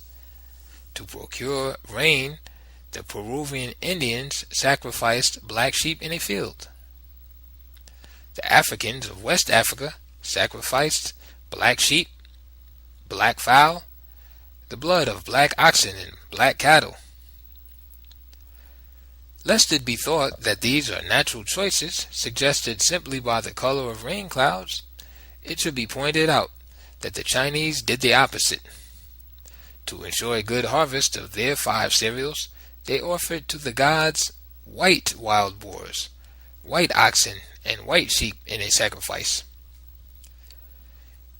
It is a curious fact that before Columbus set out on his 3rd voyage to pursue the Guinea route, as Don Juan had outlined it to him, he sent some of his men into Santiago, one of the Cape Verde Islands off Africa, to look for a herd of black cattle. The ritual value of these animals must have been high, and one may surmise that Columbus contemplated them as a gift to the American Indians. The search, however, which lasted several days, was not successful. Black clothes also were chosen by the West African and Mexican rainmakers for their ceremonials. Rain was stopped in both cultures by the use of fire sticks and firestones, sometimes by placing hot coals on the ground to burn the stubborn footfall of the rain. Many other analogies of a general nature may be noted, but let us confine ourselves to one on the same level of specificity as the rain-making rituals, the creation of effigies or magical images, often of enemies, in the belief that to injure or destroy the image is to effect a like injury or destruction upon the enemy himself. For thousands of years this was known to the sorcerers of Egypt, and was widely practiced in Africa. The North American Indians employed the same ritual of pricking or piercing the doll. For example, when an Ojibwe Indian desired to work evil on anyone, he made a little wooden image of his enemy, and ran a needle into his head and heart, or he shot an arrow into it, believing that wherever the needle pierced or the arrow struck the image, his foe would at the same instant be seized with a sharp pain in the corresponding part of his body. If he intended to kill the person outright, he burned or buried the image, uttering certain magic words as he did so. The use of a person's private cast-offs, such as hair, nails, a rag of his garment, or drops of his blood, for magic directed against him was also an African and American practice. The magician kneaded these relics into a lump of wax, which he molded and dressed in the likeness of the intended victim, who was then at the mercy of his tormentor. The idea was that if the image was exposed to fire, the person whom it represented would immediately fall into a burning fever. If it was stabbed with a knife, the victim would feel the pain of the wound. These practices are of great antiquity in Africa. An Egyptian wizard was prosecuted in 1200 BC for making effigies of men and women in wax, thereby causing paralysis of their limbs and other grievous bodily harm. Remarkable as these coincidences in image magic may seem, they could not be advanced as evidence suggestive of contact if other hard evidence was not available. Such evidence, however, exists, and it is in the light of this that these rituals should be re-examined, partly when it can be shown that the analogies in African and American magic go beyond single trait resemblances to major clusters or complexes of traits. End of chapter 5.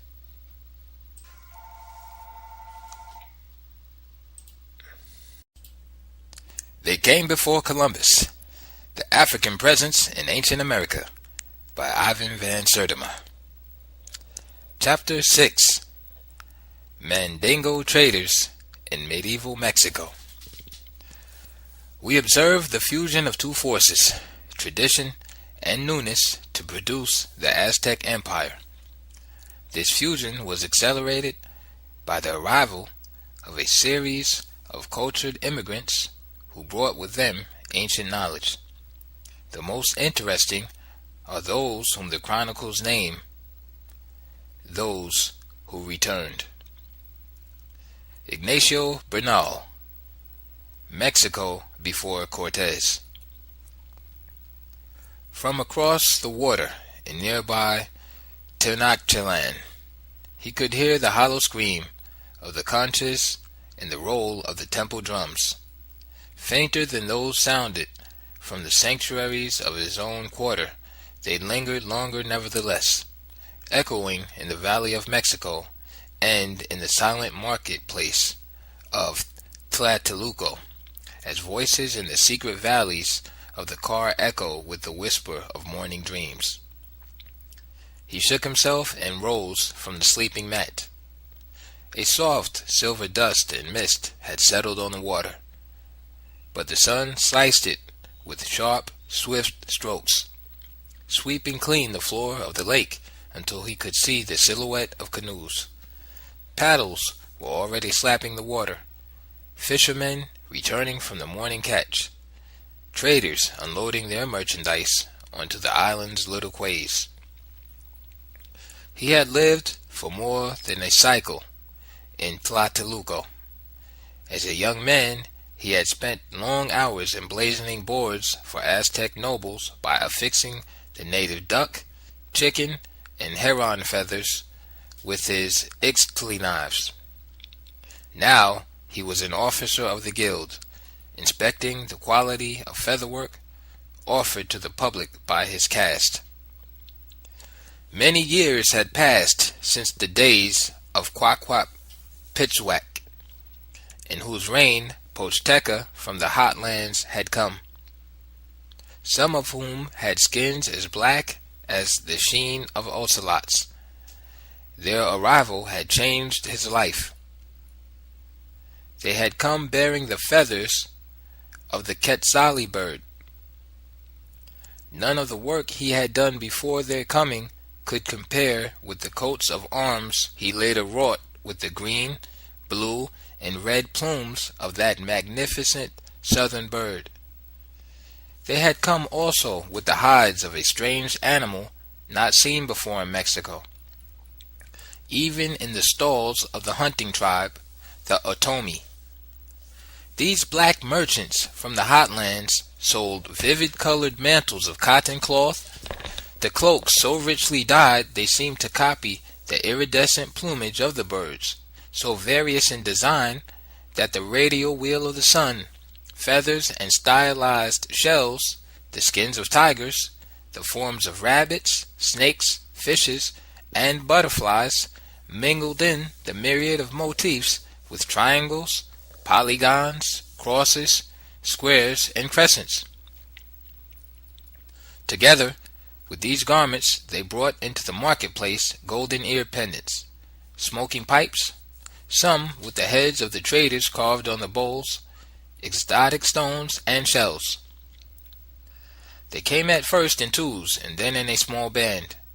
Their coming attracted attention, but this was less because of the extraordinariness of their presence — foreigners after all were expected to look different — than the extraordinariness of their wares. Some of the luxuries they offered in the common marketplace had been enjoyed almost exclusively by the noblemen and kings of Mexico, who seemed to have had some earlier contract with them. In the reign of Quaquapitzwak, they had suddenly appeared, the spearhead of a larger migrating group. Out of what world they had originally come, no one knew, but they trickled in from the direction of the south and the southeast. It seemed as if everyone were on the move at that time. All sorts of people were gravitating toward the lakes to form the nucleus of a new Mexico. Because they were of no known race or tribe, their origins obscure, their habits nomadic, they were confused at first with some dark, wandering branch of the Chichimecs. But Chichimec was often just a vague, broad term for vagrant peoples, especially peoples whose language appeared to be mixed. These strangers had, in their passage to Mexico from some settlement in the south, picked up Nahuatl, the lingua franca of the Aztecs, but they spoke it as a second tongue, for several of their words were clearly not of that language. Chichimecs, however, they certainly were not. He had known some of these nomads from the desert plateau. He thought of their condition as barbaric and wretched. They wore loincloths of palm fiber in that time. Their women stood in awe of the simple loom. They had never fired a single pot. Unable to scrape a living from the land, they gathered mesquite seeds and hunted rabbits. These foreigners, on the other hand, wore feathered headdresses, polished and brilliant earrings, cloaks and loincloths of the finest woven cotton. Small white shells on their ankles rattled softly as they walked. The Chichimecs had never built temples or idols, had no high priest. They lived in caves and domed brush shelters. They always ended up as misfits when they lingered in the town. But he had watched these black trader men from the tropical south. They had entered the Valley of Mexico armed and apprehensive, but with an air of authority. It was hard to tell what they thought and did in private as he peered at the walls of their houses. Windowless, these houses cloaked in a mystery, like the gardens of an inner court, the lives within. But the blacks had built a temple in the town as soon as they formed a sizable kapuli. In the forefront of this temple, they set up the wooden statue of a werewolf, who was their nagual. This statue fascinated him. They called the god to whom it was built Coyotli Nual. It was fashioned in the form of both a coyote, the American werewolf, and a man. It was dressed in a coyote skin, but it stood slightly bent like an old man, its coyote head covered by a human mask. Its teeth were long and pointed, sheathed in gold. In one hand it carried a stick, which was adorned with black stones, so it looked like a heavily knobbed club. On this the god leaned. Its feet were dressed like those of the traders, with small white rattles on the ankles and sandals of yakoto leaves on its paws. He was not the only one of the feather workers who was fascinated by these strangers. The attraction of men from the hot lands who provided them with exquisite new material for their trade was overwhelming. It was not long before they were drawn onto their nagual and begin to join in their rituals and festivities. Even though he himself had never worshipped Coyotli Nual, these were the men with whom he eventually did most of his business, and they had become his good friends. He had been allowed to stand on the edge of the palisade as the masked men chanted and danced on the day of the festival. Only yesterday it was, and he had gone to sleep on his mat with the image of braziers piled with resinous pine wood burning away the night. A few native women, their faces luminous and unmasked, had danced with the men. They were daughters of the feather workers who had been taken to wife by the blacks. Thus had the gods and rituals of the native and the foreign, of the Posteca and Aminteca, slowly fused. Through it all, the comings and goings, the meeting and the mixing, the wedding of gods and of women, he had been there. The years of the strangers had flowed over him like all the strange rivers flowing in that long cartoon of years into the Valley of Mexico. He felt the change like water running over a subterranean floor as he looked deeper into the past and the morning. The sun was sitting on the edge of the lake now, and the sky and the stream had merged, mirroring each other. Beyond, in the distance, he could see the tops of the volcano smoking. But he could no longer tell whether the thin, drifting dust he saw over the volcano, Popocatépetl, was truly native volcanic smoke, or the far-flung flowers and branches of a foreign cloud. Of all the strange rivers flowing in that age of change and flux into the Valley of Mexico, that of the Mandingo was the strangest. Into the bloodstream of how many American tribes this alien stream was soon to flow, it is hard to tell. But in Central America at least, it entered that of the Otomi and the Lacandan. In the southern lands, the hot lands from which it had traveled to the Central Valley, it had flowed into the Aravos tribe of the Orinoco, where that river flows through what is now Venezuela, the Argualos of Cretara, and the Porages and Matayas of Brazil. Balboa had seen some of its surviving elements in Darien, now Panama. Through the Chuanas of the Panamanian Isthmus, it had moved in its steady northward sweep. It is with Mexico, however, that we are most concerned, for here we can see the confluence of cultures, not just the confluence of bloods.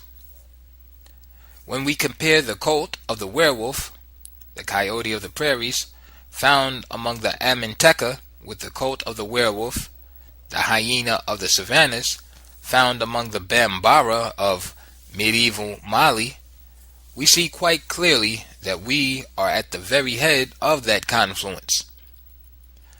The werewolf cult among the Bambara, the leading tribe of the Mandingo, was known as the Nama, and the priest or headman of the cult as the Nama Tigi, heads of the Nama, or the Amantigi, heads of the faith. It is a simple jump from Namatigi or Amantigi to Amanteca, for both Tigi and Teca mean master, chief, or head man. The morphemes tek, teki, in fact produce roughly the same as the Mandingo tig, tigi, carry the same and related meanings through nouns, adjectives, and verbs in a number of Mexican languages and in Nahuatl. This is but one of many coincidences. In the Mexican ritual, the god of the Amanteca is clothed in the werewolf's skin, although it wears a human mask on its head. This is identical with the Bambara ritual. In the Mexican ritual, the god wields a stick knobbed with black stones. This imitates the stick wielded by the werewolf god of the Bambara, for that too is knobbed, though with fragments of sheep's horns. The Bambara ritual involves the feathered carcass of two great birds. In Mexico, a pot is carried on the back of the god with numerous feathers of a bird, introduced from the tropical south by the Polteca, namely the Quetzali bird. In Mexico, the god wore an anklet of small white rattles. Rattles are used in the Bambara ritual, not just the ankle rattle of the cult dancers, but the gourd rattle, favorite paraphernalia of the African magician. In fact, in both Mexico and Mali, the gourd rattle becomes a sort of ventriloquist dummy for the voice of the god. This gourd rattle is the chief instrument of both the West African and American fetish men. In it resides the speaking divinity or devil. The rattle has the same name in America as in Mali. The Arabic mitraqua, passing through the western Sudan in Bambara as mantaraka, appears in the American language Guarani as mbaraka. Also in the American languages Arawak and Tupi as maraca.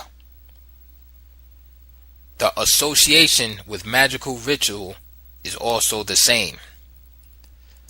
Tupi has not only the word maraca, gourd rattle, but maraca imbara, wizard, witch. The refrain of the Carib diviners using the gourd rattle in other ceremonies in the pre-Columbian Caribbean was also the same. The imprecation of the Caribs consists in a series of songs and chants of which the refrain is Ore. Similarly, the Mandingo Negroes call their talking devil Hore. But now to return to the werewolf cults. The Mexican werewolf god is described by the historian Bernardino de Sahagún as having 5 male idols and 2 female ones, 7 in all. In Mali, these accompanying idols were symbolic of the 7-day week introduced by the Arabs, but the Mandingo modified this introduction by inserting 2 rest days, Monday and Thursday, to bring it back to their 5-day week. These 2 days are dramatized in the Mexican ritual by the females, who, unlike the males, are not dressed like the werewolf. Again, the festival of the werewolf god was celebrated in both cultures twice a year. In Mali, the god is smeared in blood, usually chicken blood. In Mexico, where human sacrifice was habitual and only slightly mediated by the humanity of Quetzalcoatl, blood is provided in the first of the two festivals by humans. The correspondence, however, between Mandingo Nama and Mexican coyote worship does not end there. A look at Nual, from the word Coyotli Nual, the werewolf god in America, leads us into other areas of correspondence. D.G. Brinton, in his book Nagualism, discusses the nature and meaning of Nual and the many derivatives of the verbal root Na, indicating that these words and the body of beliefs attached to them, Nagualism, were brought into Mexico by foreign medicine men. Nawal means knowledge, wrote Brinton, especially mystical knowledge, the knowledge of the hidden and secret things of nature. It is significant that neither the radical Na nor any of its derivatives are found in the Huasteca dialect of the Mayan tongue, which was spoken about Tampico, far removed from other members of that stock. The inference is that in the southern dialects it was a borrowed stem. Nor in the Nahuatl language, although its very name is derived from it, does the radical Na appear in its simplicity and true significance. To the Nahuas also it must have been a loan.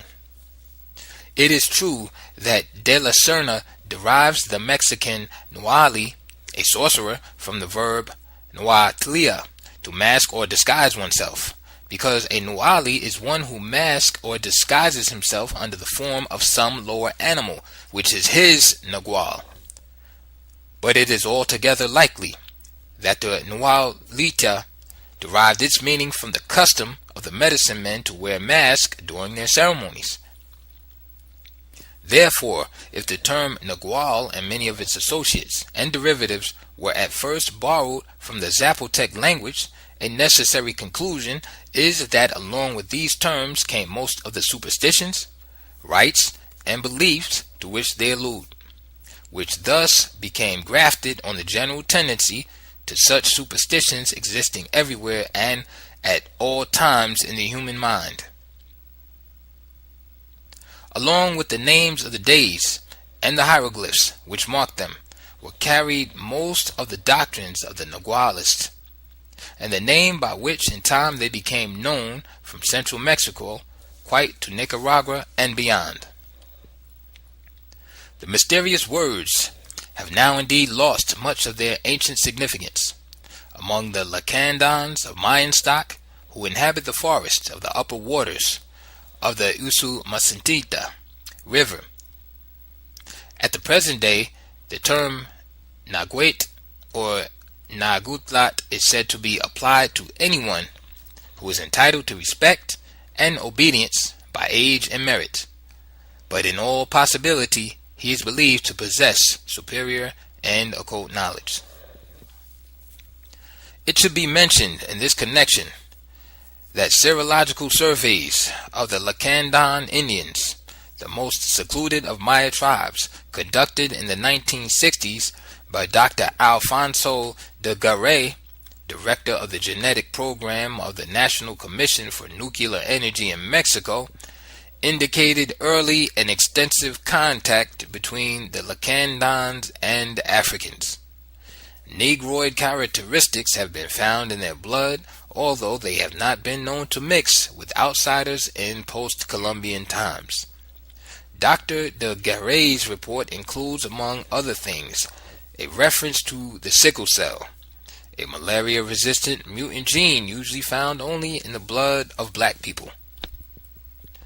Brinton, in his study of Nagualism, has provided us with a series of Na words in Maya and Maya dialects, like the Quiche dialect of the Yucatan, the Zapotec language, and the Nahuatl language, to show that some foreign group passing through these linguistically diverse but geographically close peoples introduced this series of words. Looking at the series, we see that Na is at the root of words in these languages, meaning mystical knowledge. intelligence, prophecy, sorcery, and magic. One example from each language group should be enough to illustrate this point. Na'at, intelligence and Maya. Na'ual, to prophesy in Quiche. Na'a, medicine man and Zapotec. And Na'uali, magician in Nahuatl. The same root, na, is at the base of a series of words with the same meaning in the Mandi languages. One part of this series springs from the Arabic na-ba, to prophecy, na-bi, prophet, na-ba, intelligent, and appears in the West African Peol and Dayula languages as na-bayu, in Soso as an-na-bi, and in Wolof as na-bi-na. Ideas behind these Arabic Naba-Nabi words, however, have fused and become confused with ideas of the native Namakot, so that we get Naba in the Habs Gara language for masked men, who are known as the Nama in Malinke. In Malinke, also we get Nama Koro, which literally means hyena wise men, which is an exact translation of the Nahuatl Coyotli Nual, meaning coyote wise men, with a coyote in America, werewolf of the prairies, is substituted for the African hyena, werewolf of the savannas. There is one aspect of the African Nama ritual that was not carried forward in the main coyote ritual, but nonetheless preserved in another ritual associated with a black god the Mexicans call Ekchua.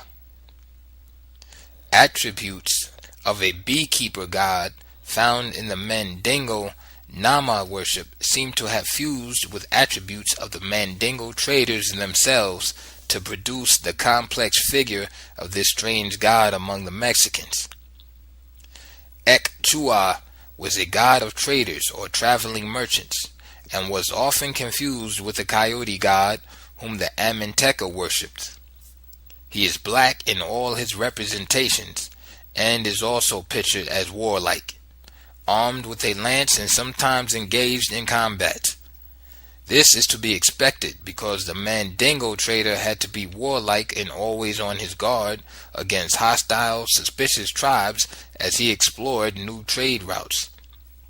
In fact, it is as a captive of native tribes with whom he had waged wars of self-defense that the pre-Columbian African was first seen by the Spanish in the New World in the Isthmus of Darien, now Panama, and on an island off Cartagena, Colombia. A particularly African feature of this trader god, Ekchua, was the bale of merchandise he carried on his head. Professor Gonzalo Aguirre Beltran has pointed out in his ethnohistory of the Negro in Mexico that his habit of carrying heavy things on the head and young children astride the hip is an indisputable African influence upon the Mexican. Ekchua is also often distinguished by his age. He is usually featured in the Mexican codices as an old man with a toothless jaw, or one solitary tooth and a drooping lower lip. He is also related to bee culture. This is demonstrated by his presence in the Codex Troano in the section on bees. All these aspects of Ekchua link him unequivocally with the old beekeeping god found in Nama worship among the Mandingo. In Nama worship, the god represented as an old man was sometimes put in a beehive used as a tabernacle, while his devotees drank a honey drink and danced and howled around him. The medieval Mexicans celebrated the festival of Echua on the same day as the holiday of Hobnil, the god of the beekeepers, and during this feast they drank 3 bowls of honeyed wine. A Mandingo element from Nama worship also accounted for the extraordinary nose of this black god among the Mexicans. The long nose of Echua is due to the fact that the idol of the Nana, called Kungolo Nama, head of the Nama, is represented by a fantastic bird, that is, with a beak. That beak is carried forward in the long nose. The Echua thus becomes among the Mexicans the Lord of the Nose. The relationship may now be seen very clearly between the Aminteca of Mexico and the Amintigi or Namatigi of Mali. The worship of the werewolf totem or Nagual underwent very few changes indeed in its transplantation from Mali to Mexico. As in all transplantations, local fauna and materials simply replaced the original.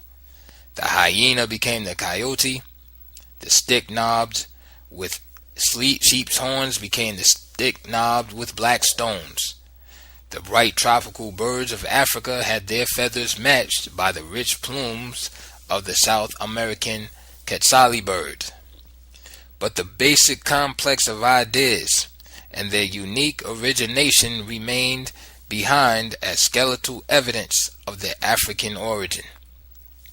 Vague, general parallels in ritual behavior may evolve independently in remote cultures, but there is a complex cluster of elements here.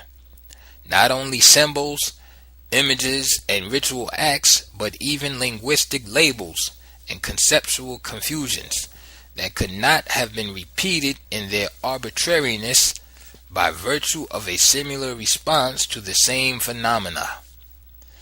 The identicals are so staggering that one feels one is looking into a mirror at what both the Mexican and Mali magicians would call the shadow of the twin, the spirit of the double.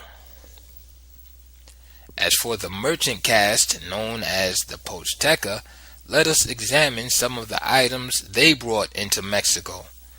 While these, or most of them, were obviously made by them in their new settlements along the Atlantic seaboard and in South America, they were copied from Mandingo prototypes.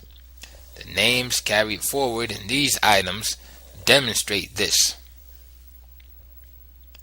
From Sahagun's account of the first foreign merchants, we learn that they sold mantles, chimali, and waistcloth, maxtli. In the language of Maya, chimali is translated as shield, buckler. Valpachimali, a derivative of the word, is translated as battle cloak. A study of the word in the Mexican languages establishes a relationship between buckler and cloak. In Maya, more than one idea is rooted in the word. In addition to shield and cloak, there is chim and chamil, meaning pouch. These oddly linked ideas of pouch and cloak are also contained in terms found in the Mandi languages.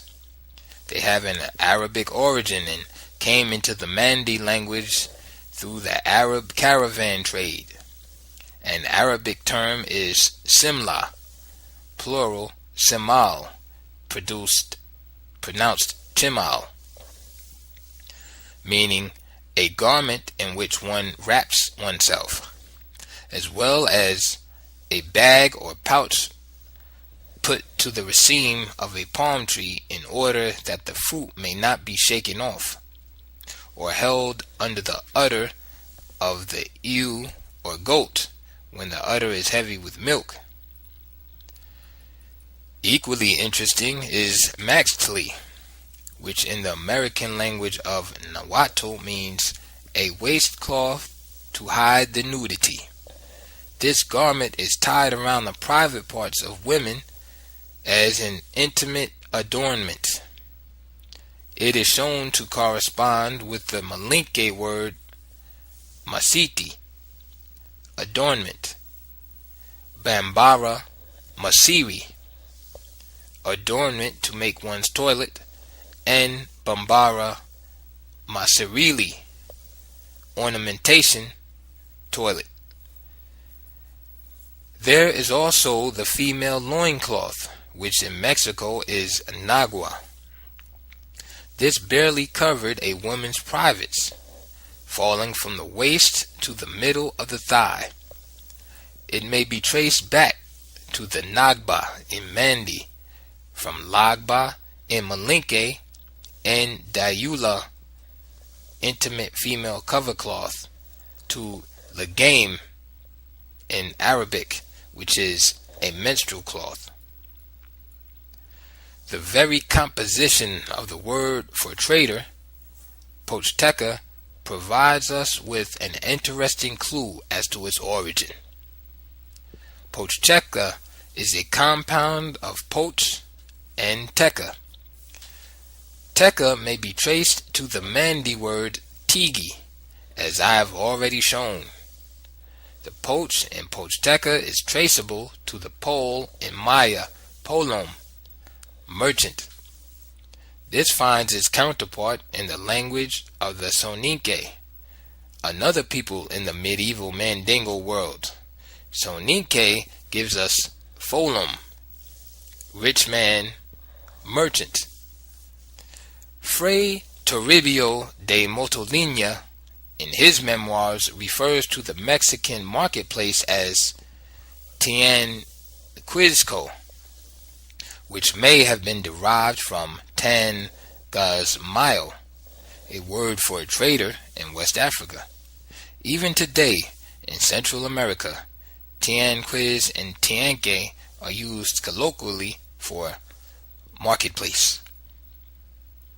Since many of the trader words and trading items we have been discussing here have Arabic roots, it would appear that Arabic cultural influence on the medieval Mandingo was pervasive and overwhelming. This is not the case. The Islamic influence on medieval Mali hardly touched the common people. Even the kings from Sundiata down to the king of the Atlantic expeditions, Abu Bakr II, gave Islam little more than lip service. There were of course exceptions. Kankan Musa, Abu Bakr's half-brother, took a vast horde of 60,000 Mandingo across the deserts to Mecca, the Islamic heartland, in 1324.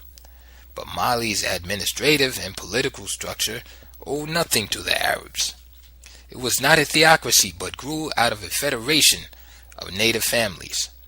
Mandingo animist ritual and magical religious beliefs were not Arabic Islamic, although the Mandingo later took scraps of the Quran and transformed them to suit their purposes.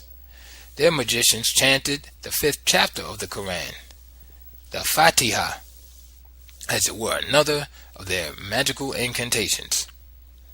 Arab Islamic influence on medieval Mali, therefore, was very peripheral, but its impact on trade and on traders cannot be denied. Nearly all traveling traders in West Africa became Muslims. It was the pragmatic thing to do, since nearly all foreign trade was with the Arabs, hence the many Arabic words to be found in Mandingo trading items. Another Arabic influence may be found in the coats of arms of medieval Sudan. Most notable of these is the crescent on some Sudanic medieval armor. It is generally represented by one upward sign, but frequently it has 3 stars connected with it, or the crescent is repeated 2 or 3 times. This is a characteristic Muslim emblem. It is also found in medieval Mexico. The crescent, accompanied at the bottom by 3 stars or crescents, is found on many Mexican shields.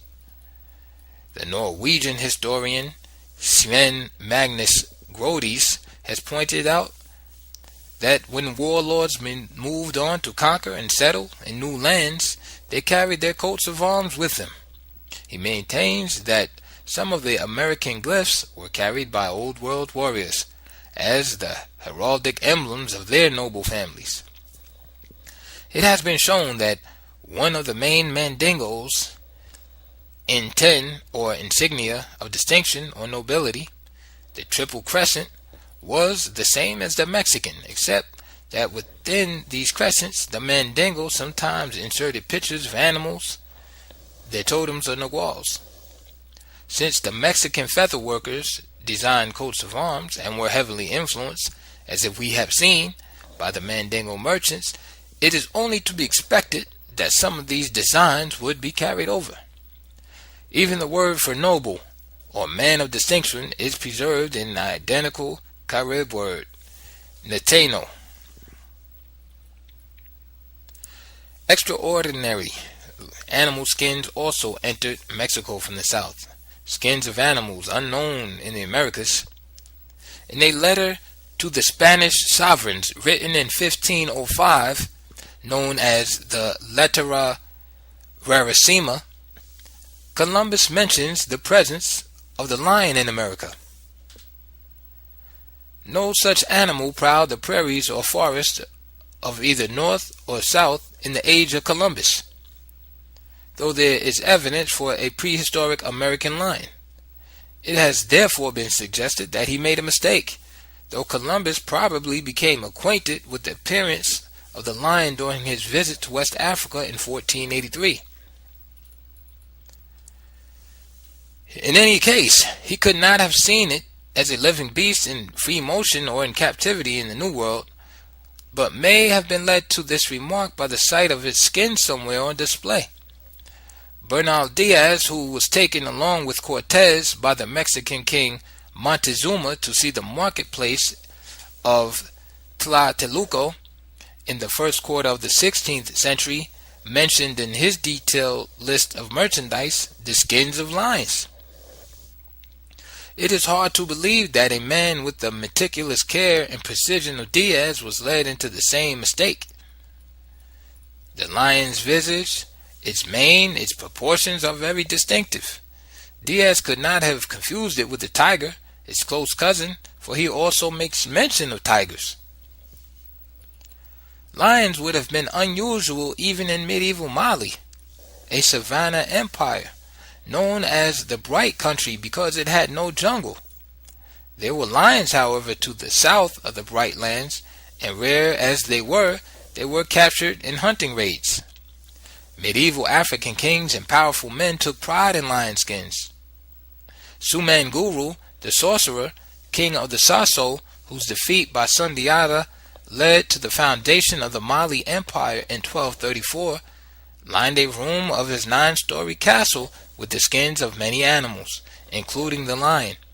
It is conceivable that since the lion was not native to the Americans in historic times, and lion skins were seen in the Columbian contact period, these may have been the well-cured skins of animals Africans had hunted down in their original homelands and transported either in the Mandingo, 1310 to 1311, or Songhay, circa 1462 to 1492 contact period.